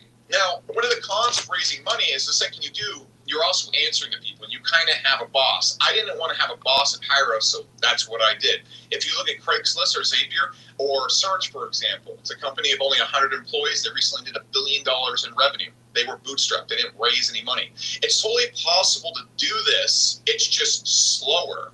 Okay, and so a lot of people think raising money is bad. It's not. If you raise from good people that really understand your company, what you're trying to do, that are going to be good advisors to your company and understand you're the boss, it's just fine. The thing is, you're going to have lower equity and you're going to have to answer to people. But if you have a really big idea and you're going for something, then raising money is good. I don't think raising money as your first company is great, because then you're playing with other people's money and you have to answer other people's money. And if you mess up, you have to deal with them. I'd rather mess up and just deal with the consequences myself. So raising money is faster. And sometimes being fast is more important. If you're trying to build a billion-dollar company, you need to strike when the opportunity is hot. You need to build as fast as possible. Therefore, raising money is important. If you're trying to keep a lot of your own control of the company and make cash flow and profit and not be focused on growth and more on the customer, sometimes being private is better. It just depends. If you're starting off in SaaS, raising money is probably a bad idea.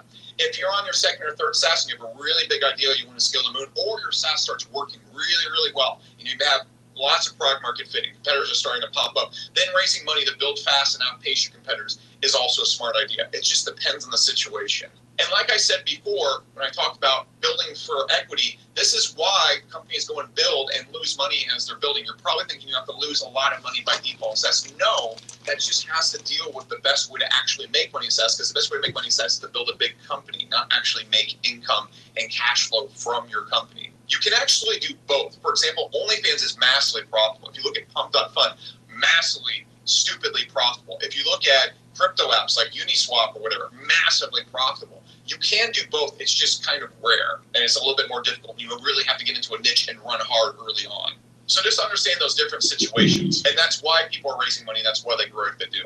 So when you start a SaaS company, just general advice, the best way to start is to build one-to-one and do things that don't scale. You're going to see do things that do not scale all over the place. You saw, like, for example, Airbnb, when they started, they were like manually signing up and like doing all sorts of winging stuff to get people to sign up and like use the Airbnb system. It started off as like a weird thing for events in San Francisco that would help people actually find rooms. So it started off completely tracking manually. A really good other example of this is Stripe. When they first started off, the Carlson brothers would actually just go in and install Stripe and like go to events like, our payment processor is better than PayPal, let us set up for you. People said, no, I don't want to set up. They said, that's fine, I'll do it for you. The point of this right here is when you build one-to-one, it's a lot easier to sell. So I can go to like a dentist and say, hey, like I'll make an AI app just for your business. Or you will go and actually set up your software first for customers. For example, when we started Hyros, how we got our first 50 customers is I explained to them why tracking would improve their ads by 10-15%. And they, of course, believed me-ish, but they didn't want to do it themselves and they weren't going to spend money on it. So I said, look, we'll set you up for free. We'll plug you in. Your ads will grow this amount. And then after that, we'll talk about you paying us. So we just did that manually for customers in the info business. And we really designed our software for tracking their unique situations because the software was unique to them and we set up for them. And we did almost manually like a service at first. We were like an agency plus a software. This allowed us to charge a lot up front because we're also offering the VIP White Club service. So the cool thing about building one-to-one, you're able to sell much more efficiently. You're able to directly sell to customers literally through DMs. You find your target customer and you offer to build it for them and customize it for them. Much powerful pitch than just like sending people to a website where they don't see people. This allows you to build your company much better and more efficiently early on. This also allows you to charge more upfront. If I said I have a tracking app for you, I want you to sign up for it, you're not going to pay me anything more than month to month. On the best case, you'll probably want a free trial. If I say I'm going to assign a team of tracking analysts to actually set up and build your tracking for you, you will easily pay me a year up front if I have a good refund guarantee. Like, for example, at Hyros, if you don't see your ads grow and scale 10-15%, you don't have to pay for it. We've been around for almost half a decade now, and the reason why we have thousands and thousands of customers, pretty much every big famous brand, huge companies, huge SaaS companies, massive e-commerce stores using Hyros is because if you sign up for it and you put the tracking and attribution on there, the ads make 10-15% more guaranteed every single time, or you don't pay for it. But obviously, since our company's growing a lot, the ads do actually scale and make companies money. So I'm not going to talk my books too much more. As you can see, that was a subtle sales pitch. But the same thing applies right there. That's how we got people in the door, because we could guarantee those results because we built one-to-one for them and set up the software for them and then customize the software for them. This guarantees success for the customer. It gives you much more powerful selling opportunity. You can charge a lot more upfront to get cash flow coming in. This is incredible with ads, bonus tip right here, because then instead of getting a customer for, let's say, $300 per month, which is kind of hard to get a sign up, it's very hard to get a person to sign up for something for $300 per month profitably from ads. We can charge $3,500 up front, and the ad is now profitable. Let's say it cost us $900 to get that customer. Well, it's very unprofitable right here. This is hard if you're just starting up the company. But if we're doing this, printing money, because they're paying a year up front. Now, the flip side of that is your software has to work. So remember that. Now, to piggyback on this last thing, another tip right here is you have to find a problem big enough that people will pay for it and that people will stay forever once they start paying for it. This is a really big thing called product market fit, and I made an entire video on it that is linked below this video right here.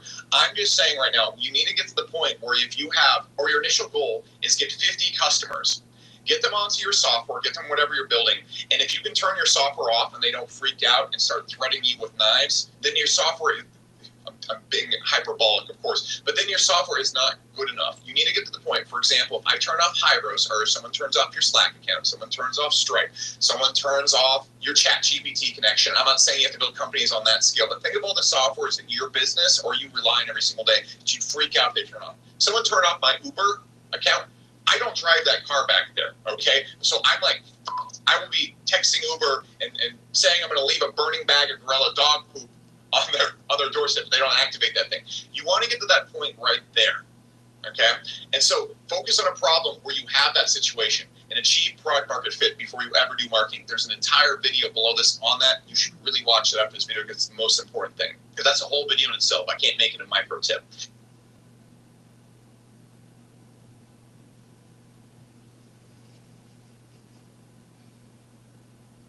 The next one, San Francisco. So this is going to be a multi-level tip right here that also comes with hiring and how to find your first employees.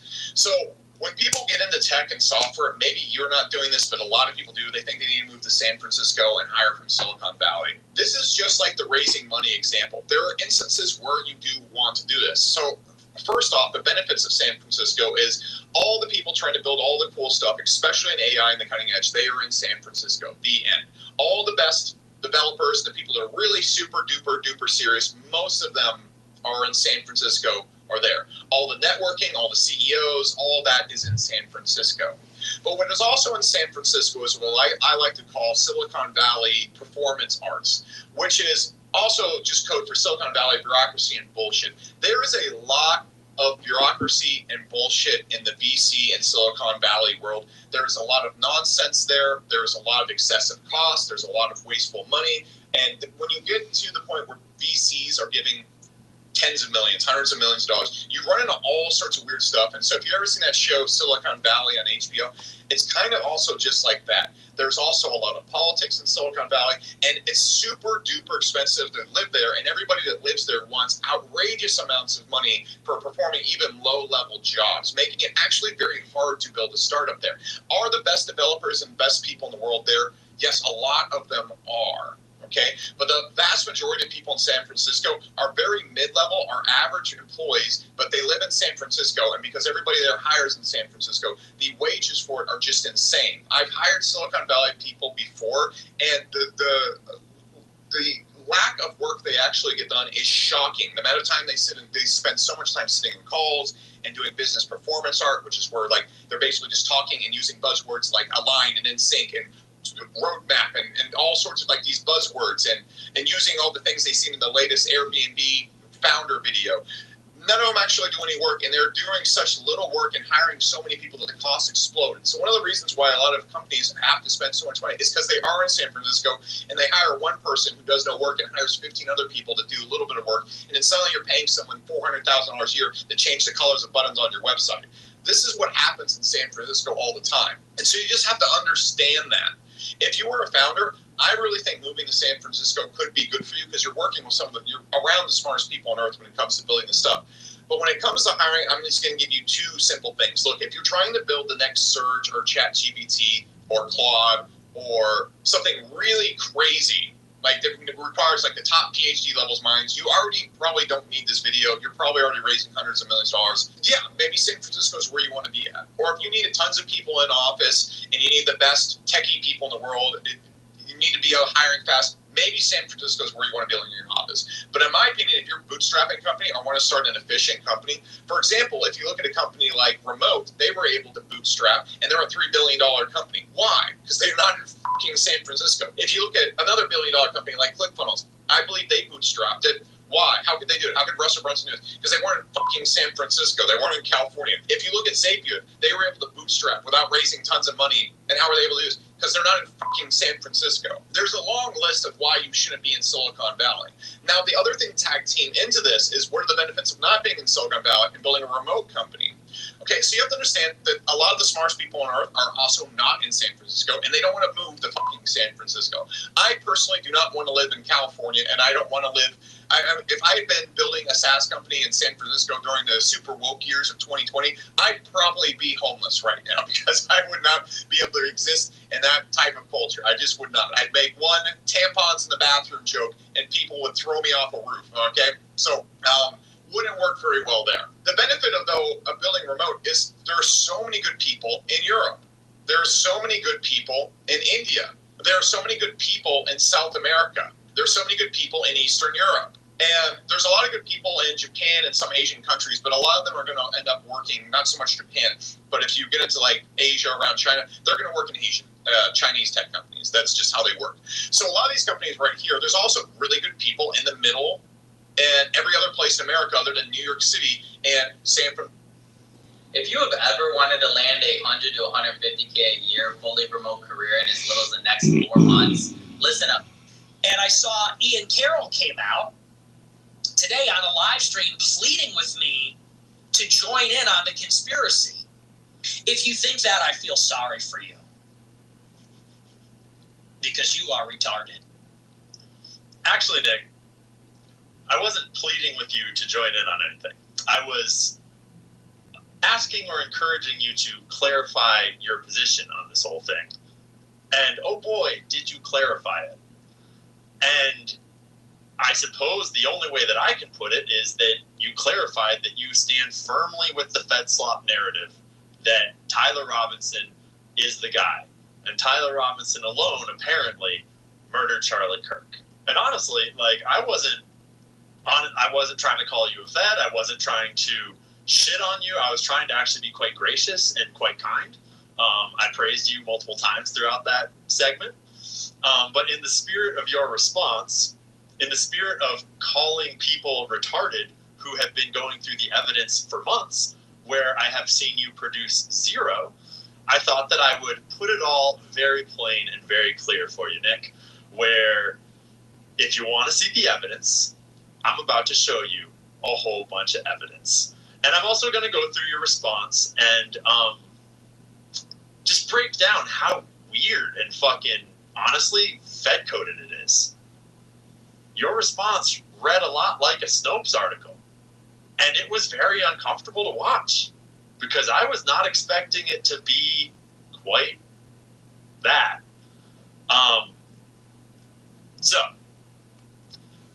real quick, because this is the internet, we'll start with a quick cut of the whole thing, the evidence. And then we'll get into your response and breaking that down. And then we'll get into all the evidence step by step in one long go. This is going to be fun. Conspiracy theories are entering. The information is the oxygen of the knowledge. There's so much evidence out there that even if listening 1% is true, that would be enough to collapse the current paradigm and change the whole planet.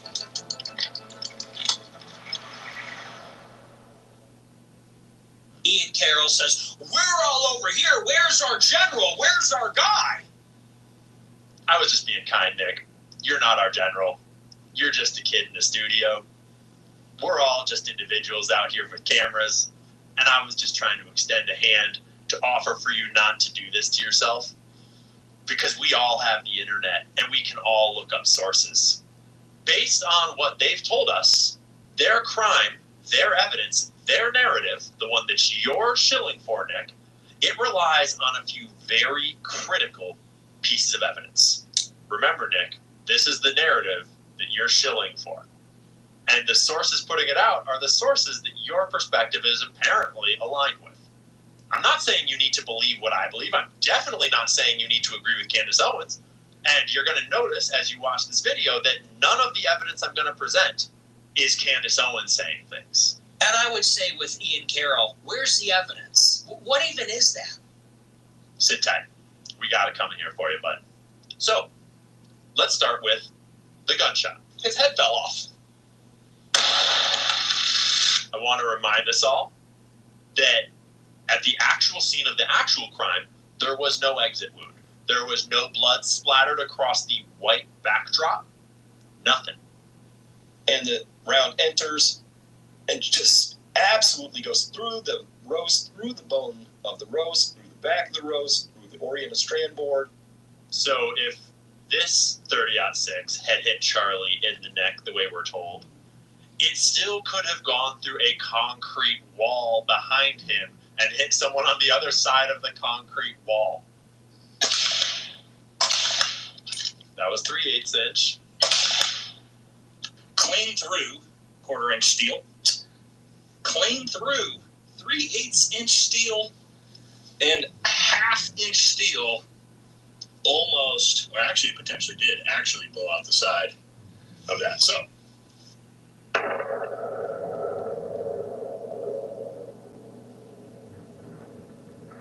the 30-06, ladies and gentlemen.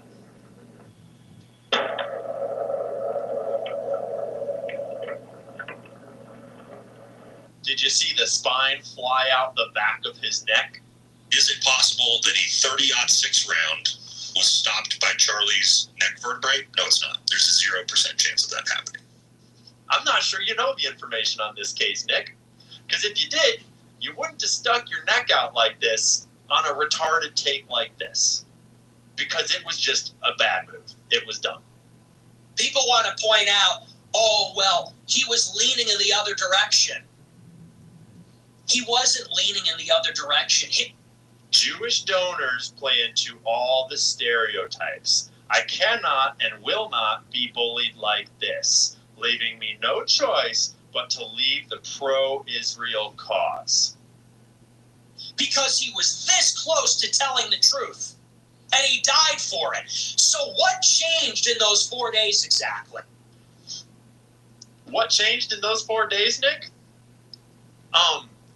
This happened. The last 10 years, counting or not counting gang violence. Great. Charlie Kirk got shot in the neck. But that was not an entry wound that we saw. We saw an exit wound. So where'd that bullet come from? We don't bleed like, and I've shot guys closer than the camera was. And an entry wound doesn't look like that. An exit wound does. Do you know how many tens of thousands of global war on terror veterans there are that know exactly what it looks like when a high-powered rifle round hits a human body, especially in an area like soft tissue in the neck? You know how many people hunt out there and know exactly what a 30-06 round does to an elk skeleton? And as we pull the protractor off, what's the first huge glaring issue you guys are going to see here? That would have hit him in the teeth. Right in the fucking face. This is not possible, obviously. And these things matter. Because if it's not possible, then they have the wrong guy. And they are prosecuting a patsy. But, Nick, I would love to hear your evidence of how this is possible. I would love to see your analysis. I would love to see your sources, which I've never seen any of. If you're calling people like me a conspiracy theorist right now for looking at this story and looking at posts like that and going, that's total bullshit, guys, I'm sorry. But this is, from top to bottom, start to finish, this entire thing has been pathetic from the FBI. Remember, Nick, this is the narrative that you're shilling.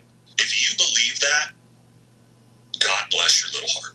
So, Nick, now that you've seen some evidence, which I'm sure you were very familiar with, I'd love to hear your stance on why it's probably Tyler Robinson, and the feds are probably telling the truth. And that's really all you need to know that you're retarded, Nick. You always wondered why that app didn't exist. Now you can make it. Meet Replit Agent. Want a custom workout plan? Make an app for that. So, real quick, right off the bat, let's address the Fed shit.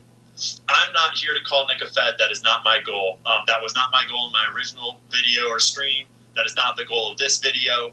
Y'all can make up your own mind. Personally, based on my understanding of COINTELPRO and Fed infiltration of organic spaces, I'm of the belief that you can't trust anyone. You can't trust Nick. You can't trust Tucker. You can't trust Candace. You can't trust me. You can't trust anyone except for yourself and God. And so it's kind of meaningless to try to call people feds unless you have like literal, clear, hard proof. And you should just operate under the assumption that everyone is a fed. And the way I see it, that's a lot like asking an AI a question. It doesn't mean fucking shit unless they can show you sources, unless they can show you where you can go to corroborate the information that they're sharing with you. So, as I always do in all of my videos, ever since I very first started on TikTok, way back, well, not that far back, let's be real, I'm just going to show you the evidence. And I'm going to show you where I'm sourcing my information from. And you can make up your own mind. Because maybe I'm a Fed. Who fucking cares? Like, nothing I'm going to say is going to convince the Groypers otherwise. Nothing I'm going to say should convince you otherwise. You should just take everything with your own grains of salt and look it all up for yourself. I haven't seen Nick produce any evidence on his show at all.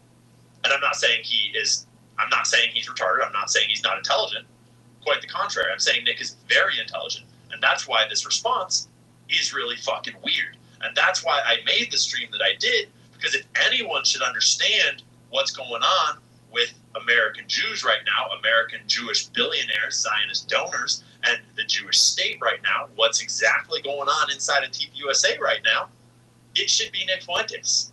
And the fact that Nick is shoveling the Fed slop narrative that Jack Posobiec and Benny Johnson and Tim Pool and Brandon Tatum are all shoveling is really fucking weird.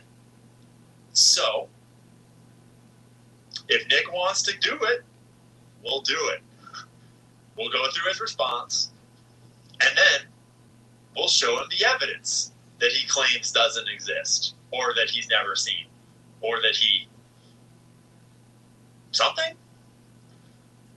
And I saw Ian Carroll came out today on a live stream pleading with me to join in on the conspiracy. Wasn't pleading with you, bro. I was just asking you to clarify where you stood. And you very thoroughly clarified where you stand. Ian Carroll, the conspiracy theorist, he's making videos about the conspiracy behind Red Lobster, the conspiracy behind... So first, note that Nick is doing what the mainstream media does, where he attaches a little like Fed jacket to the start of your name. Alex Jones, the crazy conspiracy theorist. Nick Fuentes, the anti-Semitic Nazi. Ian Carroll, the conspiracy theorist.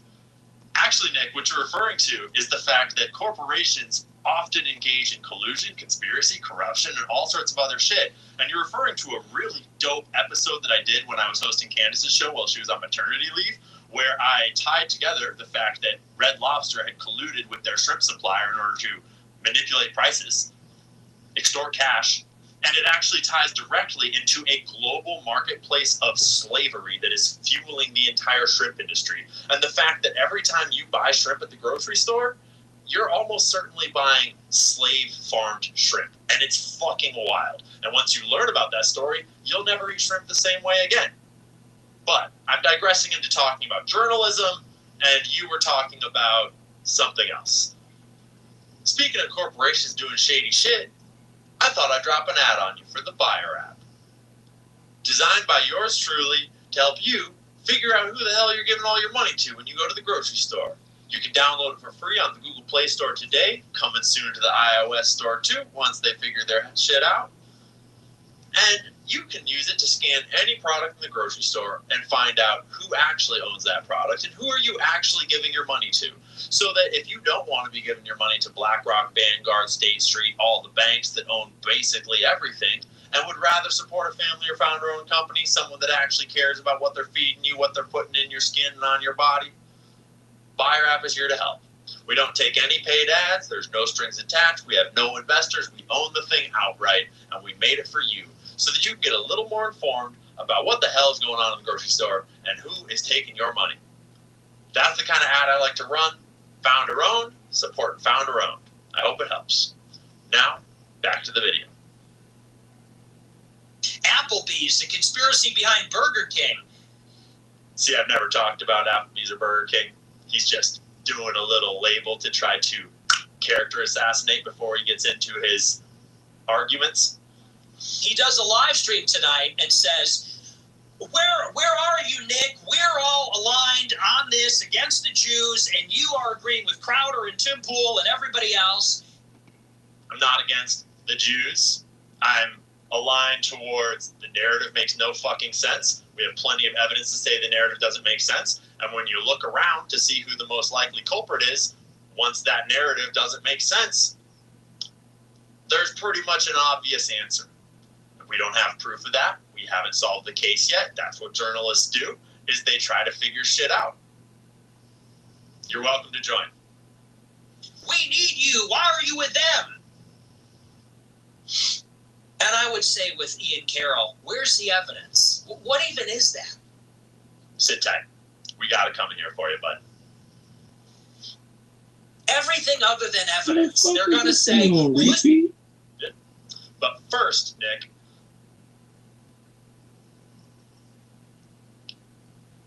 isn't it kind of weird that you're using a Max Nordau and September 7th tweet at Charlie Kirk qualify as evidence to you? But right, this is bullshit. Like, we had all these Zionists coming out trying to whitewash Charlie's. He was afraid of them, the source said, to arrange a massive new infusion of Zionist money, and he's got a pretty good track record by Lord knows who. He actually almost got to what people actually say is things we can demonstrate with evidence, but no, that's not what the argument. No. Other than evidence. They're going to say, well, Israel kills everybody else. Once they figure their shit out. My bad. And you can use it to scan any product in the grocery store and find out who actually owns that Started product and who repeating are you for some actually reason. giving your money to. So that if you don't want to be giving your money to BlackRock, Vanguard, State Street, all the banks that own basically everything, and would rather support a family or founder-owned company, someone that actually cares about what they're feeding you, what they're putting in your skin and on your body, Buyer App is here to help. We don't take any paid ads. There's no strings attached. We have no investors. We own the thing outright, and we made it for you so that you can get a little more informed about what the hell is going on in the grocery store and who is taking your money. That's the kind of ad I like to run. Founder-owned, supporting founder-owned. I hope it helps. Now, back to the video. Stop using Stripe or Square. Use this instead. Tired of losing profits to high... Applebee's, the conspiracy behind Burger King. See, I've never talked about Applebee's or Burger King. He's just doing a little label to try to character assassinate before he gets into his arguments. He does a live stream tonight and says, where are you, Nick? We're all aligned on this against the Jews, and you are agreeing with Crowder and Tim Pool and everybody else. I'm not against the Jews. I'm aligned towards the narrative makes no fucking sense. We have plenty of evidence to say the narrative doesn't make sense. And when you look around to see who the most likely culprit is, once that narrative doesn't make sense, there's pretty much an obvious answer. If we don't have proof of that, we haven't solved the case yet. That's what journalists do, is they try to figure shit out. You're welcome to join. We need you. Why are you with them? And I would say with Ian Carroll, where's the evidence? What even is that? Sit tight.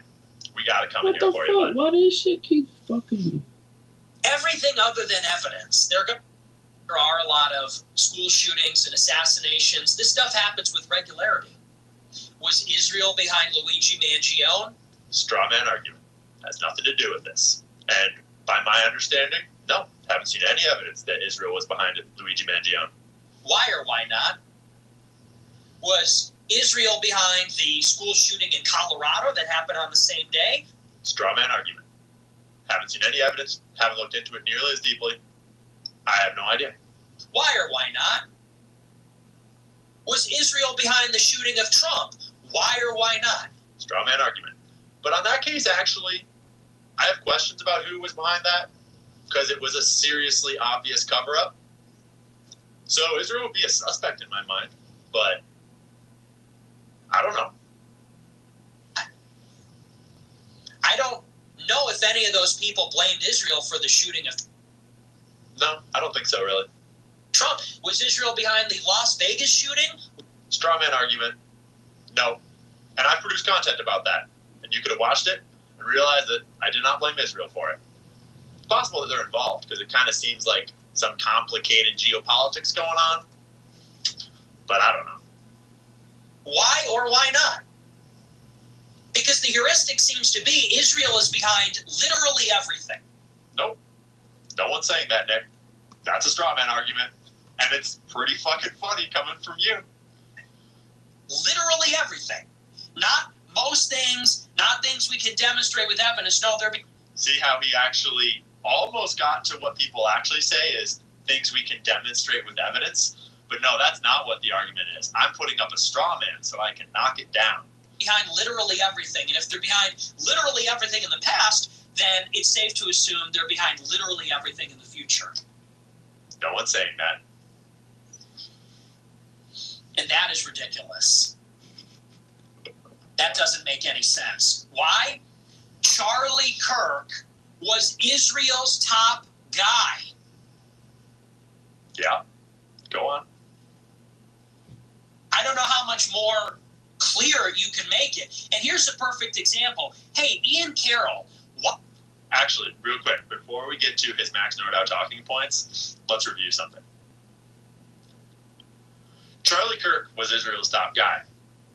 And then we got a leak coming out of Harrison Smith saying, I'm not going to name names, but I was told by someone close to Charlie Kirk that Charlie thinks Israel will kill him if he turns against them. That was tweeted on August 13th of this year, a month before Charlie Kirk was assassinated by Lord knows who. And I might point out that it's a reply to a video where I was supporting Nick and calling out Charlie and Ben Shapiro for not debating Nick. First piece of evidence drops in, but it's just a rumor.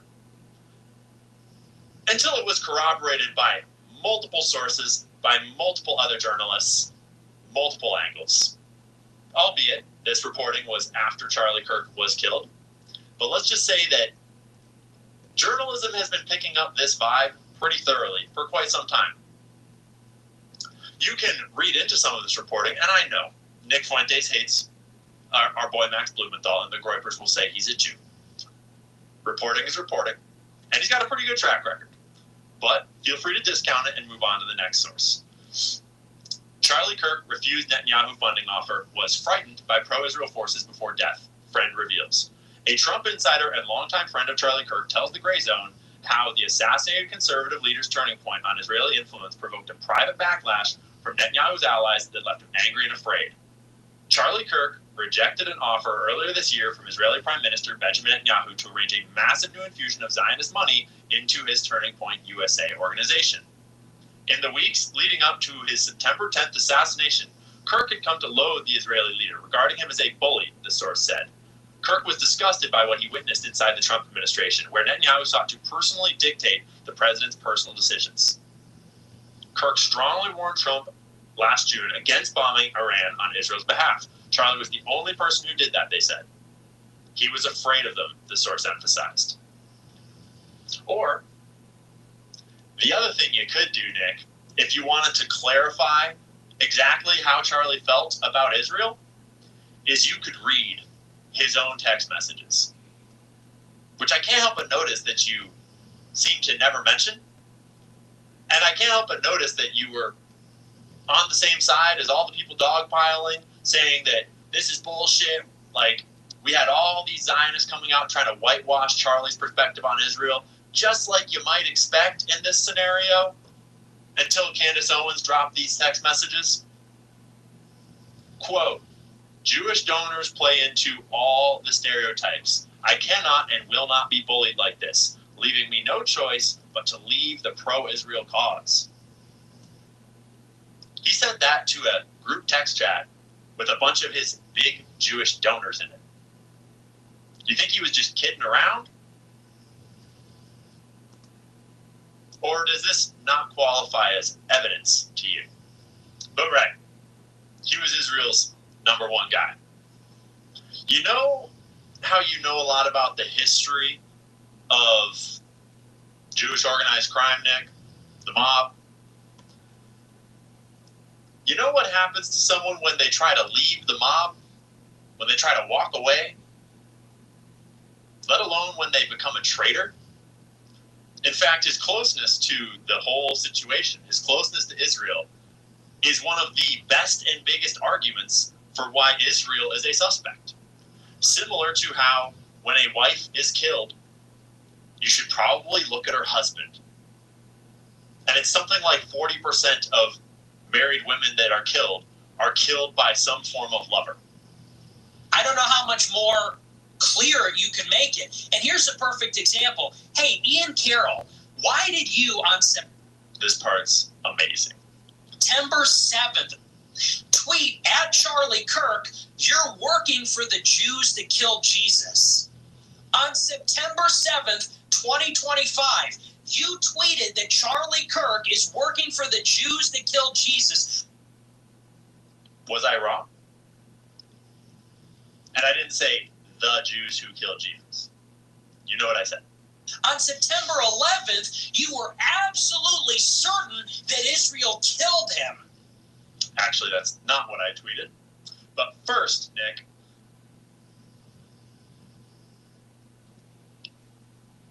isn't it kind of weird that you're using a Max Nordau and Yossi Gestinter and Leo Terrell talking point? Isn't that a little weird?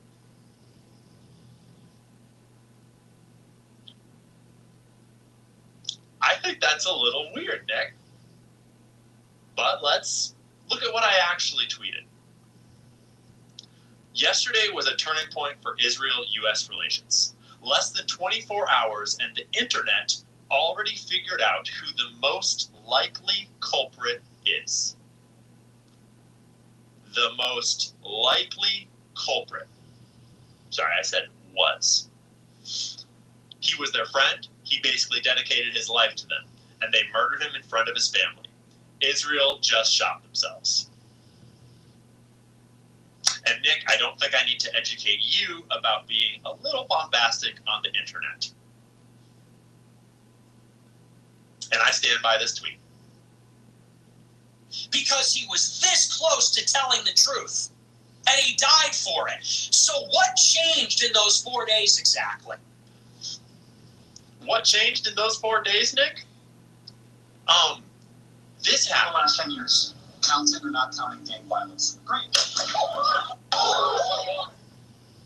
Right? Charlie Kirk got shot in the neck.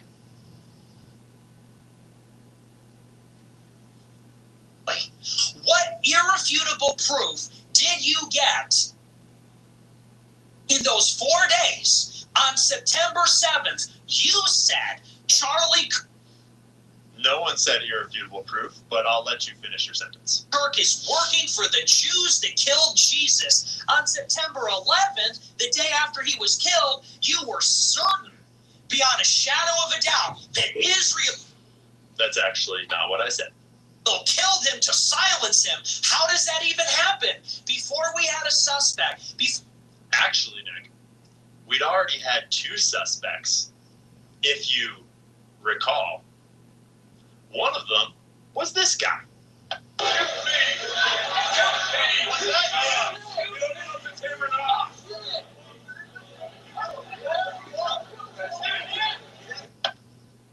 On September 11th, we were fed this critical piece of Fed slop, which you appear to be defending. A bolt-action rifle, which this technically is actually not a photo of the weapon, which will become very relevant later. This is just some other photo that the news agencies dug up, but the FBI and law enforcement told us on that day that Charlie was shot with a .30-06. And that's really all you need to know that you're retarded, Nick. And I'm going to get into all the evidence about that in just a little bit. But, no, I did not say we have irrefutable proof that Israel has done it. I said that the world had pretty much figured out who the most likely culprit is. And that's because we'd already figured out that the narrative that the feds were giving to us, you know, the really trustworthy FBI that you're shilling the narrative of, their narrative was already obviously bullshit 24 hours later. And we had plenty of evidence by then, if you've been paying attention, to presume that. Before we knew any of the facts, any of it. Actually, Nick, when you're doing journalism, the things that happen each and every moment of an investigation, of a cover-up, those are facts too. Facts aren't just what the FBI tells you are facts. Facts are what the FBI does along the way, what citizen journalists do along the way, what videos come out, all information. And by then, we had 24 hours of it, and that's all we needed to know. You knew for sure they did it. So, do you have ESP? Are you omniscient? Do you have telepathy? See his rhetorical techniques here? I don't think so.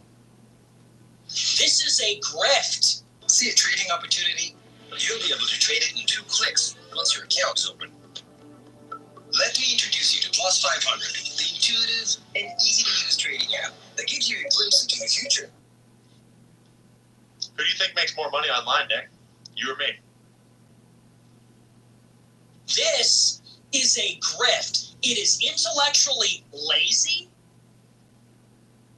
Then I presume that because you're not intellectually lazy, you'll watch this entire video to the end and watch all of the sources that I'm going to show you.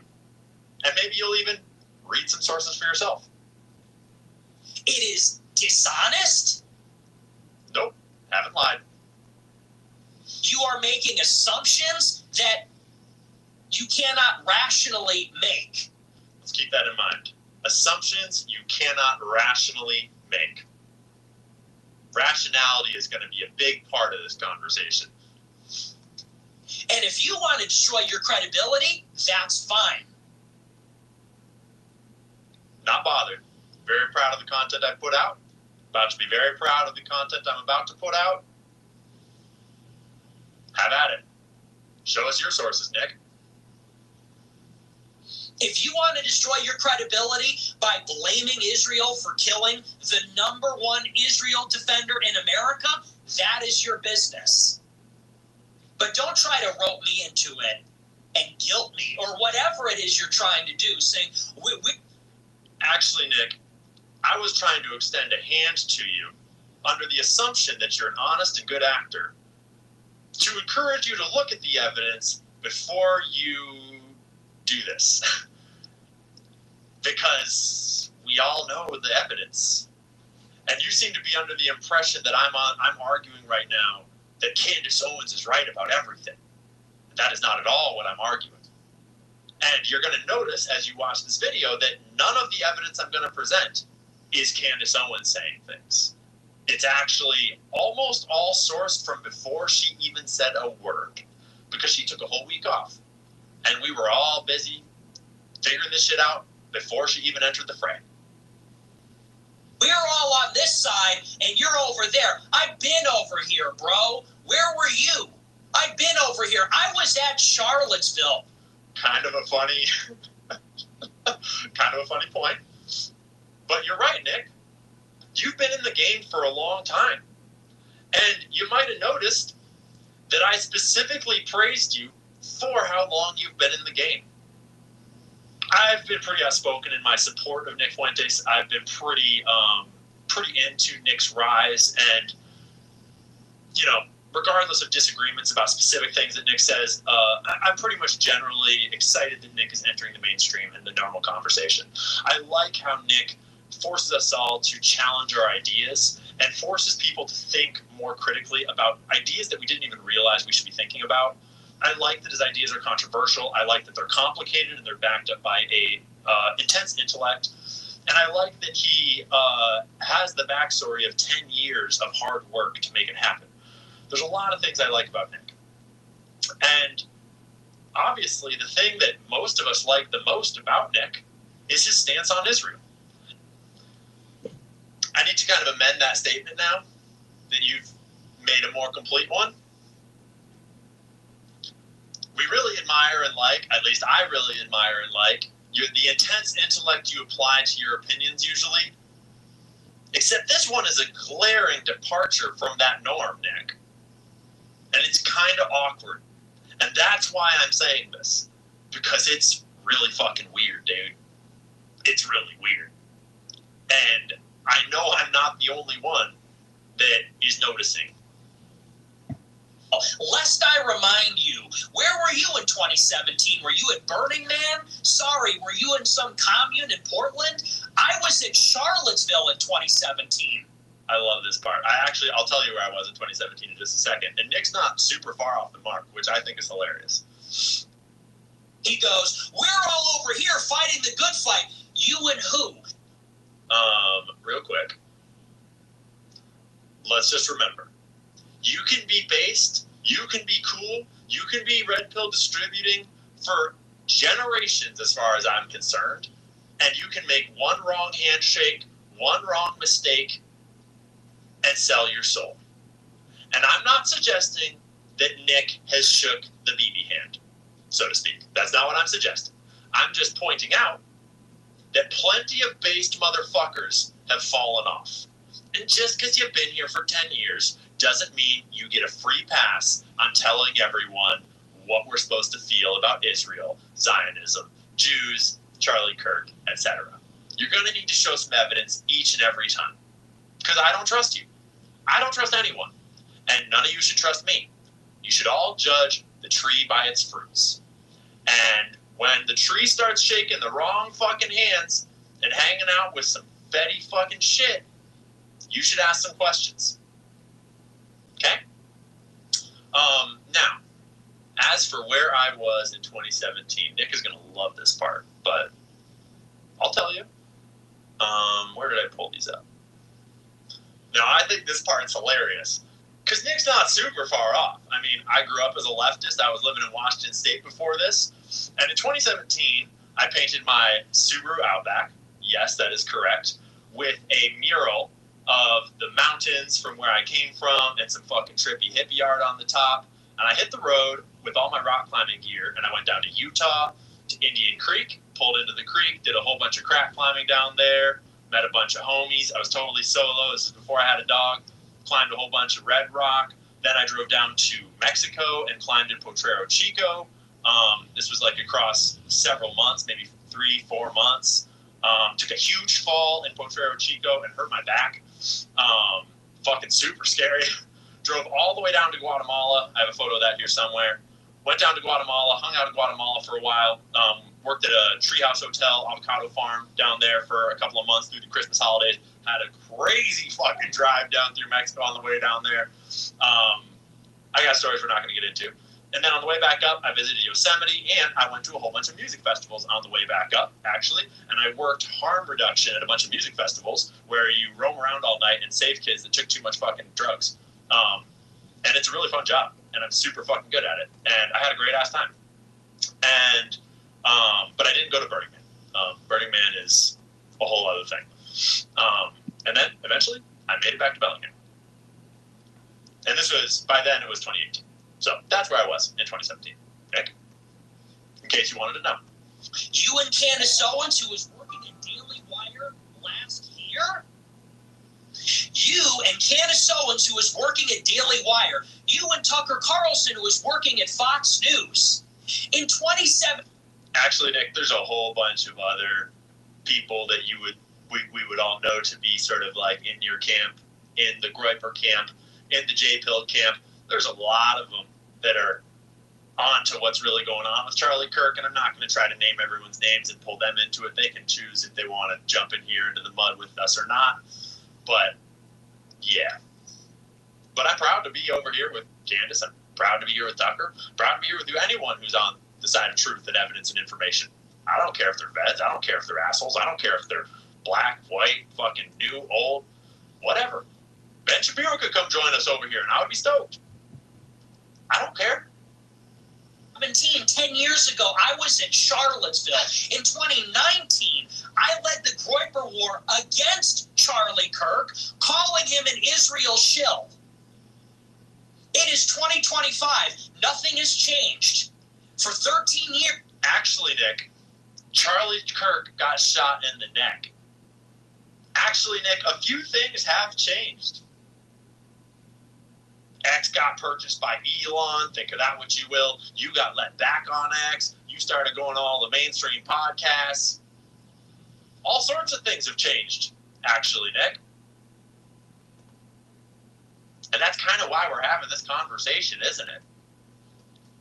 Years from the time Charlie founded Turning Point until today, that organization was owned by Israel and this part is amazing because Nick starts actually making my points for me without really realizing it.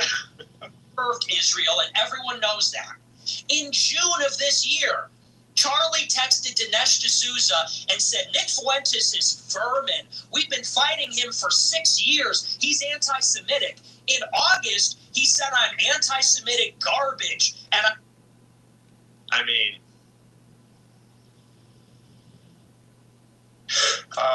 Do you consider yourself an anti-Semite, a noted anti-Semite? No.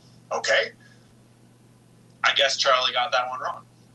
I need to be censored, and he would never debate me. That was in August. People want to point out, oh, well, he was leaning in the other direction. He wasn't leaning in the other direction. He wasn't leaning in the other direction. Jewish donors play into all the stereotypes. I cannot and will not be bullied like this, leaving me no choice but to leave the pro-Israel cause.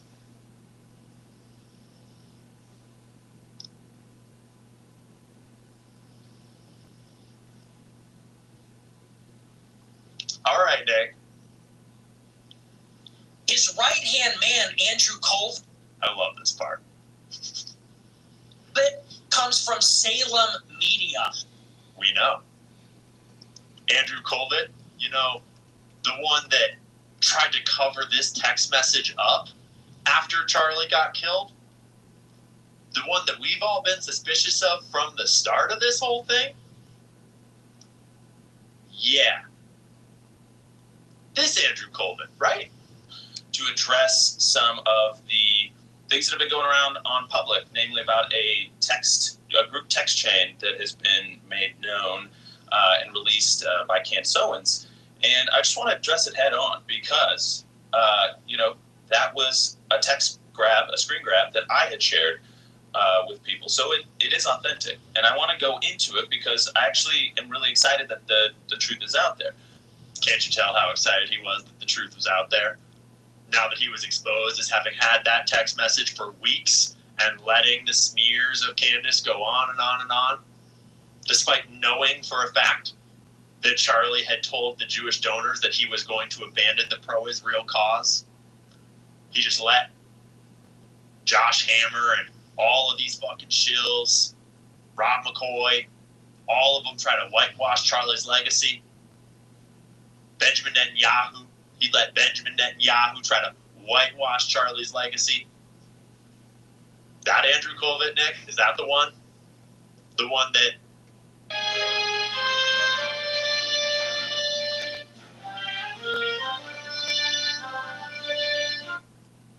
we might have some questions about?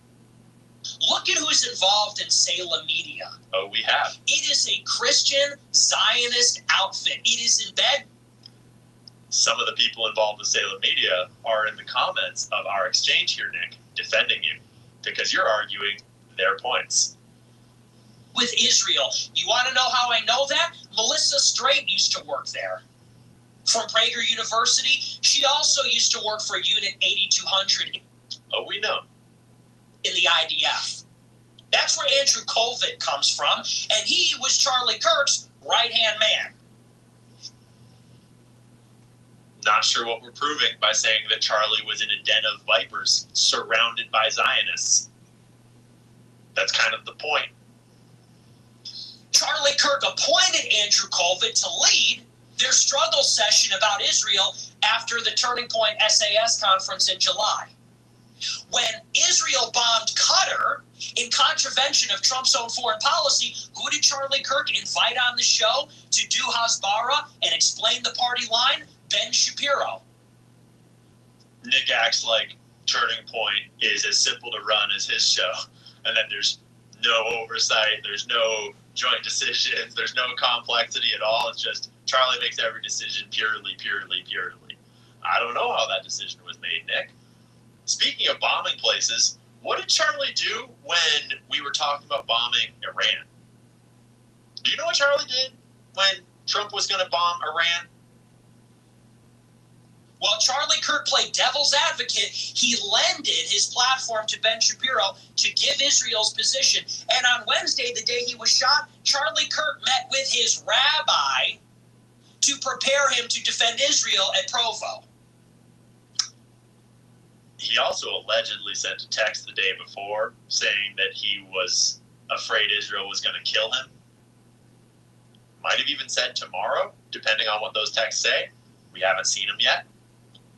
I suspect they're out there, but we'll find out, won't we? As he was writing his forthcoming book about the Jewish Sabbath. And this is the guy that was martyred for fighting Israel? Yeah, it is. Because you damn well better kill him before he flips. And we have all the proof we need to know that he was flipping hard.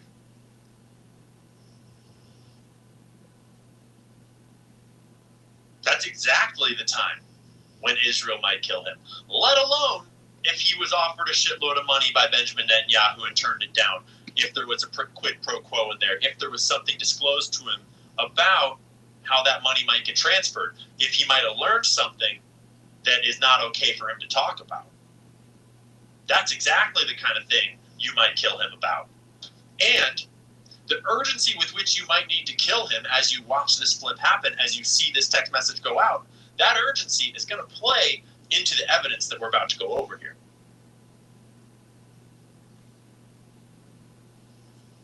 If you think that, I feel sorry for you. Appreciate it, bro. Because you are retarded. Ian Carroll says, we're all over here. Where's our general? Where's our guy? I was just being kind, Nick. You're not our general. You're just a kid in the studio. We're all just individuals out here with cameras, and I was just trying to extend a hand to offer for you not to do this to yourself, because we all have the internet, and we can all look up sources. And a lot of people are going to agree with you, and that's fine. A lot of people are going to call me names. That's fine. Not worried about it. Because I cite my sources, and I stand by them. And if you have a better set of sources and a better understanding, then I'll agree with you. And you've convinced me of many topics in the past where you had a great take, and I looked up the sources to try to corroborate your take, and I changed my mind. And something tells me that that's not what's going to happen on this one. I'm right here where I've always been, following the facts, following the money. You sound like Cash Patel, bro. I'm right here where I've always been, following the facts, following the money, looking at the information. Looking at the information. That's what got... Looking at the information, eh, Nick? Hey, Nick, if we were sitting down right now live, and I asked you about the information of this case, do you think you would know it? Do you think you would know any of it? Would you know about the evidence that was mentioned in the affidavit? Would you know about the various video recordings of Tyler Robinson's car driving through the neighborhood, of allegedly Tyler Robinson walking through the neighborhood? Would you know about the timeline? Would you know about the foreign planes? And have you actually looked up that data for yourself?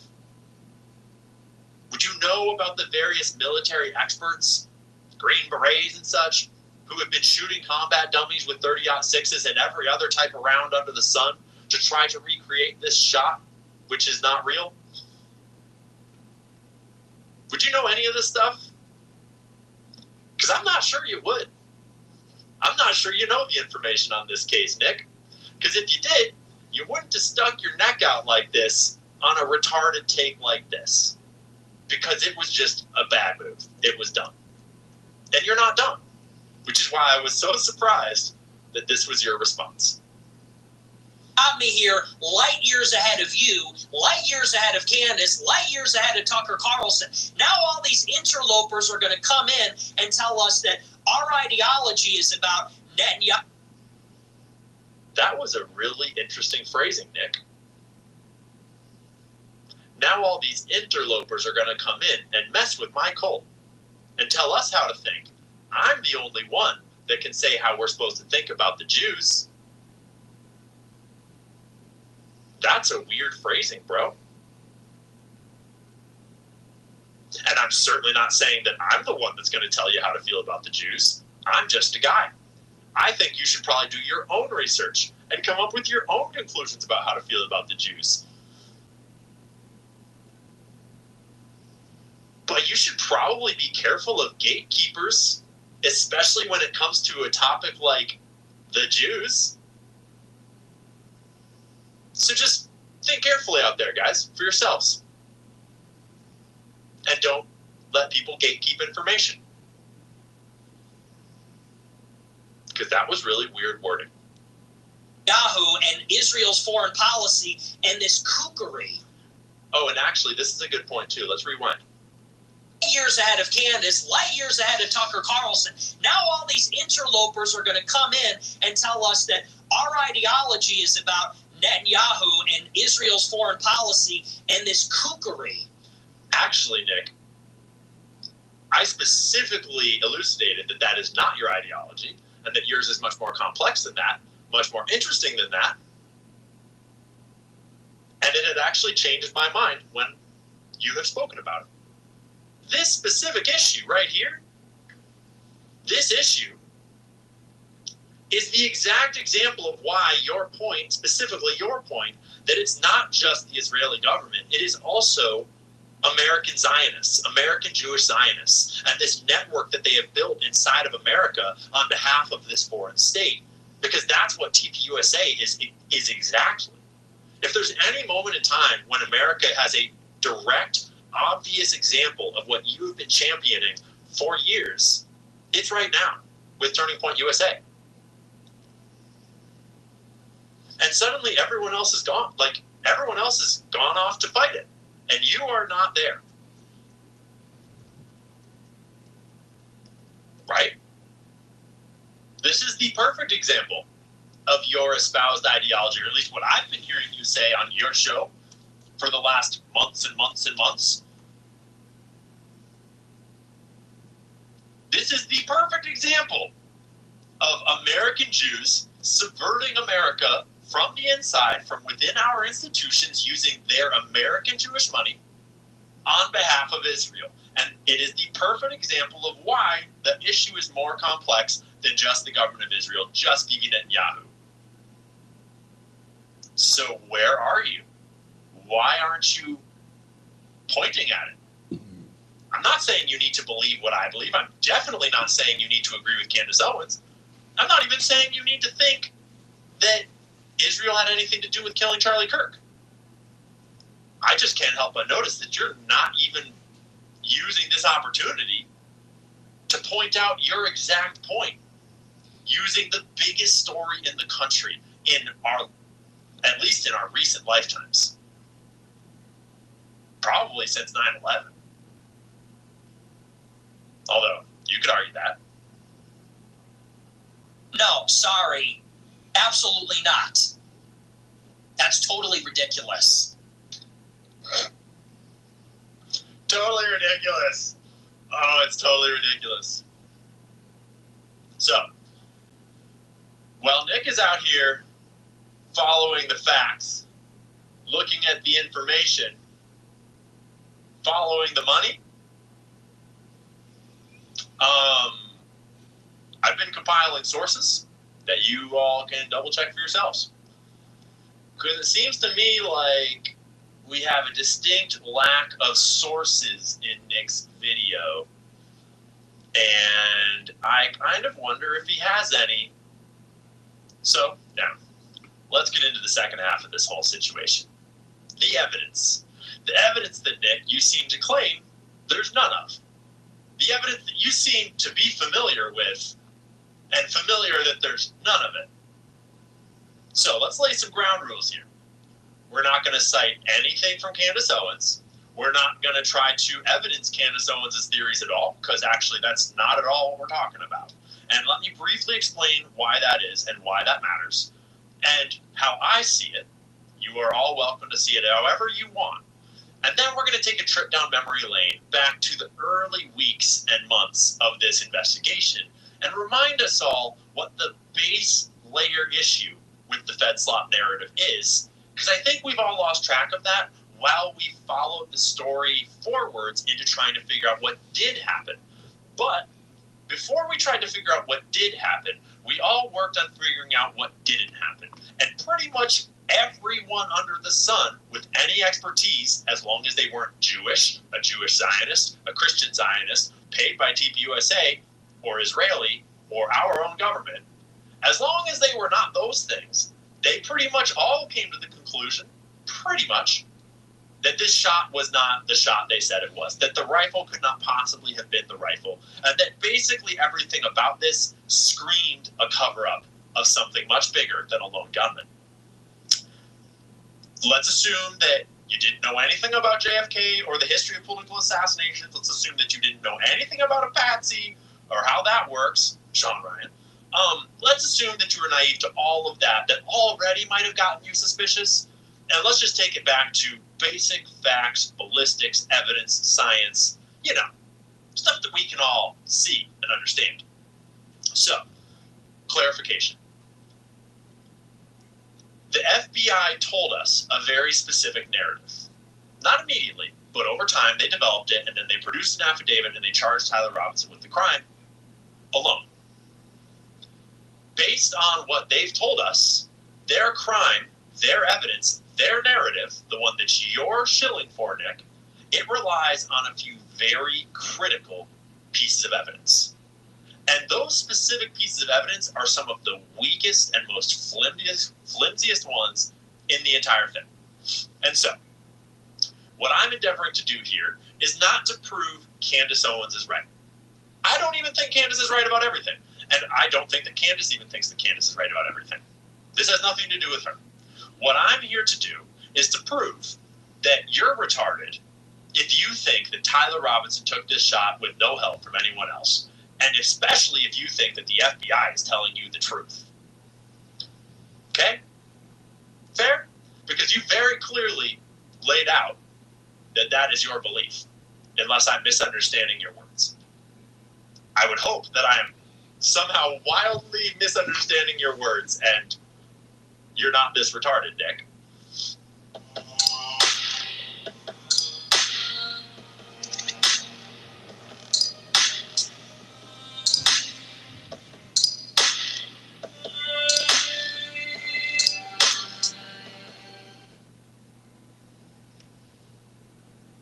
So, some of the key pieces of evidence in the Fed narrative, the way that I see it, is first and foremost the rifle.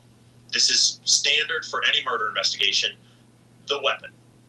The weapon that links the killer to the crime. Okay? We'll get to that in a second.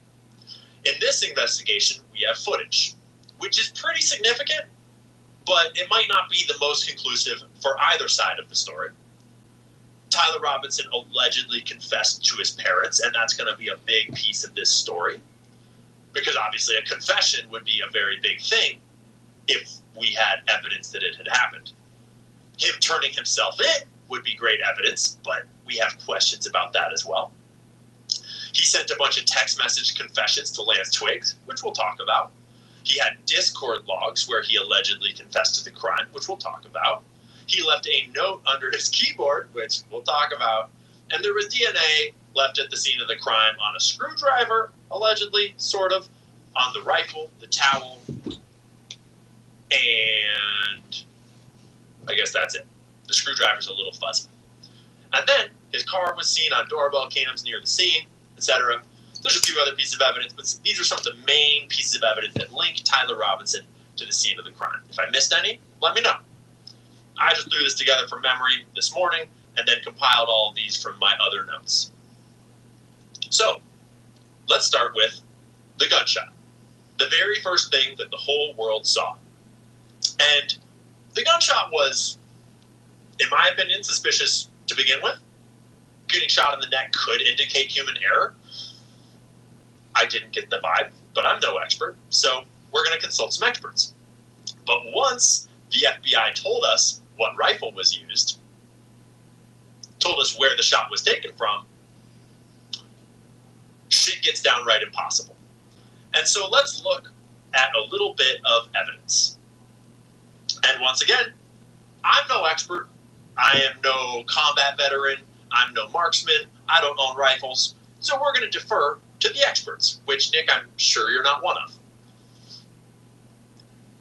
This is from the channel One Shot TV. We got 6 ball round blew through 20 pounds of meat and 2 beef femur bones. So those are not easy to stop. I'm hoping this one will give us a slightly different result. And I'm going to aim towards the front left of our ballistic dummy neck, 45-degree angle, and we are shooting slightly downward as well. So I also have to hit the vertebrae because that's allegedly what redirected this bullet.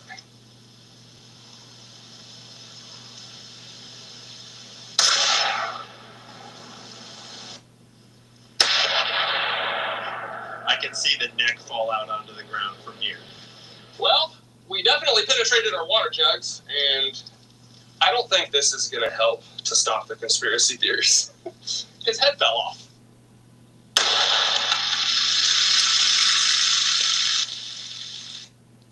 I want to remind us all that at the actual scene of the actual crime, there was no exit wound. There was no blood splattered across the white backdrop. Nothing. The bullet apparently was lodged inside of it. And we'll talk about the autopsy in a little bit.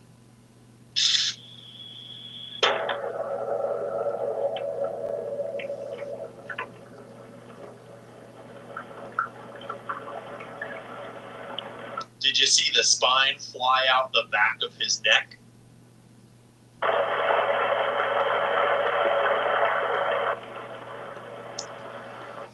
But I want to go to his actual channel. Welcome back. Thank you for watching. And watch a couple seconds of his actual video because there's a lot more that he does in that than just that clip. Set this one up. I have our ballistic dummy bust on a table in the front. I do have it slightly angled so we can hit the target that we're aiming for. Behind it, I have 3 5-gallon water jugs, just in case the bullet over penetrates. Maybe we'll get lucky and actually capture it. Unfortunately for this video, I'm not going to be able to take the shot at 140 yards. I got too many cameras to operate. Trust me, it's a chip shot. There's going to be almost no difference between 30 or 40 and 140. It's a 1,000-yard gun. So we might be gaining a few feet per second, but ultimately the result will be very similar.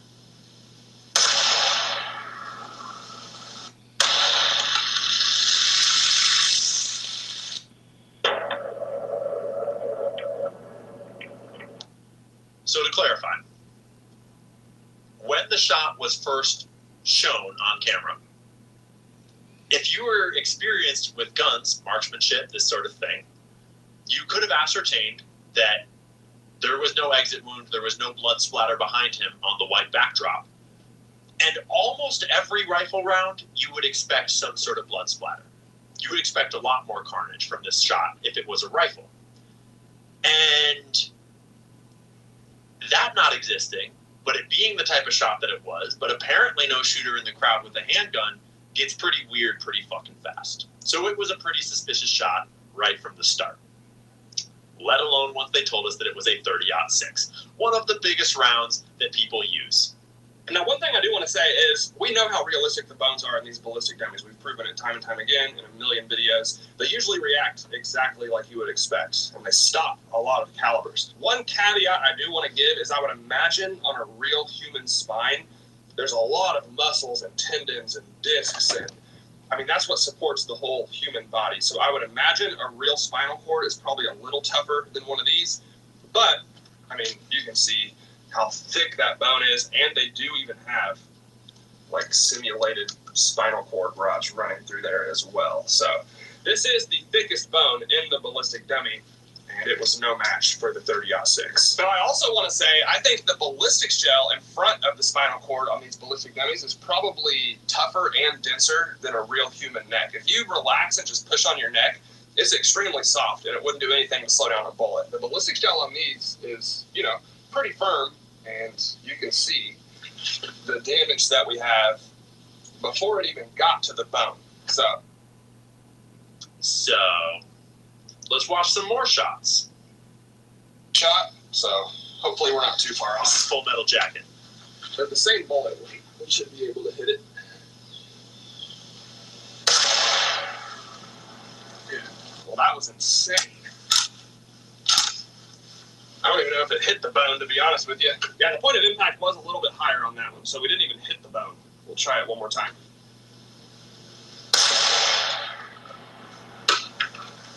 Well, the fact that I saw the spinal bone fly up in the air and then I heard bone fragments landing on the table, it's not a good sign.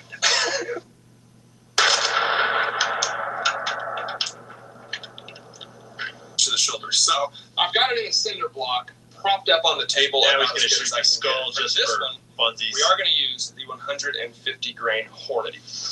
Let's see how effective a 30-06 actually is.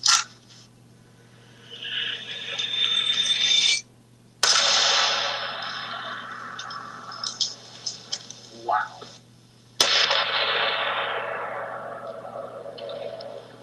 You might also notice how loud the sound is.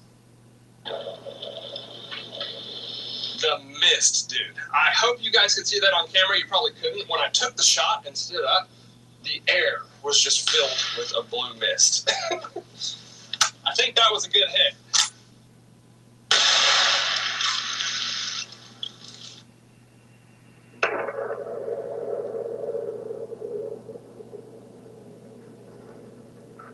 The 30-06, ladies and gentlemen. I will reiterate what I said earlier. I fully agree. A 30-06 stopping in the body, especially the neck, is extremely unlikely, but I still don't think it's impossible. We don't even know what kind of bullet was used yet, so it's hard to say for sure that they're lying about that. I would give it like less than a 1% chance. Very unlikely, but that doesn't mean it's impossible. And just to be clear, I'm not saying that they're not lying or there aren't inconsistencies in this story. There clearly are, but as far as the caliber debate itself, I don't think it's completely impossible. I think pretty impartial guy. This next piece is really important, though. It's extremely unlikely. I'll go ahead and quickly tell you my thought process on this. You can call me naive, whatever you want to say, but if this was a planned assassination, name a foreign country, government agency, whatever, why would they lie about the caliber? Like, if they planned the entire thing, why not just plant the correct rifle on the patsy that you've chosen and then say that was the caliber that was used? What? That's not a naive question. That's a super intelligent question, actually. And in order to answer it, I believe that you need to have a firm grasp of the history of assassinations and of how patsies get set up. Because setting up a patsy is not easy. It's actually super fucking difficult. And in order to get all of the pieces in place that you need in order to have a patsy in the right place, at the right time, under the right circumstances, where the case will actually look legitimate and stick, is hard. Especially when you have to navigate it on short notice to a specific event. And so, if we found out that Charlie Kirk was changing his stance or knew something that he couldn't say, or there was some reason why this hit needed to go through, you would have a time clock start. And you would need to have him in a place where you have a patsy prepared within a certain amount of time. And I suspect that the type of network that authorized this hit has patsies kind of in the works around the United States and maybe around the world, kind of at all times, but you still would need to get them into position. And if the schedule is the schedule, the events are the events, you got to work with whoever you got wherever he's going. And Utah, I guess, was the best place. My presumption is that Tyler Robinson was the closest best fit to the bill, and he happened to have this rifle that would really clearly pin the crime on him. This is just my theory. So you have to now match the crime to a 30-06 as best as you can. And the complexity of doing that is why big political assassinations tend to be super fucking weird and tend to not actually fit the narrative that the feds give us. Think JFK, for example, which, Nick, I'm sure you're familiar with JFK and the magic bullet. And it's kind of weird that here we are in 2025 with another magic bullet. And a rifle that is an heirloom hand-me-down to Tyler Robinson that explicitly links him to the crime, but somehow doesn't exactly just perfectly match the crime. And somehow we magically don't have any bullet from the crime scene in order to confirm that it was fired from that gun. And they paved over the crime scene 5 days later, on a Sunday, no less. But we'll get to that a little later.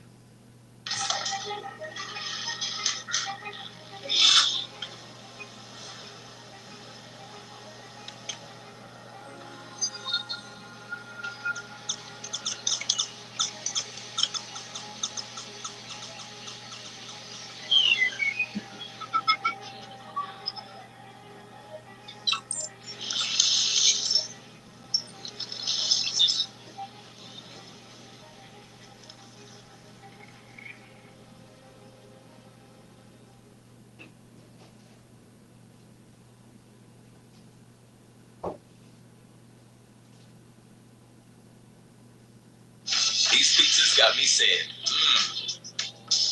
fan favorites, new favorites, a little bit of heat, a little bit of everything, no matter what you're craving. Come on, say it with me now. Great question, great video, One Shot TV. Hit subscribe, like, and maybe share it if you want to. I'm going to go and get another drink real quick, and then we'll get to the next one. And just a quick second to remind us all, why am I belaboring the point of these shooting videos that happened ages ago? This is old news, right? Right, exactly, that's the point.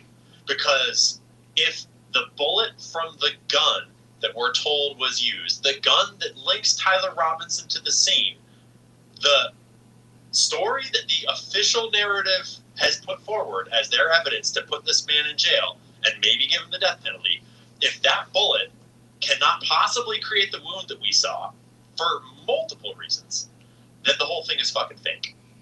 Okay? It only takes one break in this official narrative, especially one this big, a hole this big in the narrative, so to speak. That one hole in the story makes the whole story bullshit. Okay? And it makes the whole thing a cover-up. It doesn't mean that Israel did it. It doesn't mean that Candace is right. It doesn't mean any of those things. But it means that the official story is bullshit.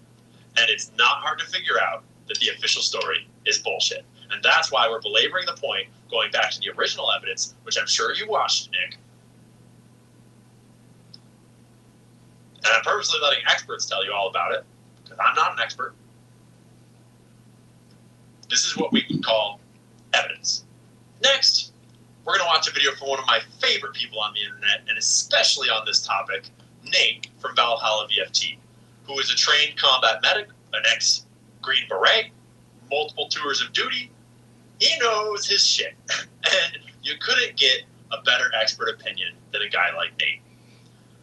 And Nate ran some tests. All right, we did the pumpkin. Next up, the sheep shoulder blade, definitely thick bone, about twice the meat mass of a human neck.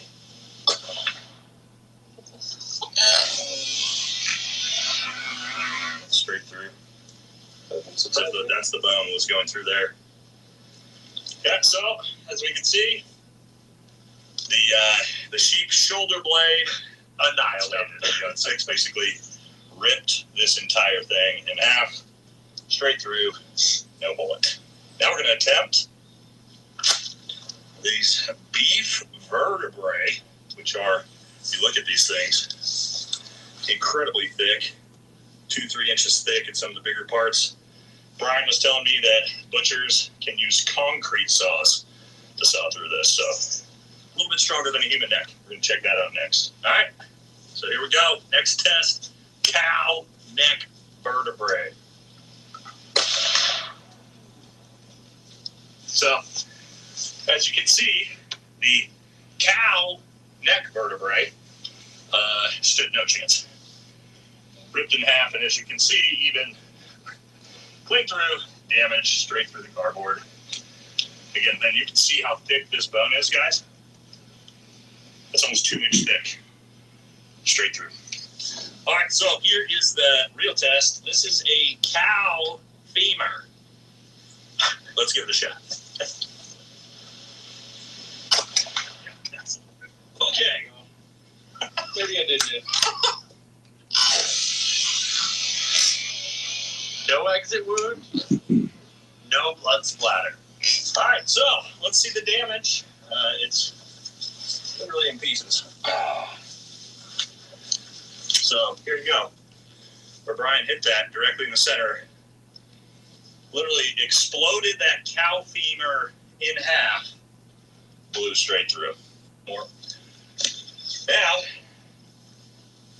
we're not only going to take a cow femur, but for anybody that says, wow, there's no meat, we're going to slap on a fat 4 inches of beef in front of the cow femur and see what happens. Give him thick skin.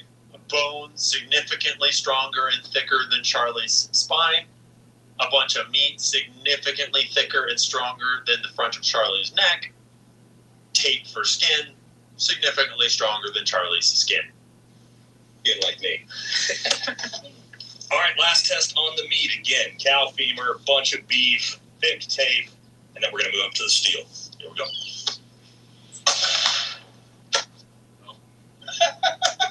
Well, we can't have everything explode. All right, let's check it out.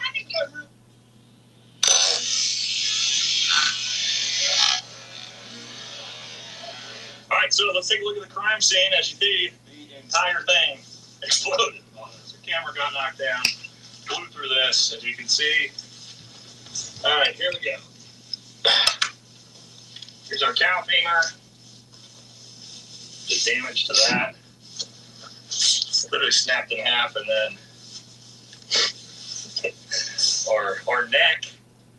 Remember, that was like a regular looking roast that we built before they nice, shot solid, thick 4 or 5 inches of meat. Absolutely obliterated. So yeah. Next we're gonna test the steel theory. So we're gonna actually shoot steel and see what happens. All right. So if Charlie had a neck of steel, as we've been told, what would happen if you shot a steel neck with a 30-06 round? Yes, now we're going to test literal steel. 1/4 inch, 3/8, 1/2 inch steel. Let's see what it can do.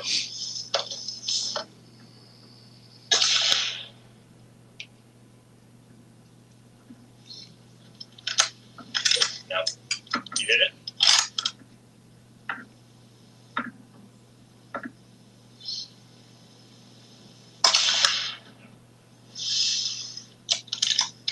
That was 3/8 inch.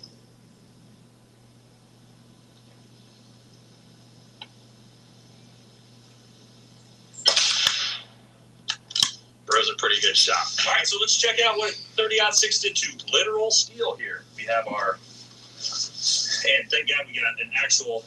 You can tell that they purposely put the shots all as one take so they could show you how good of a shot he is. Competition shooter here to hit this 2-inch by 2-inch plate from 100 yards, which I probably wouldn't have been able to. Clean through 1/4 inch steel. Clean through 3/8 inch steel and 1/2 inch steel. Almost, or actually potentially did actually blow out the side of that. So,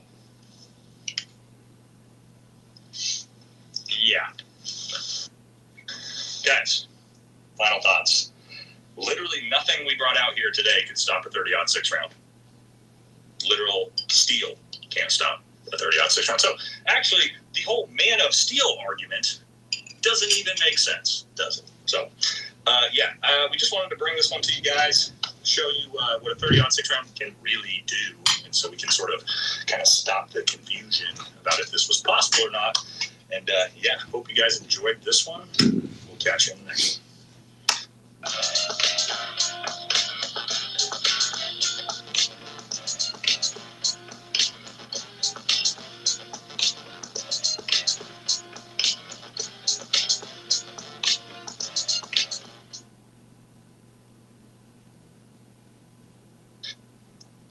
So you see why, as soon as this event occurred, all the military men, all the hunters, like half of America immediately had some serious questions about what we were being told? Yeah. So if you're not familiar with Dr. Chris Martinson, this video is much longer, much more all-inclusive. He's a very thorough man, very much more scientifically minded, and he recorded his testing and findings much more meticulously than most people. He has a couple of really great pieces in this, and then we'll smash a whole bunch of shooting footage together as quickly as we can. That we understand what's going on here. And by the way, this is a cross-section of the human neck, right about at the C6, C7, which is the lower cervical bone area there, and somewhere between the C6, C7 bone. If this shot came in at about a 10-degree angle, it would have missed everything. It would have mainly gone through muscle. So that's why we're going to use pork roast, because we think that most carefully mimics the muscle. Did you catch that? Based on the location of the shot and the location of Charlie, which earlier in the video he meticulously angles out and shows why this is probably a relatively accurate representation of where the shot would have hit the neck, there's actually not a lot of indication that it should have hit the bone in the first place. It very well should have gone straight through his neck muscles and tissues and not even hit the vertebrae, making this an even more problematic question. But just for good measure, people are testing the bone part out too, because that's the only way you could ever possibly imagine that there was no exit wound, and because all the TPUSA leakers have told us that the autopsy says that it hit the vertebrae and then traveled down his spine and obliterated him. Muscle structure that you would find in a human neck. This is where the bullet would have gone. For it to go into the body, we have to believe it would have done two things. It would have had to take a hard turn in towards the center of the body and then been impressed by or stopped by these bones here, enough to get deflected down into the body. And we're going to show that that's just not a realistic possibility here. I would encourage you to go and watch Chris Martinson's full video if you want to really get the context here. because he explains the setup of everything. He shows all sorts. He's very, very thorough, and I would encourage you to support his work and to watch the whole video. But we're just gonna montage a whole bunch of shots now. So now we want to dial it up a little bit, and we have these roasts which had the bone in. This is an 1.25 inch bone. A leg bone of a pig is a lot more dense than the cervical neck bones of a human.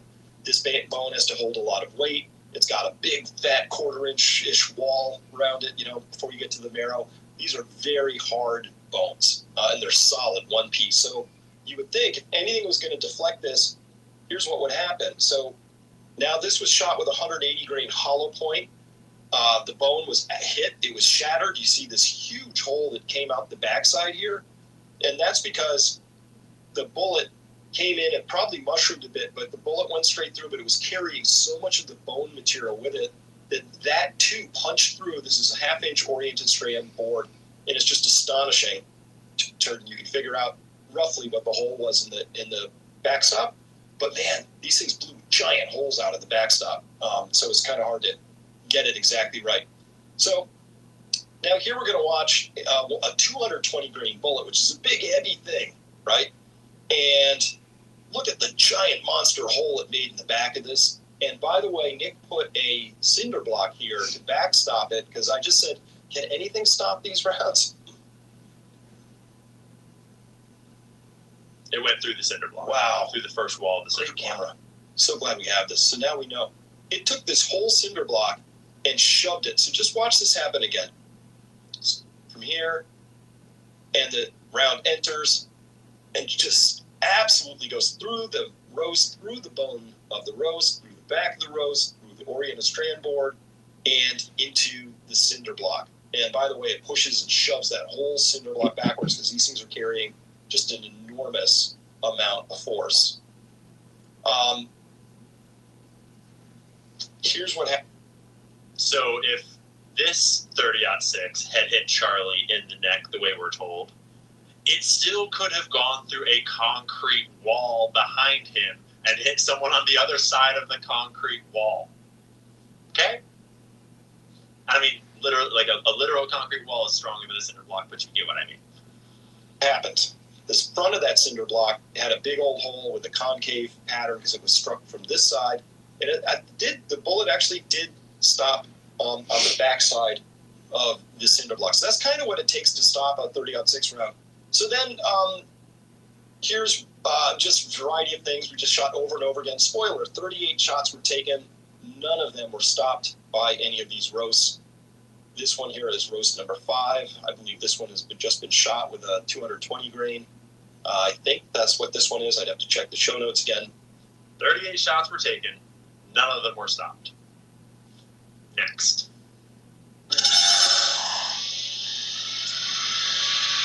People got really into this whole process of testing out different ways of doing the shot, and Range Day Bro even set up a theoretical shot of what a lot of people were suspecting was that it had actually been a shot from behind. And he tested that out too with a ballistic dummy, which we're not going to get into because it's a theory that is not the point right now.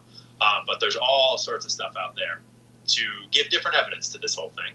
This is actually a clip from a video that is no longer on YouTube. I'm not sure why, but it is preserved inside of one of Valhalla VFT's videos. It's from a channel that was, I guess, called US Overwatch, where he does a different version of the test. There you go. Very good video. Let's check it out. I'll put his link in the pinned comment and description if you want to watch the whole video.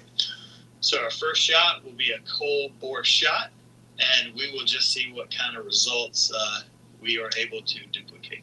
All right, so he's got some very thick bone here across the strap of this dummy. Obviously, this would be far thicker and stronger than a human vertebrae in the neck. I know the bone doesn't look super, it looks hollow, but this is way stronger than a human vertebrae in the neck. Let's see what this 30-06 rounds does to it.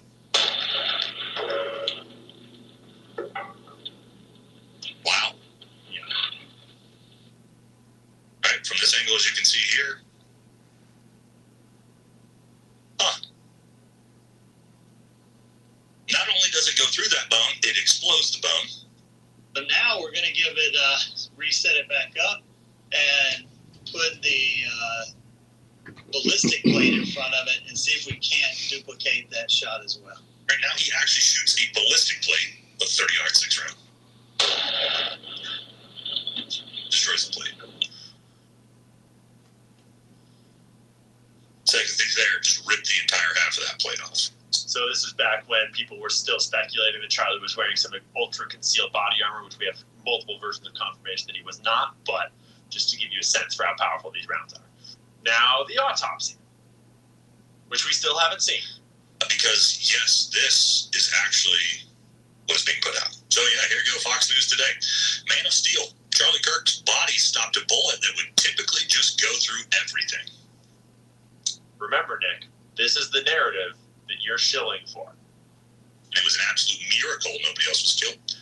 And the sources putting it out are the sources that your perspective is apparently aligned with. So just pay attention to who's putting this information out and what it is they're saying. His surgeon told Turning Point USA, and another one surgeon says Charlie Kirk's neck stopped a bullet from killing anyone else. He's like the Man of Steel. I'm blown away by how stupid this is. They are now going to tell us that Charlie Kirk took a 30-06 round to the neck from 150 yards, and his neck stopped the bullet. No exit wound, no pass-through. They found the bullet just beneath the skin.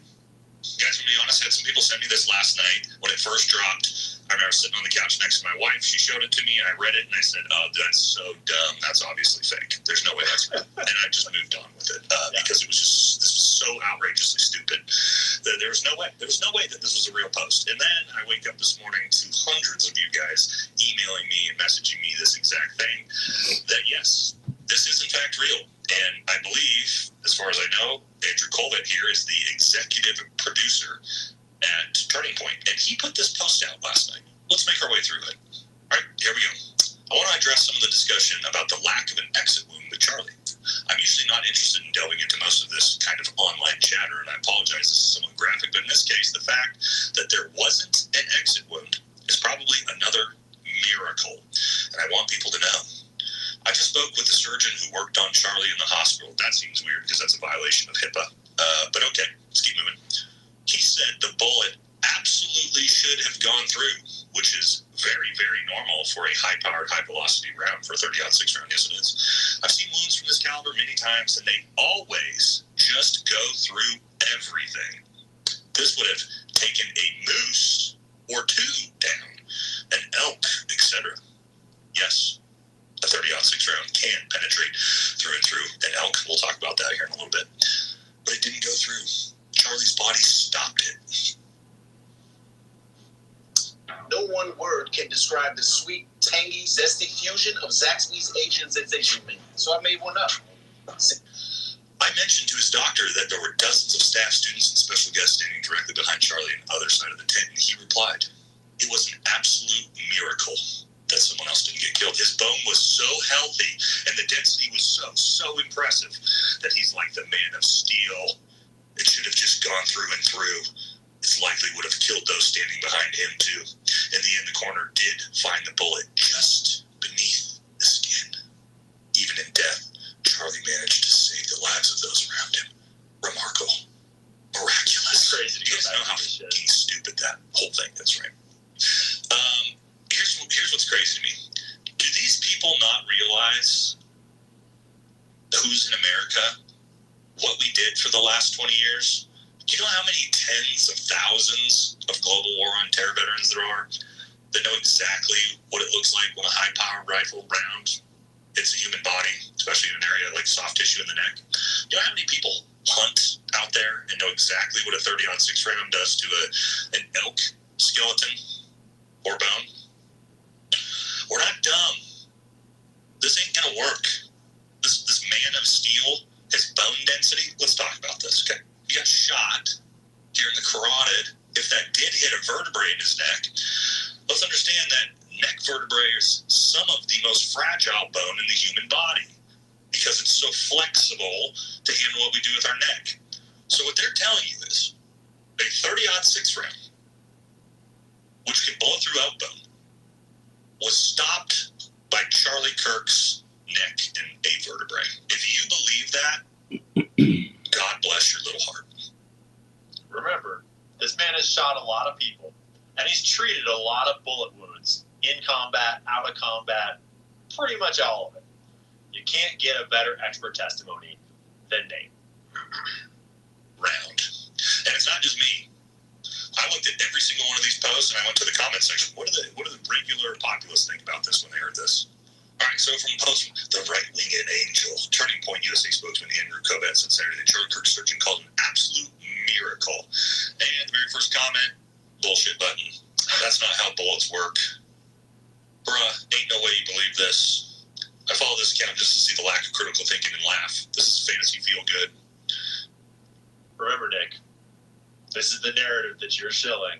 Makes no sense. But now here's the problem, because you're actually going to have tons of people out here that are going to leave this type of comment. Wow, amazing how many people follow you who can't believe in a miracle. God was at work through the life of this man, Charlie Kirk. This is so unbelievable for those who can't see God in his creation. This got me thinking. I watched this clip, and you guys might not think there's not that much to it, but I think there is. All right? You might think at first, oh, this isn't that big of a deal. So what we have? And Nick, because you've reviewed all the evidence so much, I bet you already know who Adam Bartholomew is, and you know his live stream, and you've watched his footage a whole bunch. You're already familiar with that, and if you saw this footage, you'd immediately know it was from Adam Bartholomew because you're so familiar with the evidence. What I have here is a kid being interviewed when the gunshot rings off and a little bit of an aftermath. I want you to watch it, and there was something I noticed about this. Because just from that description, before you even see the footage, you already know that it's Adam Bartholomew's footage, because that's the only footage that matches that description that Nate just gave.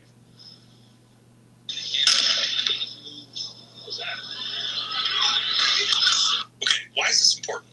Pretty weird. You hear the gunshot ring off. It's not that loud. The kid being interviewed and the people behind him don't even flinch. They don't move. They don't go, what the was that? We'll play it again.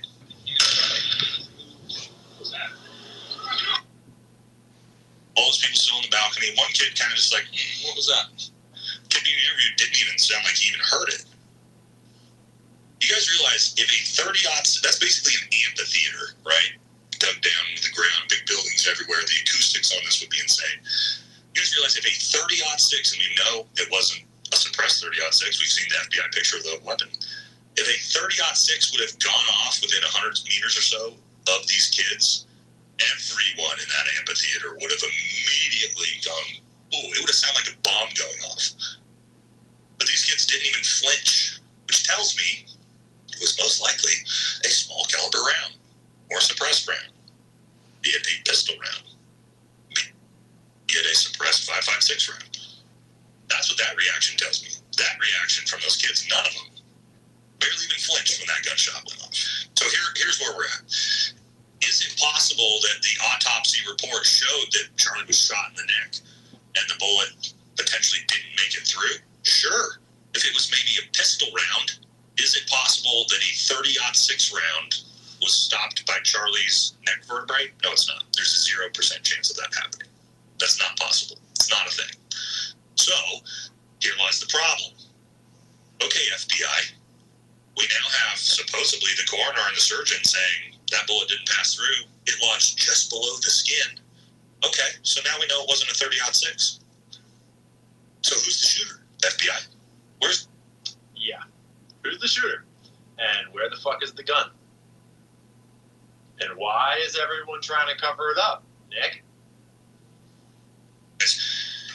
If you're calling people like me a conspiracy theorist right now for looking at this story and looking at posts like that and going, that's total bullshit, guys, I'm sorry.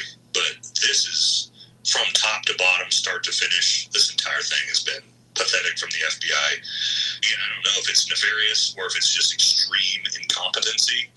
And now with these posts, the surgeon saying it's a miracle that Charlie's the man of steel. His bone density and his vertebrae is strong enough to stop a 30-06 round. Gosh, dude, that's where I'm at this point.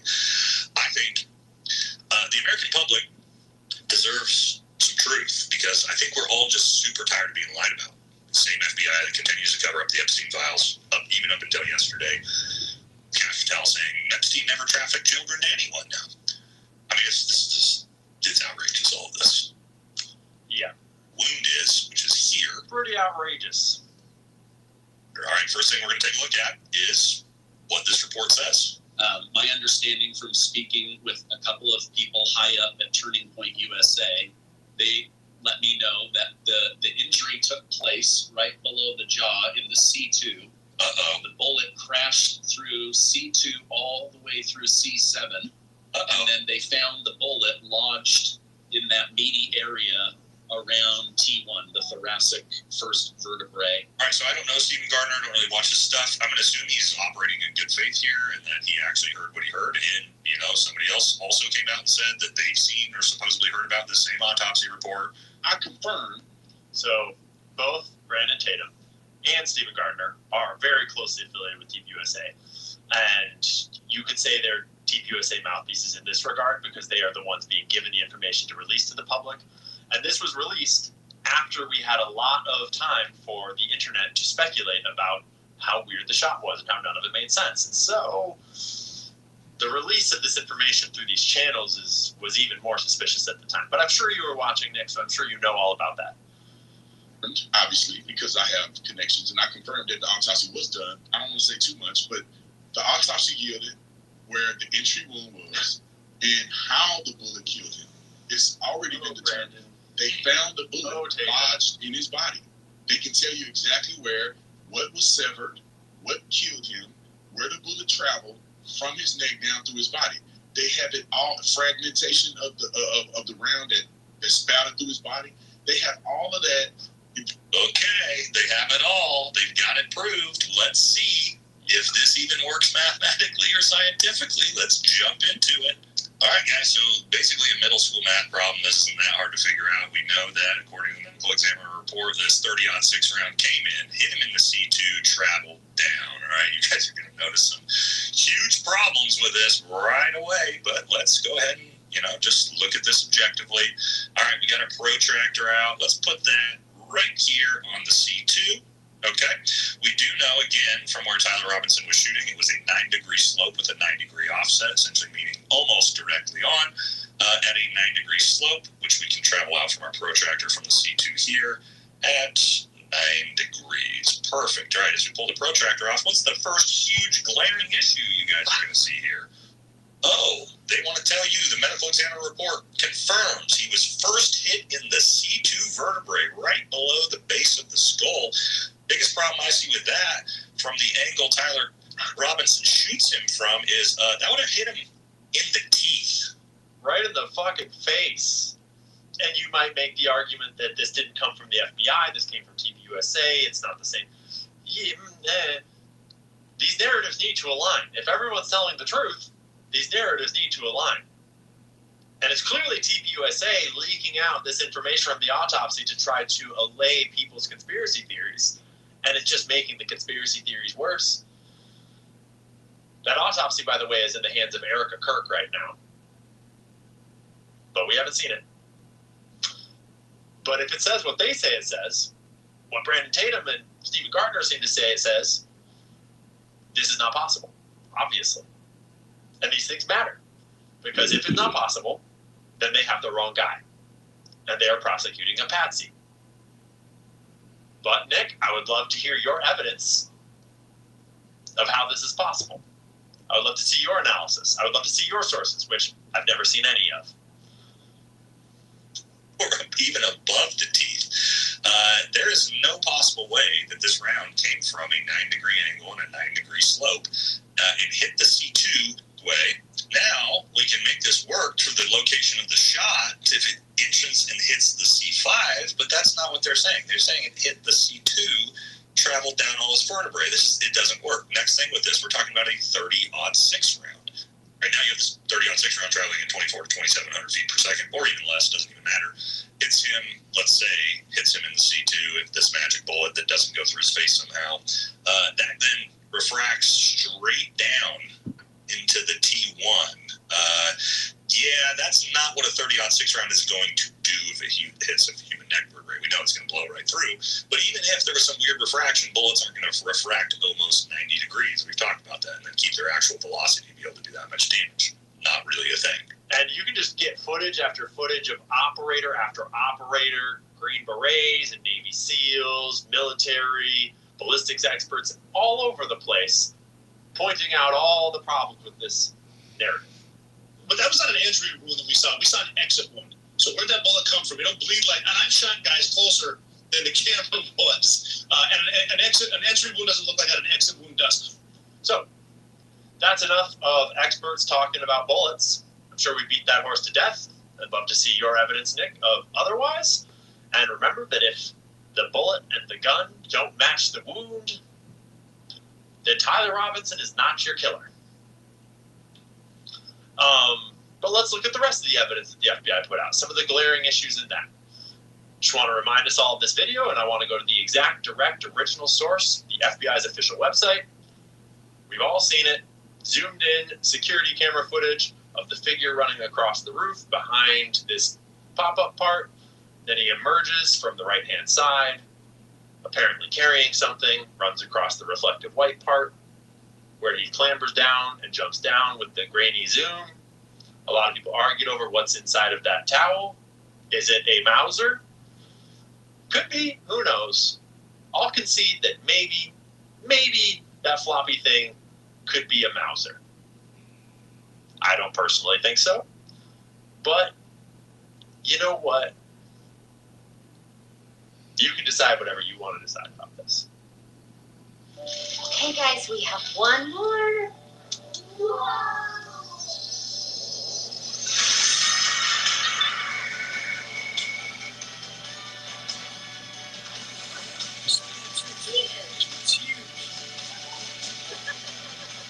Give the gift of adventure at Bass Pro Shops and Cabela's. Treasure the magic of the season at Santa's Wonderland with a free photo with Santa. Bass Pro Shops and Cabela's. Your adventure starts here.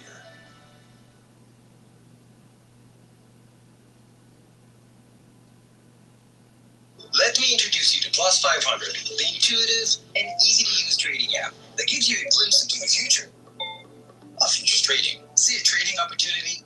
You'll be able to trade it in 2 clicks once your account is open. No matter what kind of trader you are, Plus 500 has you covered. But you remember when Dr. Chris Martenson read the affidavit and they said that they had video footage of him getting into position, and then they said Charlie Kirk was shot, and then they said they had video footage of him leaving the position? Well, the wording that they used was pretty interesting, because I've been to the scene of the crime, and I know this is actually a still frame from my own footage. This is the camera where that video footage we just watched came from. This is taken as a still from my own camera footage when I went there to do some journalism.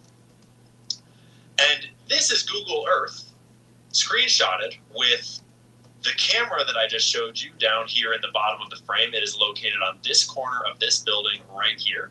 And it is overlooking the entire roof of the Low C Center, and clearly would have recorded the shot being taken. But they decided not to show us that very substantial proof that that figure in that video is the one that took that shot with that rifle that they told us that he had. And that's a little weird. That's a little weird. But let's talk about the photos that they put out, because they were kind of weird too. Here's the video, and here's the photos. And you might notice that here, his right leg is bent, and here, his left leg is bent. But we were told that he had a rifle down his pants, down his skinny jeans. And there was exhaustive arguments about whether or not a rifle would fit down the skinny jeans. But just let's add this to the pile of things that are a little suspicious. On top of the fact that the rifle could never have created the wound that we saw in the first place. Because there's another reason why we're looking at these photos. How much face do we see in these 6 photos? Because these are all the photos that we had when a certain critical part of the story occurred.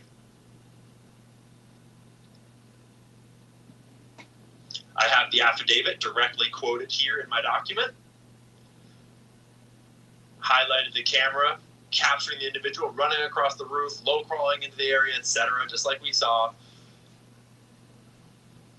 This is talking about the surveillance where they got the photos. Throughout the surveillance, the suspect keeps his head down and rarely raises his head enough to get a clear image of his face. As he proceeds across the campus, he is seen walking with an unusual gait. He walks with very little bending in his right leg, despite the fact that this is his right leg bent, right there, walking up the stairs. He also had to clamber over a railing with his unbendable right leg. But that's not what we're getting at. Onto the roof where he leaves the camera's view, he assembles the rifle, goes, takes a shot. We'll come back to DNA consistent with Robinson was found on the trigger, other parts of the rifle, the fire cartridge casing, and the towel. Notice in the affidavit they didn't mention this mysterious screwdriver that we kept getting told about, which I'm sure you remember, Nick, because you followed the case so closely. The screwdriver was critical to the narrative of the rifle being disassembled in his pants and then being reassembled on the roof. And at a moment, early on, they actually told us that he disassembled it on the roof and then reassembled it in the woods, but that's not what happened, and we all know that, because they gave us the footage of him running away right after the shot. But here's the critical piece.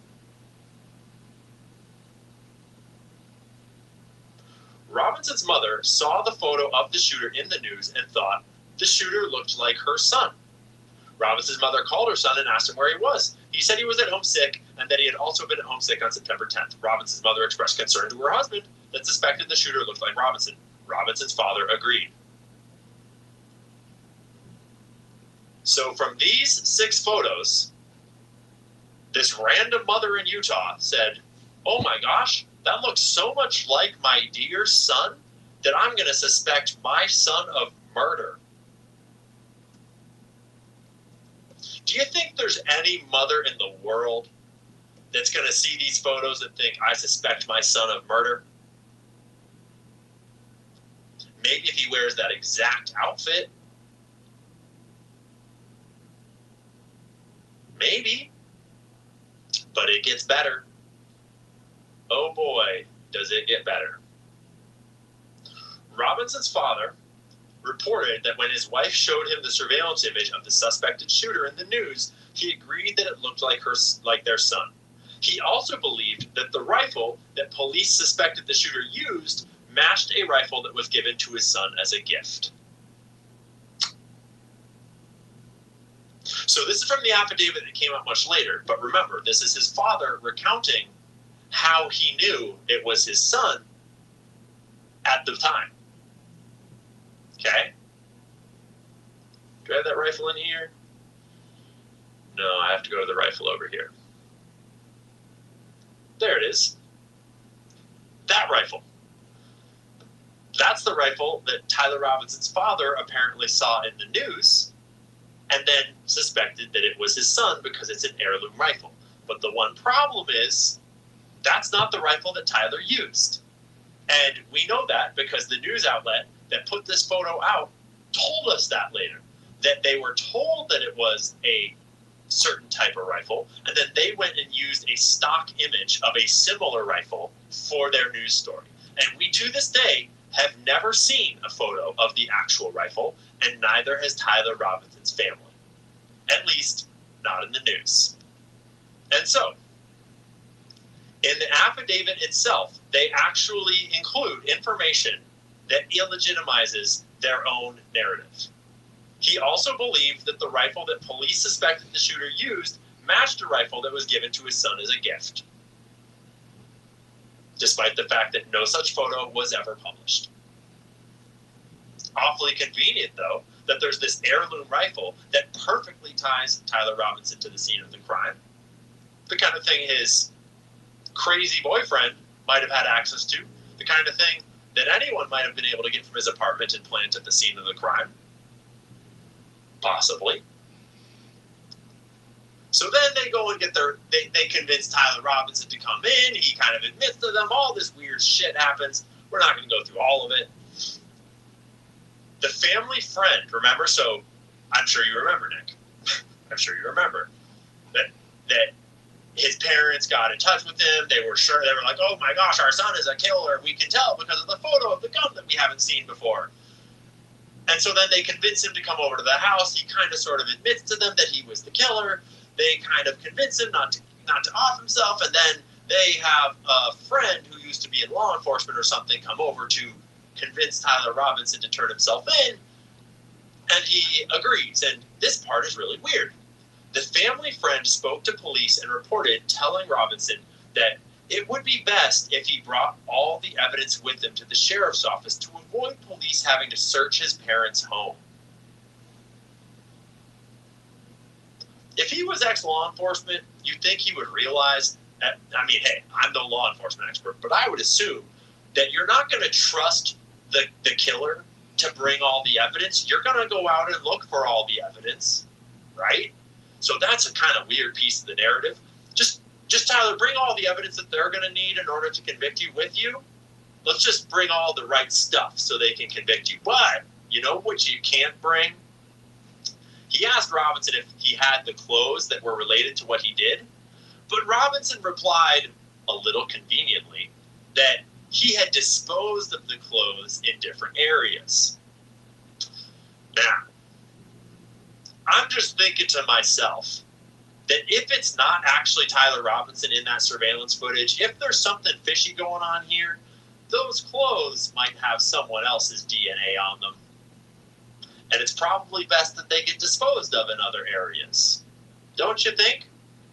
Because Candace wound up surfacing a photo given to her by the public, which has never been discredited, of Tyler Robinson wearing a totally different outfit, a maroon shirt, over in a Dairy Queen, just a few hours after the shooting, just having food in front of a bunch of cameras, not stressed out at all. Kind of weird. But I promised that we wouldn't get into anything related to Canvas, so let's just forget about that. Okay. Next up, the text message thread. Very incriminating text message thread of him admitting that he did this thing. I don't think I need to tell the internet about how retarded these text messages are. You all remember the text messages, right? Why did I do it? Yeah, I had enough of his hatred. Some hate can't be negotiated out. If I am able to grab my rifle unseen, I will have left no evidence. Going to attempt to retrieve it again. Hopefully they have moved on. I haven't seen anything about them finding it. How long have you been planning this? Let me just ask all the right questions. Let me just respond with all the perfect stuff to incriminate myself in a text message thread. Well, I talk about how I was trying to get away. I'm trying to get away with this. I almost got away with no evidence. I just left the rifle at the scene of the fucking crime, which we're going to talk about here in a second. So now let me leave a digital trail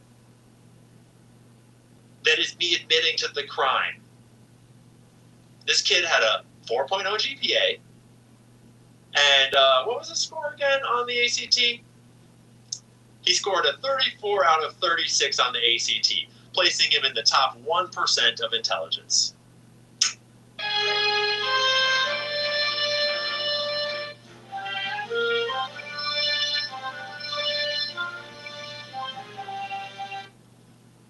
And while we're at it, this is a screenshot from my own footage of going to the location where the rifle was dumped.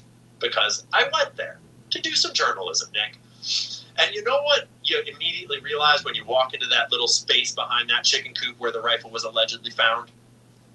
You're under complete concealment in every direction, and no one's going to see you. And you could hang out there for hours, probably. I mean, the manhunt complicates that. But bro could have gotten weird back there, and no one would have known. I mean, he allegedly changed his clothes there. But he didn't think to try to disassemble the rifle and hide it again the way that he had it hidden when he entered the scene and take it with him. He didn't think to try to hide it in his backpack. He didn't think to try to bury it at least or hide it in all the ivy and bushes or anything else. He just decided to leave it there because he was in a big rush to get to Dairy Queen and eat ice cream. That was interesting. While we're here, maybe we'll talk about the note that he left under his keyboard. This good old note. I love how Cash Patel explains this note. He has not confessed to authorities. He is not cooperating. But DNA and out. And again, Nick, I'm sure you've already seen all this evidence because you're so familiar with all the evidence, and it somehow backs up your theories. but I just figured we'd watch it again together. And once we auditions, and I'm sorry, Brian, I forgot your other. You had a written note. So did he write a written note before the assassination attempt? That's what the governor said yesterday. And what does that say? If you could so what I'm able to say, I'm sorry. So what I'm able to say is I addressed it partially earlier. Is that the written note we believe what did exist, and we have evidence to show what was in that note.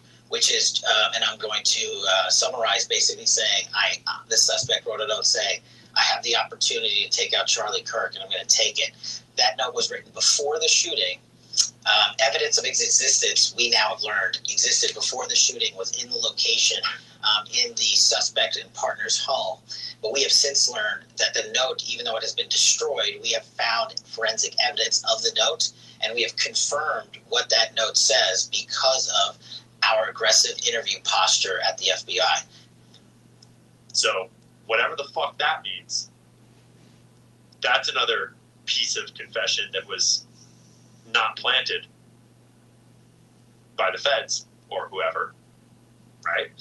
I don't know what the fuck that meant. He has not confessed.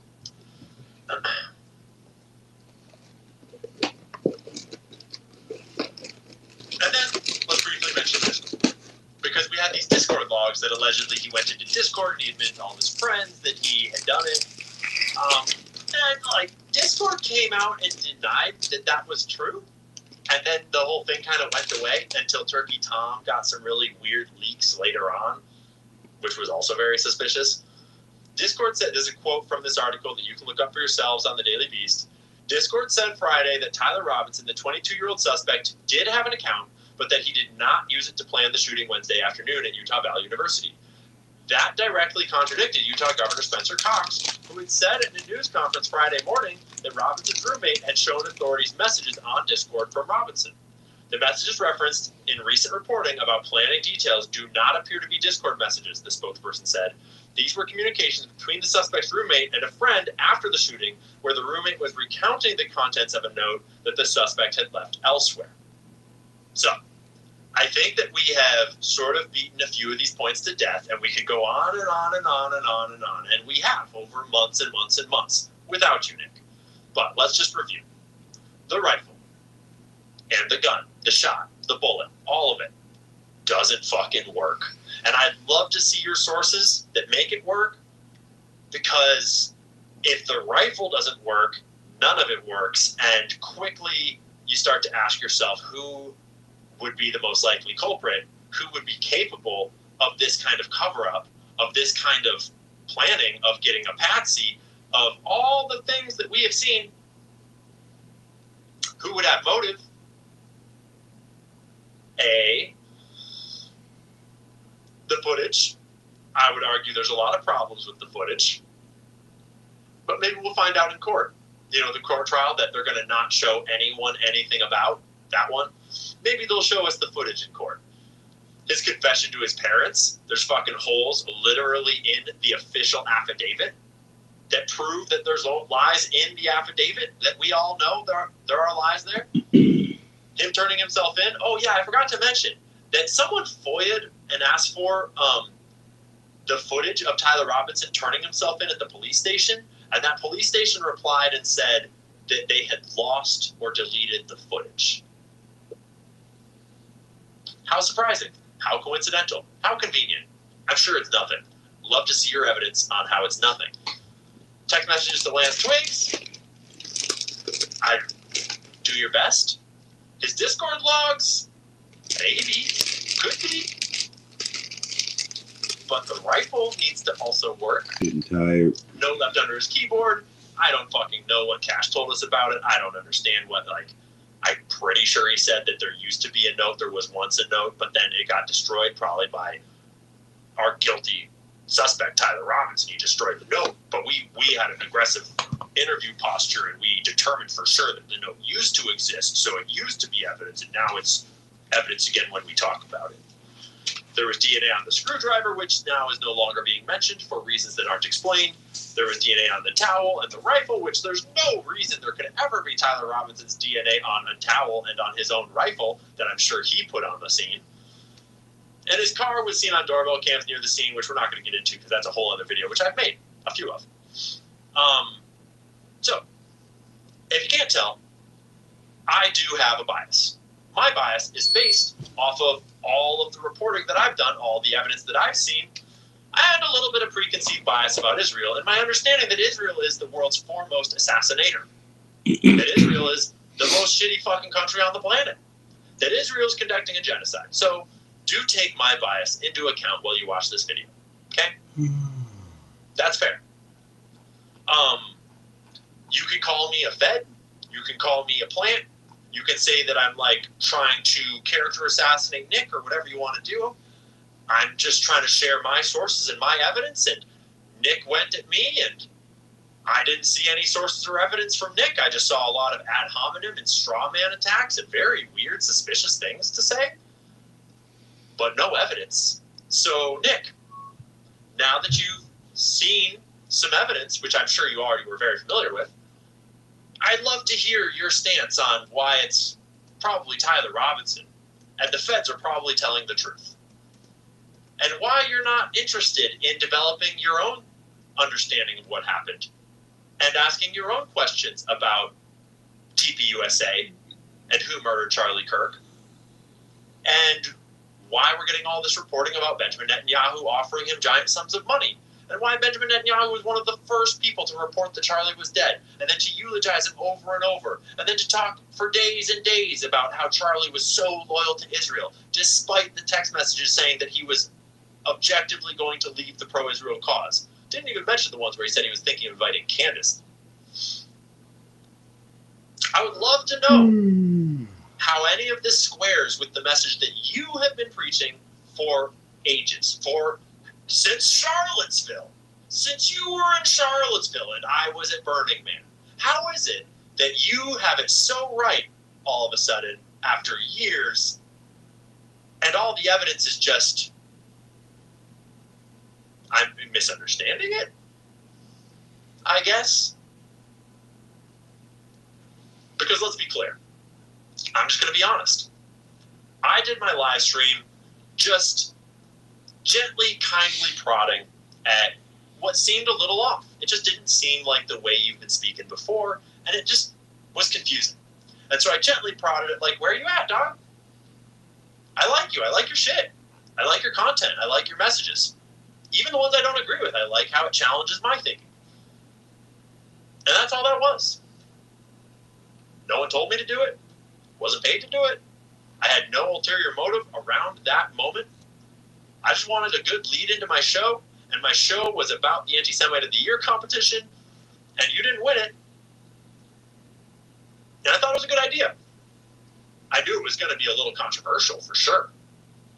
And I was curious how you'd respond. And I figured you would respond intelligently. And then the response that you gave was the most fucking suspicious and weird fucking thing I have ever seen. Just to be honest. And I think we have some questions now about why the fuck is that your opinion and where is that coming from? And so now I have more questions than I had at the start. And I don't know, like, I'm not trying to make direct accusations. I'm just like, what the fuck, bro? What the fuck? At CC's Pizza, you get all this, all for $9.99. So I'm sure I'll get a lot of heat. I'm sure that I'll get called all kinds of names. I'm sure there'll be all sorts of faceless frog accounts using all of the usual smears against me, as they're already doing in the comments. I would recommend that you all read the comments, especially on X, and note which accounts are defending Nick's current take and how many of them are Jewish and Israeli. And notice the types of tactics that they're going to level at me and who's doing it. Don't trust me. Just double check my sources, double check my reporting, come up with your own perspective, your own opinions based on the evidence. Don't trust Candace. If you want to watch her, and come up with your own opinion based on the evidence that she's sharing. Because a lot of what she's sharing is just her trying her best to solve the murder of her friend. And Charlie wasn't my friend, but I'm trying my best to solve his murder because it matters to America and to me as an American. And it matters to the future of our nation, especially if Israel was involved. Nick? And I said in my last video that, Nick, if you were killed, I would devote the same amount of resources to solving your murder because it would be equally important, especially in these charged times. So, that's where we're at. That's how I feel. And I'd be curious how all of you feel. I'm sure that the comment section is going to be fucking wild. Nick, if you want to debate this on a live stream ever, I'd be happy to debate the murder of Charlie Kirk on a live stream. I just felt like this recorded format was best for presenting evidence because evidence matters.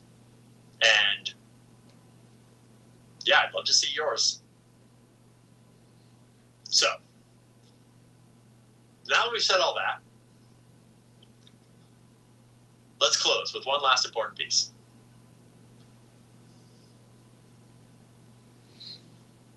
About him lying about knowing his dad was CIA. Ian Carroll spends less than 2 minutes rushing off at the end of his stream. Invaluable for determining intentions. Praying for you in America.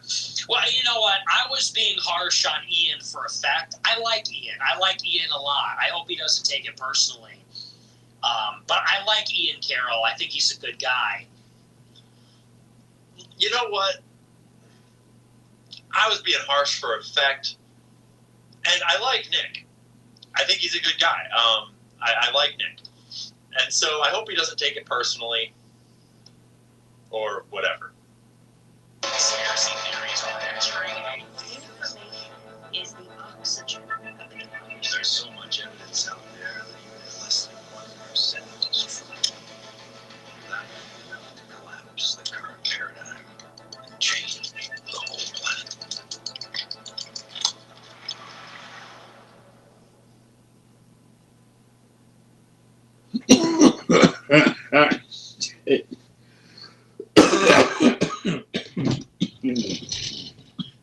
Excuse me.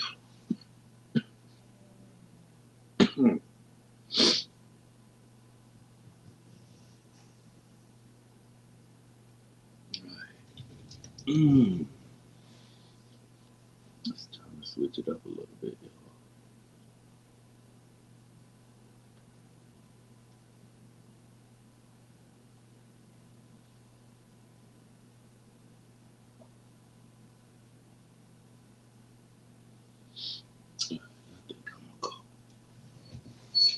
Good night, everybody. Well, good morning.